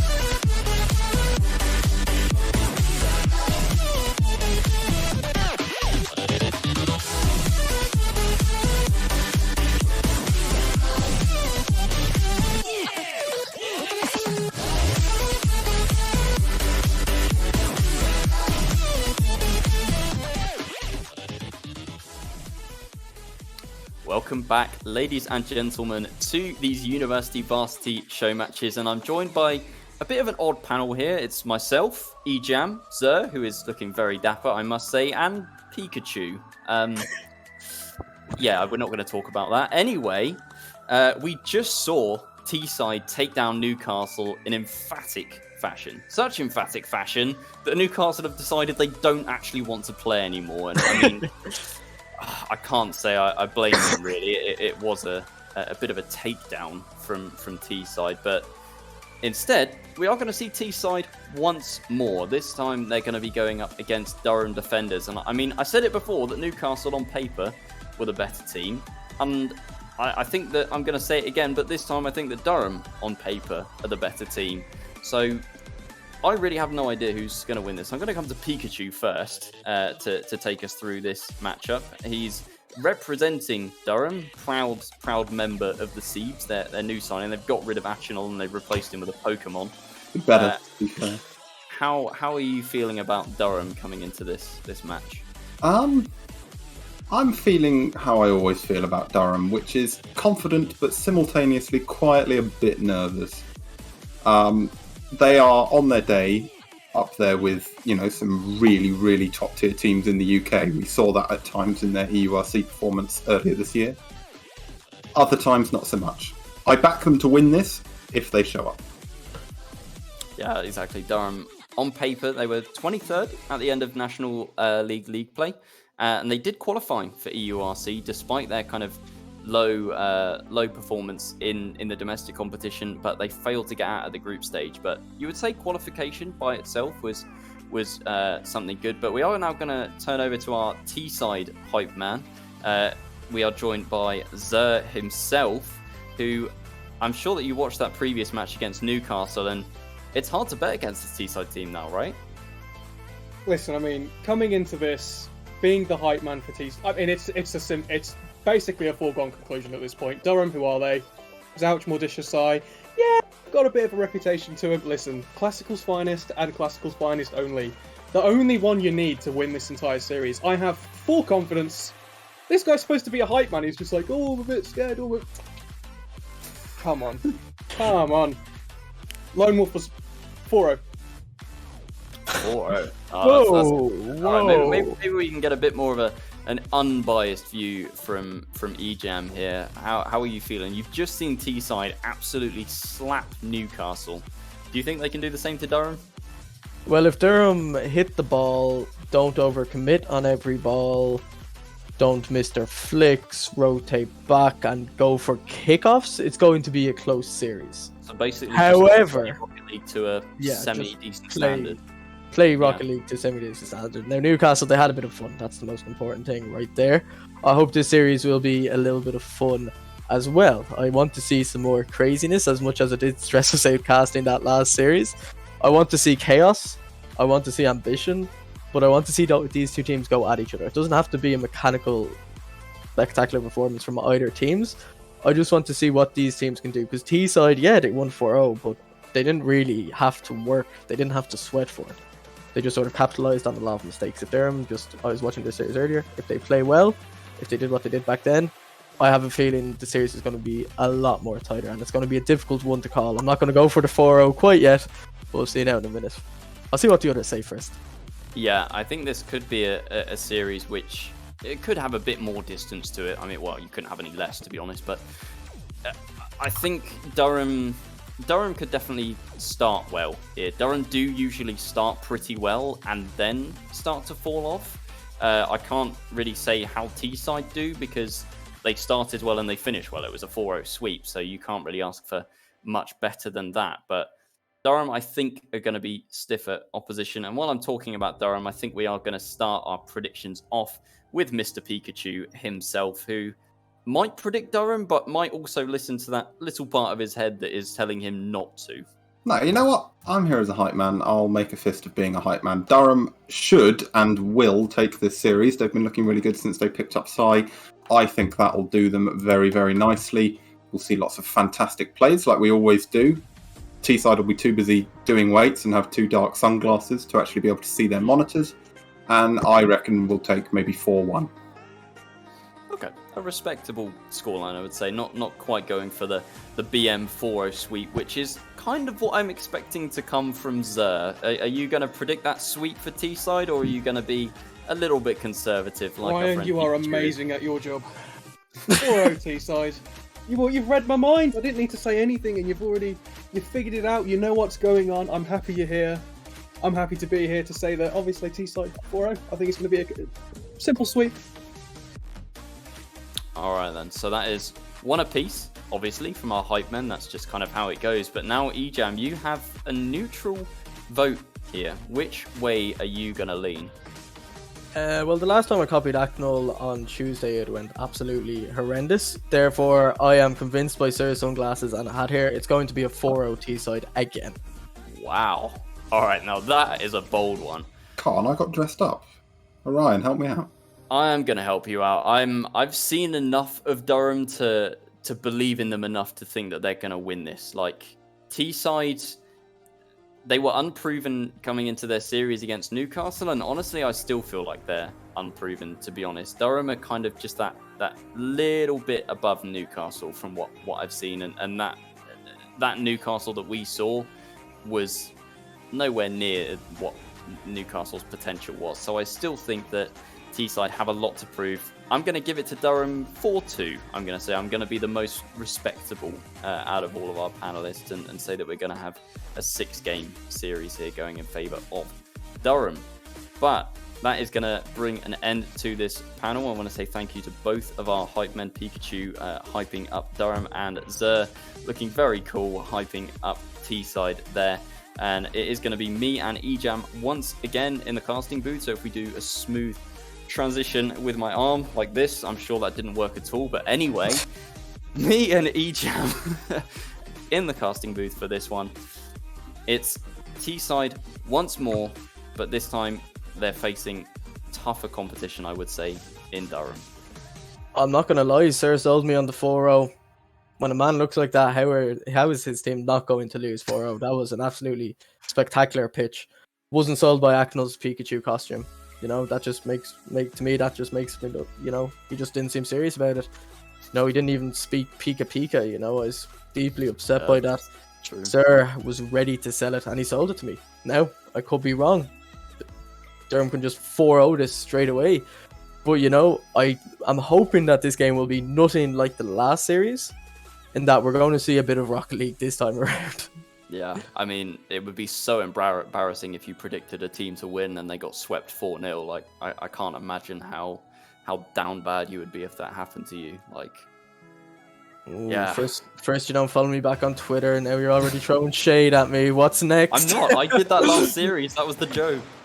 That's true. You did. It didn't I work was out so well. roasting myself. Oh, I think dear. you had to make the split panel though last series. Well- But there we go. Your player that you always called Dishwasher stepping it up, and all of a sudden my prediction within 7 seconds was of a lovely little self double tap could be going down the drain. Yeah, Spin Cycle was primed and ready to go there from the Dishwasher himself. Beautiful double touch to start things off here. Calm, composed, slotted it home. Durham have got an opening goal against Teesside, something which Newcastle weren't able to do for 4 straight games. So we'll have to see now how Teesside play from a deficit here, whether they can get a quick equaliser or whether Durham are going to do to them what they did to Newcastle. And it might just go in here. It goes over in the end. But the crazy thing to see here is that it took Teesside here a whole 7 seconds to realise that, well, they're no longer playing against Newcastle. These guys can actually make those mechanical plays stick. They're rotating well into defence. They're not throwing everything at the ball. No disrespect towards Newcastle, but this team does look organised. This team does look a lot more on the same page. And this might be a bit of a shock in the system to Teesside, who basically waltzed all over the opposition team in the last game. I think it will, but they can definitely take a lot of confidence going into this series. You know, a 4-0 sweep against a team like Newcastle is a huge confidence booster, and Durham, I kind of build them as being a cut above Newcastle, but on a lot of occasions they are very equally matched, I'll have to say. I think peak Durham is probably better than peak Newcastle, but we don't always get peak Durham. That is the issue there. But they do have 2 goals on the board already, and we're only just past 1 minute, and they're looking to that man Wellesley, our Teesside, to try and get a bit of inspiration. I've yet to see them really put something convincing into Durham's half, let alone the final third, and take a shot onto net. Although Classical's Finest, who was a very prominent figure for Teesside in the previous series, is actually going to set up Wellesley here, and they are going to find a goal, halving Durham's lead now on their first real attack of the game, actually. Durham, well, they're called the defenders. They didn't do the best job of it there. But you know, I feel like that's a lot how Teesside played the first game last series. They were under relentless pressure from Newcastle. They held on, and then they got their goals and won that first game. But see now, if they settled into that game, it's important they don't concede again straight away. You know, they're definitely warmed up. They're definitely warmed up after that last series. And the way Classical Finest played in that last series, that's always a solid defender to have on the line. Wellesley, huge mechanical performance last game as well. And Slimsy, a solid third man all around to have on the team. But as I say that, the legendary Dishwasher gets his 2nd goal of the game. Yeah, that was just a challenge, fortunate challenge from side there, found its way towards Mordisha, who was able just to turn around and sneak it in at the near post. 3-1 now. This is kind of what I was expecting to see. Teesside are definitely struggling to get out of their own half, and the pressure that Durham are putting up so far has been pretty difficult for them to deal with, I would say. And they're, you know, also Durham doing a great job of controlling the boost situation. Lots of stolen boosts, midfield boost being controlled as well. So when Teesside do get into that kind of Durham final third and are trying to generate opportunities, they don't really have the boost to be able to generate convincing opportunities. Yeah, and a few bumps coming through now. We're recognising it worked for them in the last game. It might work this game. But again, all of the pressure currently with the Durham defenders. Opportunity for Wesley here. Almost puts it into top bins. Not quite that time. But it's nice to see them getting chances. You know, they're not just sitting back and hard defending like they did game 1 of the last series. But, you know, they do need to sort of tighten up a little bit more on defense. They're a lot loose. The rotations are a little sloppy getting back, but it's nothing we haven't seen them done so far today.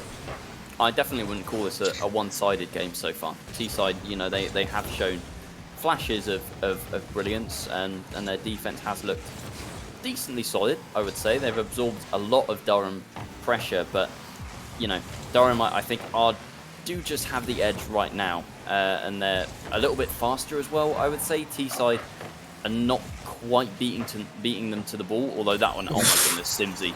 Just a 200 IQ, massive 5-head brain play from Simsy there to put no power on that ball whatsoever. Completely throws off more Dishwasher, and it's just going to bounce into the net at the grand speed of 47 kilometers an hour. Yeah, and a brilliant pass from Classical's finest before, just hitting it over the crossbar, knowing that the 2 defenders on the line, he wasn't going to score it himself.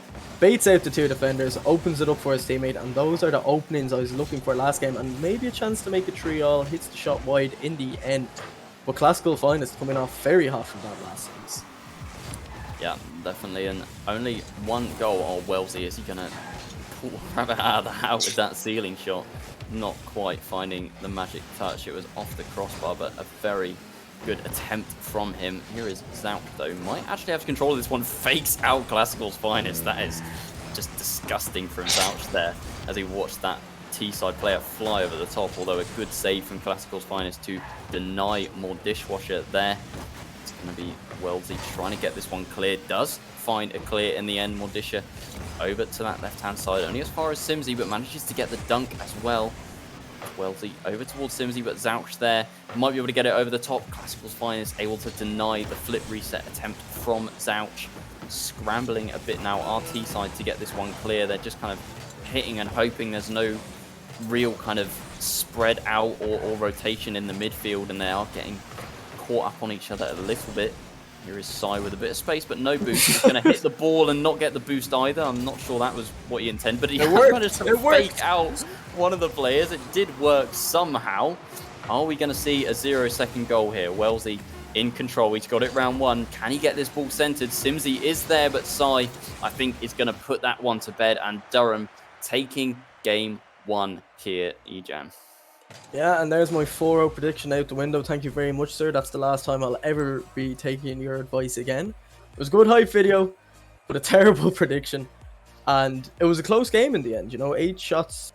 There are I've lost my team names, alright. Insurgency, T-side, there we go. Thank you very much. I'm losing it here right now. But T-side, that was certainly a step up from their last series. They did well to come back from 2 goals down. Make it 3-2 again. They're definitely not out of it. They're definitely not looking weak. I just hope they don't get tired, because they weren't expecting to play this series.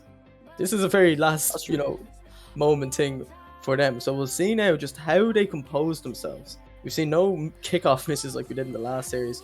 But game 2, it's a best of 7. Still a long way to go in this series. This could be a long night for those T-side players.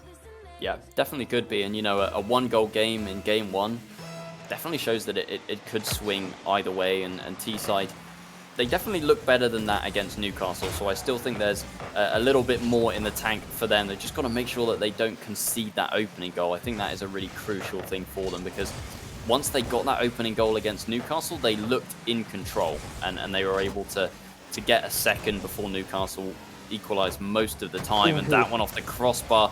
Follow-up shot missed by Mordisha. Here is Zouch trying to look for the double touch. They were a bit awkward there, were T-side, but they have managed to deal with it. Sai, though, able to use all 0 of his boost and get this one away, all the way upfield. Can't get the angle, though. Needed to grab that boost in the corner to be able to get back to the ball, and wasn't able to convert that open net. But counter-attack almost coming through for Durham there. T-side definitely caught out of it. That was an open net there, and it was a great pass from Zouch into the midfield, but Mordisha and Sai not wanting to go for it. Still, though, it's just hovering in that final third. 2 misses coming out from T-side. No one from Durham coming through until Zouch was there. Mordisha, it's onto the crossbar. Can he follow it? Yes, he can, but Wellesley getting that crucial block in. Durham once again asking questions on offense, but so far the T-side defense is holding firm. Yeah, good solid defense again. We saw it last series. They're comfortable to sit back and defend and hit you on the counter-attack. Durham, they have to be aware of this. They can break quite quickly and they can find goals when you least expect it. However, no goals gone in so far yet. I think this is the biggest goal drought we've had in a long time from T-side. But they're playing well. They're playing a lot more comfortable in defense. They're having an opportunity here. Classical Fine is still feeling good. But if you look at Durham defenders around, they're starting to get... Oh, what a dunk from Nelson.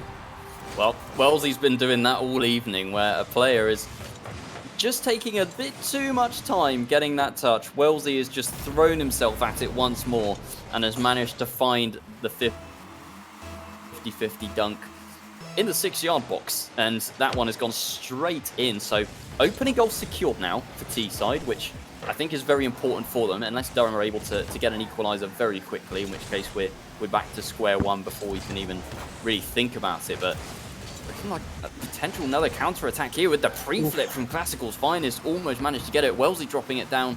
Simsy a bit too far forwards, and it's now Durham on the counter-attack. Mordisha looking for the bump, but counter-attack after counter-attack after counter-attack. That was about 3 Uno reverse cards stacked on top of each other there.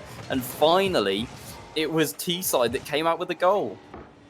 They were 3 wide going forwards. They weren't looking for defenders or anything like that. All Classical, just a quick, simple 50 worked out in the favour of the defender. Oh no, another weird kickoff. The attacking team need to be aware, if they're throwing everyone forward, this side will counter-attack you. As a solo play from Zouch. Oh, just when they needed someone to step it up and break that 2-goal lead, Zouch does it all himself. Yeah, beautiful mechanical play there. The first touch getting the control, the second touch round the pre-jumping defender, and the third off the backboard sunk into the net from Zouch, and halved the lead already, but they're going to need to find another here. That 2-goal lead from T-side seemed pretty hard to crack, and when you're overcommitting a lot and you're scoring counter-attacking goals like that, it shows that when you're taking those decisions to just throw everything at the other team, you are just leaving yourself open to that risk of being conceded on, and Durham falling foul of that. They might get a goal back here. Zouch is not going to get back to this one though, maybe looking for a very close double touch there just to bait out the defense, cause them to jump. But Durham's offense has looked pretty good so far. It's going to look even better. Mordisha with another double touch, his second of the series, and Durham's second of this game. Mordisha and Zouch both scoring double taps. Those goals have been absolutely beautiful. 2 brilliant individual displays of mechanics, and T-side have to start being aware of this. The goals that they let in the first series, they were all sloppy. They didn't come from insane mechanical plays, let's say. They just came from, just missing balls or sloppy things like that. But now, all of a sudden, Mordisha has turned it up, and Durham, they're going to break that curse that they set in the series earlier, that whatever team scores first ends up winning the game. Yeah, well, that's how it is as it stands, but Durham are showing, that they can work as individuals, but they can also work as a team. That pass there was just a beautiful ground pinch off the curve of the wall from Zouch. Mordisha fired it into the top shelf. There was absolutely no chance for the defense there. So showing that they can both, pull out those individual plays, but also know when the right time is to look for each other. And oh my goodness, Wellesley, speaking of individual plays, on the ground, calm and composed there. Caught this one beautifully, did a little hop and jump to think that they might flick it, and then landed back straight over the top of the defense there. Now 3-3, and this is turning into a very closely fought series, Ejam. Maybe the curse isn't over quite yet. If it's anything to take from history, it will be that T-side will win this game. However, we've seen the 2-goal comeback, take it up 3-2. Now it's 3-3. Now things are getting sloppy in defense, Orion. This series, this might be, every series has a turning point where things get sloppy, things get a little crazy. Maybe that has happened now. It's early in the series. The teams, they're looking a lot sloppier than they did at the last game, which is normally when the sloppiness takes place. Yeah, I think this game is definitely going to be a critical one, especially if it goes to an overtime. Just thinking about momentum going forward in the series. If T-side win this, then they'll kind of stop that Durham momentum from building. It would be 2 games unanswered, whereas yeah, the complete opposite. If Durham win, then they will have that 2-game back-to-back win and a 2-0 series scoreline. So, yeah, I think this is very, very crucial that Teesside at least perform well in the overtime if they don't win it. I think if it goes to overtime, I'm favouring Durham. I could be completely wrong, as I have been many, many times in the past, including tonight. But we'll definitely have to see about that. Yeah, it's getting a little panicky on the side of Teesside in the defense right now. They find the clear. Can they get one last counter-attack? Classical knocking it up. Souch is there to clear. And now Orion, the boss is going to die. Oh, no, wait, what? Wait. Oh. That was scary. Classical's finest, leaving it to the last millimeter there. I thought that was in when he left that, but the bounce just before the goal line. Oh, Zouch to Mordisha. It's off the post. It's off the other post. Classical's finest got it clear. Sai. The open net miss from Sai. That is a criminally bad miss. Dishwasher can't score it either. Teesside, hanging on by the skin of their teeth. They're not going to score here, though. Zouch trying to centre it only as far as Wellesley. Mordisha has got one touch. He might be able to get back to this one as well and put it over the top of Classical's finest. Can't get the touch. Classical's finest with the dominus. Can't quite get the flick. Simsy is there to put it back into the centre. Zouch putting it over to the side. Dishwasher, little passing play between Mordisha and Zouch there. Classical's finest trying to get the flick over the top, which he does. Following it up. Can he get the shot on target? Yes, he can. End to end from Classical's finest, putting the team on his back once more and securing a game for Teesside. 1-1 series scoreline courtesy of that beautiful play from Classical's finest. We only had 2 assists that whole game, just to show how every player in this game is capable of stepping it up when they need it. 7 goals, 2 assists. That is absolutely insane. Lots of shots as well across the board. I'm sure these teams are ready. They're pumped to get into this game 3. The predictions, 2 of them were 4-0s. That's not the case here. 3 of them were 4-0s. You're the only one who's on with that 4-2 prediction in the favour of Durham. It's 1-1 at the moment, and I have to say, Orion, I have no idea what team's going to take this. They are so well matched for one another. Yeah, although I think Durham kind of beat themselves in that game, to be honest with you. Like that miss from Sai, it was so painful, just fired it at the crossbar.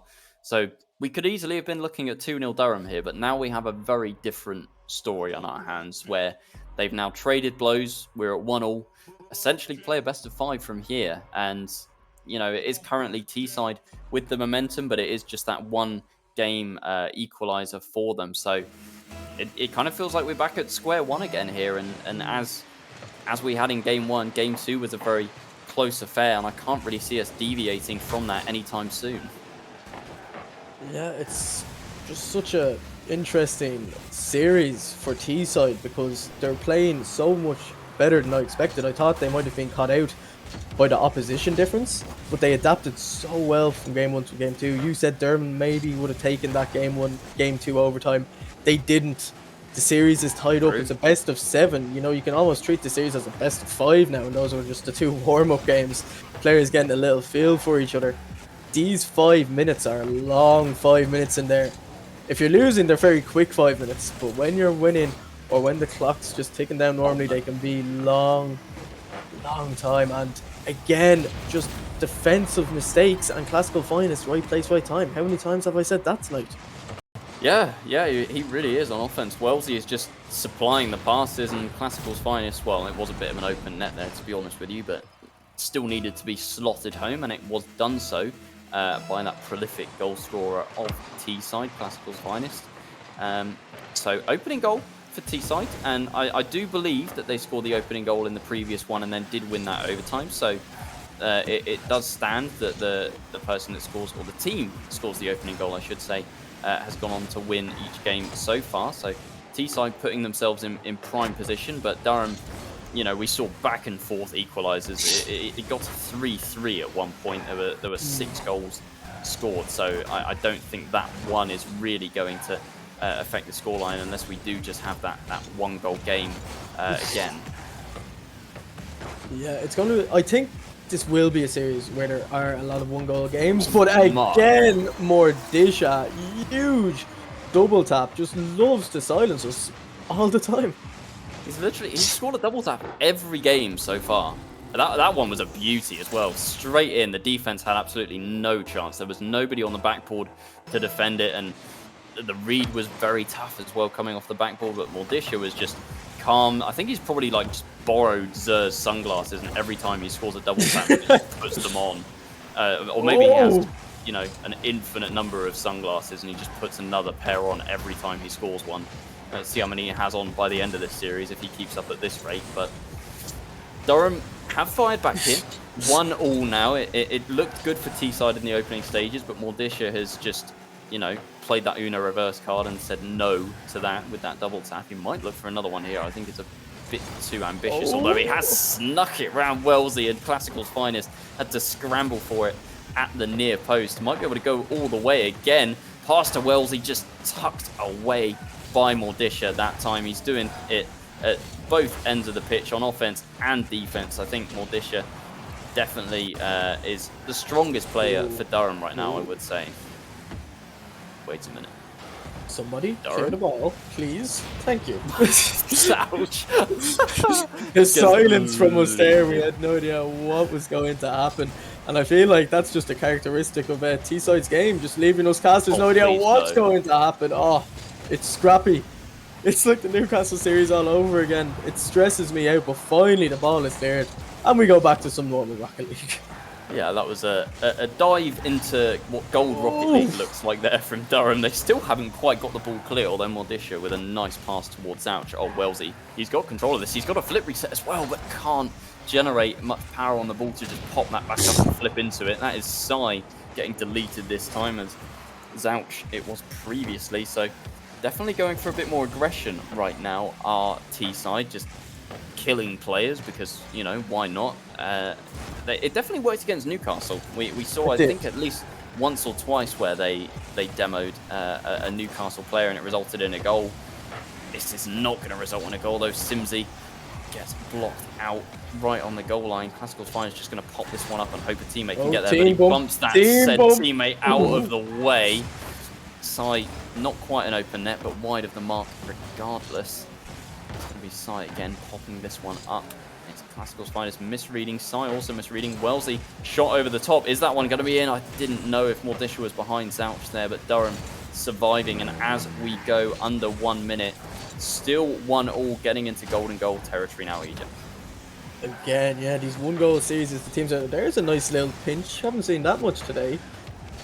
When the ball rolls down off the wall like that, it can catch people off so much. They sometimes think it's going to bounce Zouch up very quickly. And again, you know, there's a lot of pressure on both sides of the pitch. Both teams, it must be a tense game for them. It's a tense game to cast. I can only imagine how these are feeling right now. Nice little bump out of the way. Keeper gets there in the end. And as you say, golden goal territory is 20 seconds away, with both teams looking like they could score at any moment. Yeah, they definitely do. I would say that I feel like despite some wobbles, Durham's defense has tightened up once more. They always kind of seem to be on the same wavelength. Not really many double commits coming out from them. The only real panic is when there's only one player back and they all kind of scramble. Oh, Wellesley, has he managed to find a top shelf here? Oh, that was a double commit there on 0 seconds. Classical's fine is going to keep it up and send it towards his own half. Okay.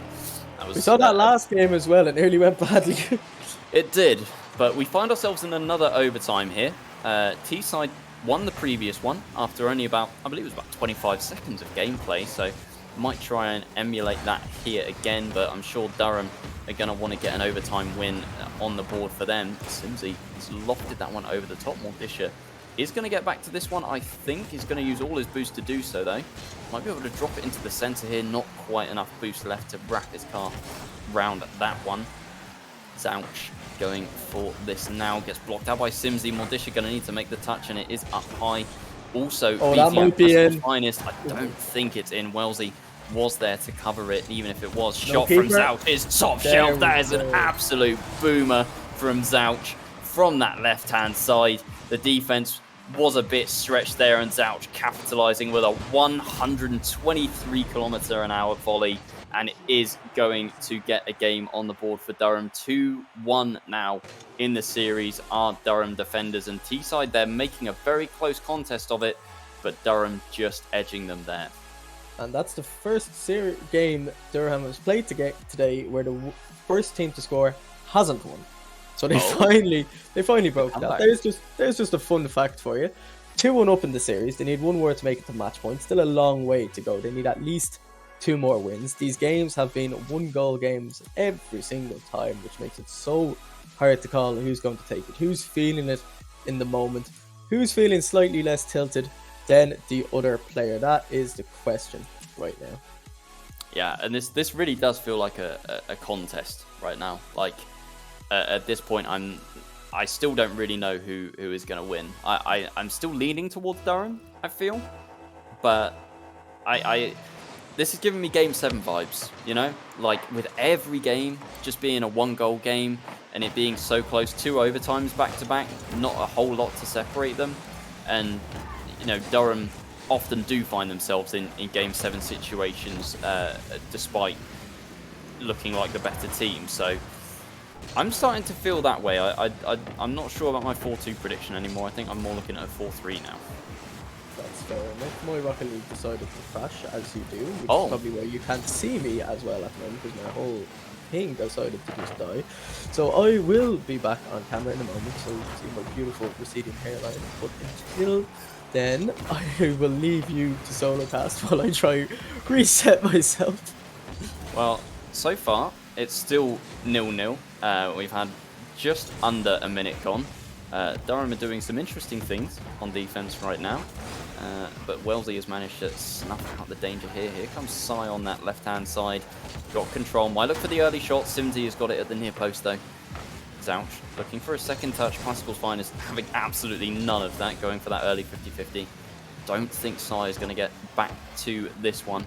Got 100 boost, though. Might be able to get it to Mordisha, which he does. Mordisha in the corner. Going to get another touch. Defense looking a bit shaky now. Has Mordisha snuck that in?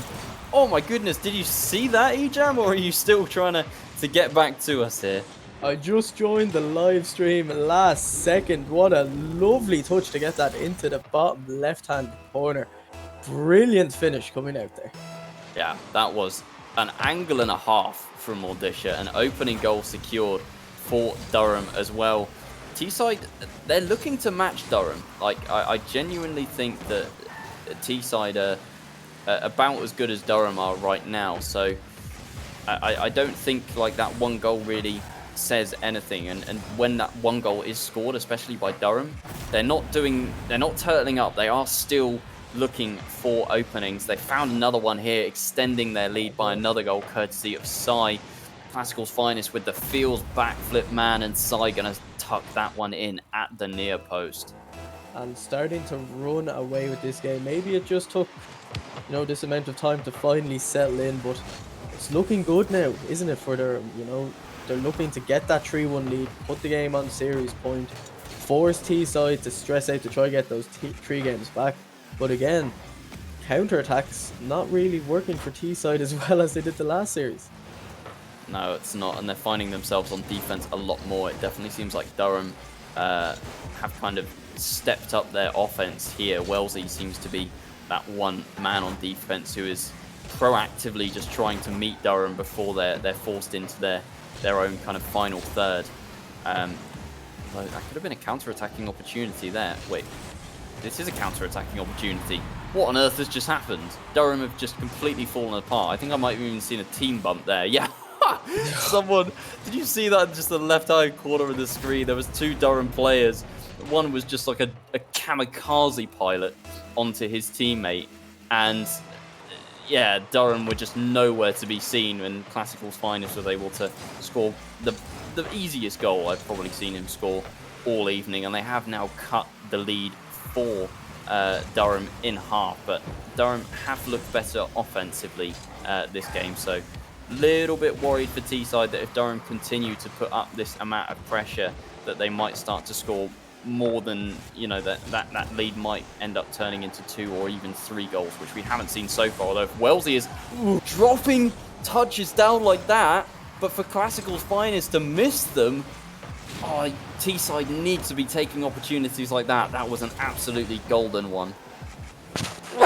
Excuse me, it was a golden one, but maybe another one here now? Nah, just to the right. But T-side, it looked like at the start of that game that they were going to struggle this game. You know, we saw it last series. The first 2 games were 1-goal games, and then it just exploded into life. I was slightly worried for T-side that might happen again, but now, dribble opportunity past one, can't get it past another. They have 90 seconds, still plenty of time in the game, but I say that clock is ticking down very fast for them. Yeah, T-side really need an equalizer now before we kind of get into that 1-minute territory, because I think Durham at that point would start to turtle up. Oh, Zouch with one fake. Can he get it past Wellesley? He's just tucked it to the left-hand side, but just wide of the mark. Classical's finest with 2 clears, passes it to himself, and then gets another one, but Zouch has picked it up in the midfield. Wellesley not going to make contact there. It's just Simsy all by himself. This could be pretty disastrous. Sai with the aerial, but Classical's finest there to beat him. Zouch back into the midfield. Just Mordisha back, but a very loose ball. Oh my goodness, no. that is the best own goal I've ever seen. Mordisha just punts it into Classical's finest, and it's just straight into the net. Oh my goodness. That is such a way to lose a game. I can't see them scoring 2. I could definitely see them scoring 1 more here, but so painful to concede like that for T-side. And they might concede again here. A save coming out. I don't think it was quite as good as Scorpio's own goal in the last series, where his teammate had it behind him and then he was backflipped it into the top corner of his own goal. He seems to be cracking own goals today. There was almost that goal back you were talking about. T-side, they're still looking strong. They're still going for challenges. But again, it just seems to be insanely weird goals going in throughout the series as we've seen today. Great entertainment for us, of course. We don't know what's going to happen. We can never see a play coming because there's been very little passes. It's just a load of solo plays like that as Mordisha nearly gets another double tap. Yeah, and as it stands, this will be the first game in the series where we've had a 2-goal scoreline. I believe every other one has been 1 goal, I think. Mordisha looking for the wall read, not going to find it. Is he going to find another goal here? No, that one is going to bounce up, though. Game is over. Classical's finest looking for the musty flick on the wall, but not going to find it. I mean, why not go for it in that situation? But Durham now extending their lead. I believe that's 3-1. I feel like it's 2-1, but it's 3-1, right? It's 3-1. Same as the score in that game. 3-1. Durham, all of a sudden, they're on game point. Just like that. They are. You yes. know? It's crazy to think that's been 4 games played so far. The series was so close. Durham now, they've pulled ahead. On T-side, they need 3 wins in a row, Ryan. That's a tall order for any team. But sure, look, it's better than having to reverse sweep. Now, that is a tall order for any team. But this is Durham we're talking about. And I don't think you're quite experienced in the Durham way of Rocket League and how they play series. What they do is they play really, really well. And then they don't. And quite often, it can lead to the series going the full length. Sometimes they win, sometimes they lose. It's a complete lottery when it comes to Durham. So, I mean, if T-side take this next game, then I would actually start to believe in that Game 7 happening, to be honest. Because, like, the more that T-side gain momentum, the more that Durham are going to start to lose confidence and fall apart, I feel. Fair enough. Well, if they lose one game, you can almost feel like maybe their confidence will be shared. They'll start losing games after that. So based off what you're saying, I think if Durham don't win this game, I think T-side can come back and win the series. So we'll see how they get on in the following 5 minutes, and we'll see just how many more solo plays we can see, and that is almost a perfect start to the lead. Yeah, Zouch with the very early and low flip reset there, almost caught the defense off guard. It definitely made them panic a little bit, but they did manage to kind of compose themselves. They're not going to be composed as that shot from Mordisha is going to find the bottom left-hand corner, though. Classical's finest played it off to the left. Zouch just a popped-up ball off the corner. Beautiful touch from him, knowing that Mordisha was behind, and then the placement on the shot was pretty exquisite as well. So Durham, once more here, going to get the opener, and it only took them 23 seconds. Indeed, and it's just I'm just a little confused right now where it's going wrong for T-side, because we saw them in the opening few games how well they defended. They took those onslaughts of balls being hit onto the backboard over and over again. I wonder if they're just starting to feel a little tired, starting to lose maybe a little bit of focus. But this Durham side, they're playing to all expectations that both you and Acknell put out before us in the pre-game talk. But T-side, they're still fighting. We'll just see now how well they can do. Yeah, and I think the main thing from Durham is pace. They are outpacing T-side quite a lot, especially in the midfield. Durham is definitely winning that battle, just getting to the ball before their opponents. I think Wellesley really is the only player that is able to kind of match the speed that Durham are playing at, but I think that is the key difference. On top of that, boost management as well. I think Durham, controlling the midfield very well, controlling the midfield boost. And while T-side are generating opportunities, they're not too convincing. They're not troubling Durham as much as they would like it to. Yeah, it's getting a bit tense now if you are T-side, of course. Again, it's a show match, alright? There's nothing but bragging rights on the line for these players. T-side, they decided to take this game up as Newcastle were probably feeling a little shaken after that swept series. Bit of chaos in the defense, almost works out for them in the end. But T-side, they're sitting a bit defensive for my liking at the moment. You have to go out there, you have to get goals, and you cannot miss opportunities like that, because we know how good this team is off the back. Yeah, we definitely do. As Mordisha, oh, that shot was on target. Classical's finest had to scramble for it. This one is on target as well. Defense was blown wide open by that shot at the near post there. Classical's finest went for it, and a bump as well from Mordisha on Wellesley. That was the critical thing that made that play happen there. The back post player not able to come through and make that second save. Durham now with a 2-goal lead as we approach half-time. T-side need to find 2 to take it to overtime. As it stands, Durham will be taking the series 4-1. And we saw a 2-goal comeback in the second game, I believe. It's definitely possible. The teams have done it before. However, do they have the energy? Do they have the morale? And just, Durham are playing so well. You were saying, they play really well, and then they don't. Well, they've stuck to playing really well.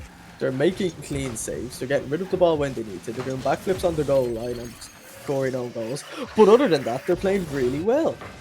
Yeah, that was a bit of a weird one. Wellesley went for it, and I think Zouch was just staying grounded to try and wait for it. That is an unfortunate own goal. Zouch just had no momentum and had to try and use his flip to get it clear. So T-side doing what they needed to do. They have got that goal on the board here. There's still more than 2 minutes left, so plenty of time to find that comeback. And Durham starting to show cracks, although Mordisha, is he able to score this one? No, Wellesley on the backboard, an easy clear for him. Sai straight back into the mixer though, and Zouch to finish. I think T-side must have thought that they had gotten that ball clear, and then it was just thrown straight back at them. Simsy was caught at the near post.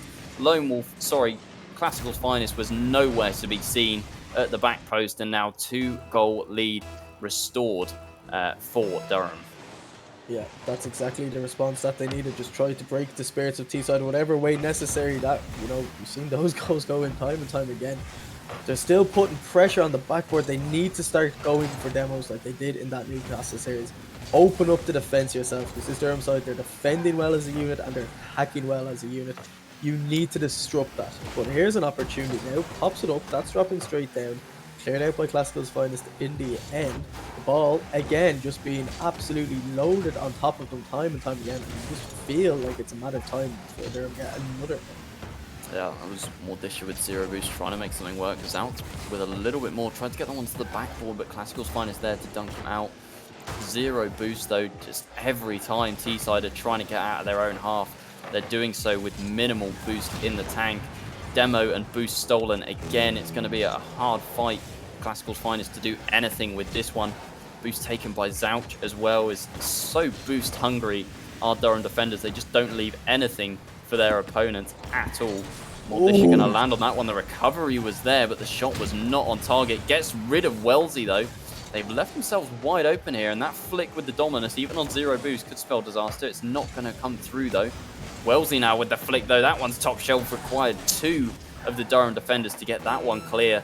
Teesside time is running out there. They have 30 seconds left to find 2. They're not going to find even 1 here unless Wellesley is able to get back to this before Mordisha. Controlling in the side is Mordisha. Not a lot of boost. Still manages to get it over Simsy though. Classical's finest onto the backboard. 10 seconds left. I'm starting to think that Durham might have done enough here as we tick the clock down. Teesside don't look like scoring. Durham look like they might get a 4th, and they are going to get a 4th. Here we go, the double tap. In a way. Kind of. Yeah, it was down off the curve from The backboard goal. We'll call them backboard goals. That way he has whatever. How about that?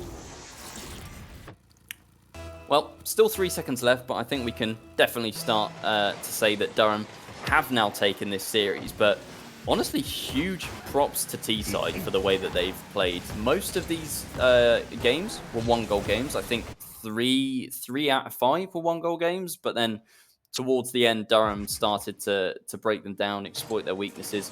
The pace from Durham definitely increased, and Teesside found that hard to match as well.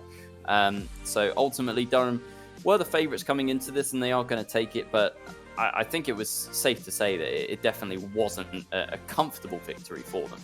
Certainly not comfortable, but in credit to them, they took the game up sort of last moment. They actually did quite well, I thought. The scoreline 4-1 overall was a bit unfair to them. I thought they actually did do quite spectacular throughout that game, but all credit to Durham. You know, we obviously have to praise how well they did. They played extremely well that series. I know, Ryan, I love blasting my co-casters with this question. Who was your player of the series and why? I've got to go with the dishwasher, obviously. 3 double touches in 5 games is just like unheard of, and all of them were pretty good as well. Zouch as well scored a pretty good double touch.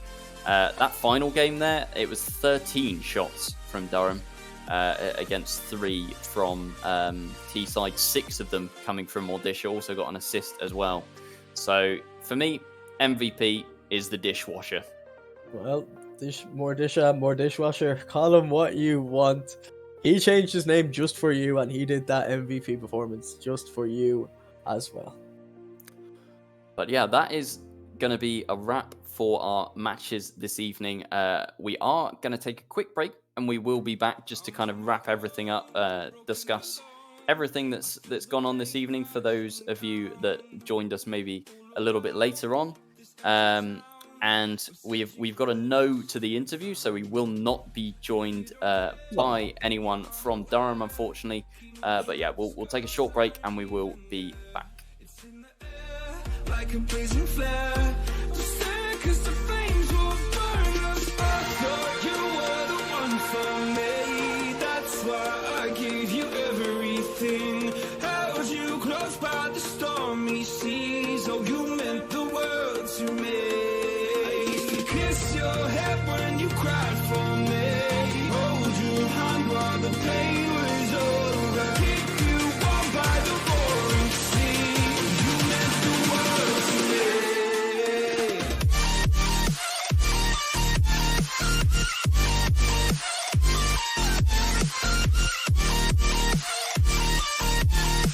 Oh, you meant the world to me.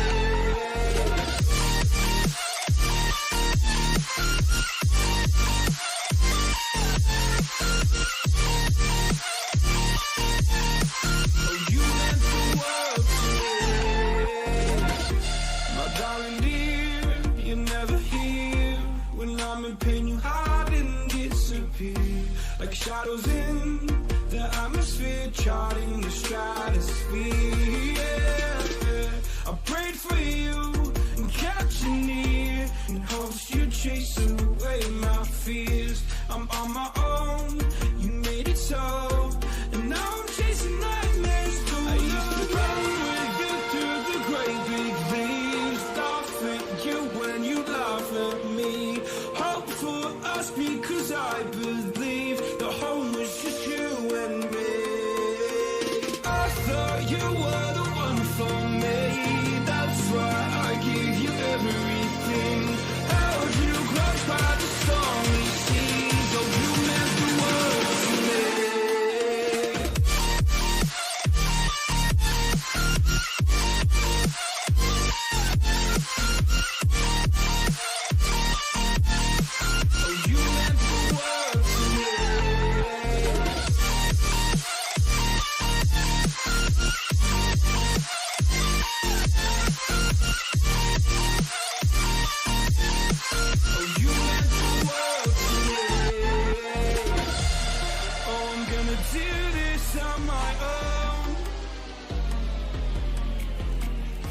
no point in blaming you, you did not know.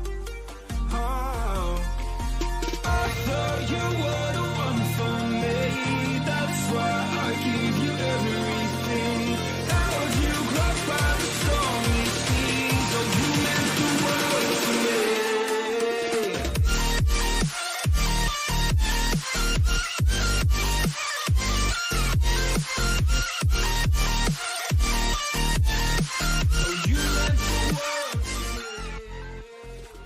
Okay, welcome back, ladies and gentlemen, for the final time here for these University Varsity show matches. We are all wrapped up for tonight, but we're going to wrap things up a little more. I am Sorry, I can't.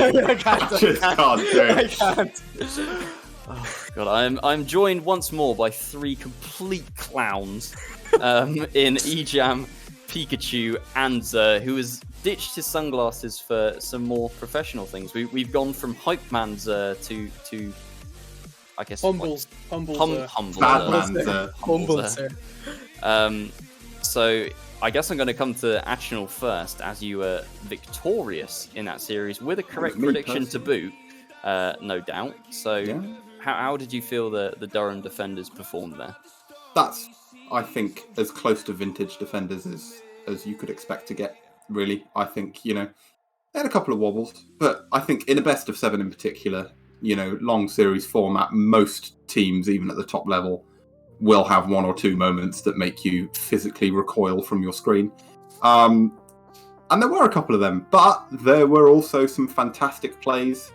I think Cypher did really well. Kudos to him, Yes, he may have clattered that open net off the crossbar, but, we've all been there, I think it's fair to say. And aside from that, in the actual execution of what he did, no one's ever perfect. But being in the right places, finding the right kind of things, that was all good. I can't do serious analysis while dressed like this. I just can't.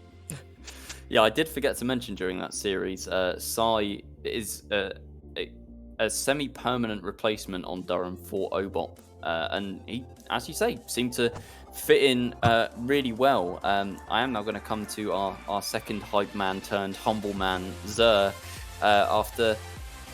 Okay, it wasn't a crushing defeat. T-side played really well. Credit to them. Yeah. So I don't think you have too much to be disappointed about. Durham on paper were the better team, and you had 3 one-goal games against them. Yeah, as I mentioned, I've been humbled, to be honest. Well, I was rooting for T-side the entire time. Durham, they're a strong team, realistically, and I was banking on the fact that obviously T-side came from that 4-0, that they'd have a lot of momentum coming into this game, and Durham have been known to, choke a little bit, maybe throw the games, let the defense get a little bit sloppy, but they were tight, so as a result, I'm just going to... There we go. Cheers. But yeah, as you say, Cheers. Durham, they looked in pretty good form there, which is positive going forwards. Like, it definitely was in Durham's nature before to be a little bit sloppy when they were in front, but I have to say, they look very convincing. With Sai and Ejam, you casted that one alongside me, although maybe for about 90% of it. 10% of it you were AWOL, but for the stuff you saw, were you impressed by Durham, and also were you impressed by T-side?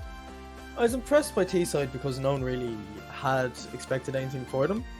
And obviously I don't know the UK scene as well as we do the Irish team. So for me, this is all me figuring out just how good the NSC is and the players you produce. And I'm impressed, to say the least. Obviously, you always seem to absolutely batter us come the international tournaments, especially I'm still heartbroken on St. Patrick's Day when Yorkshire knocked out NUIG.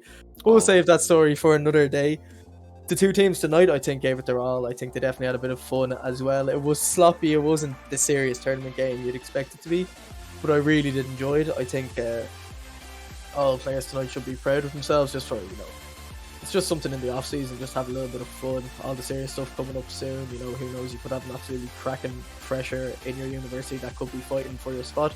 So for some of these players, this could be the last time they're playing together in a way, and they might not even realise it.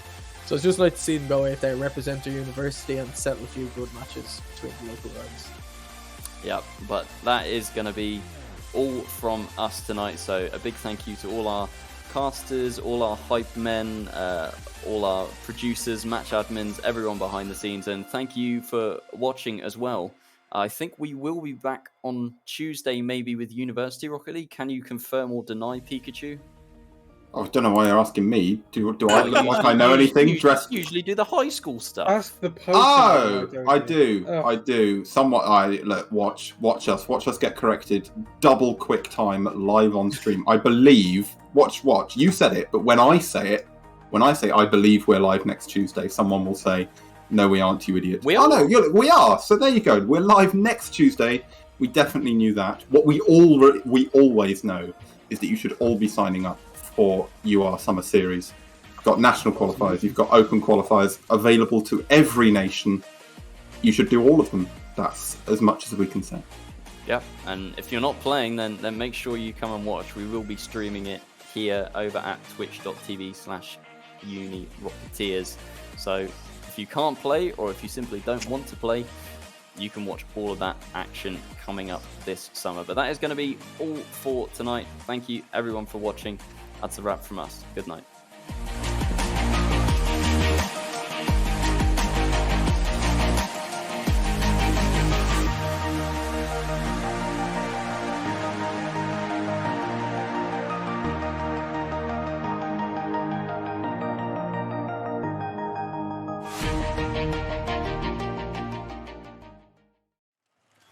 It's a great pass, but Tigray is gonna make the save, and it looks like the Kings are back on the throne. It wasn't as tidy as we thought it would be, but Berlin, Phoenix, and Germany are top of Europe against Salford, and the British tried hard, like the Dutch and so many countries that came before tried their best too, but it just wasn't good enough.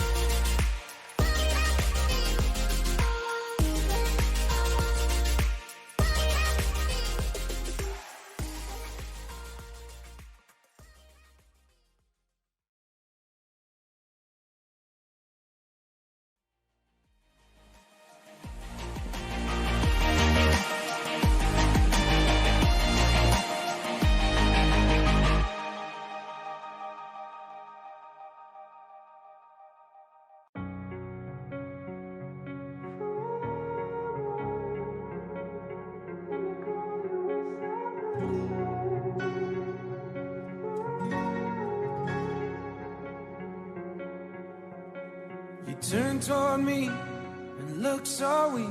I've never seen you with such tired eyes. And everything we said we'd be, we just traded for a suit coat and a tie.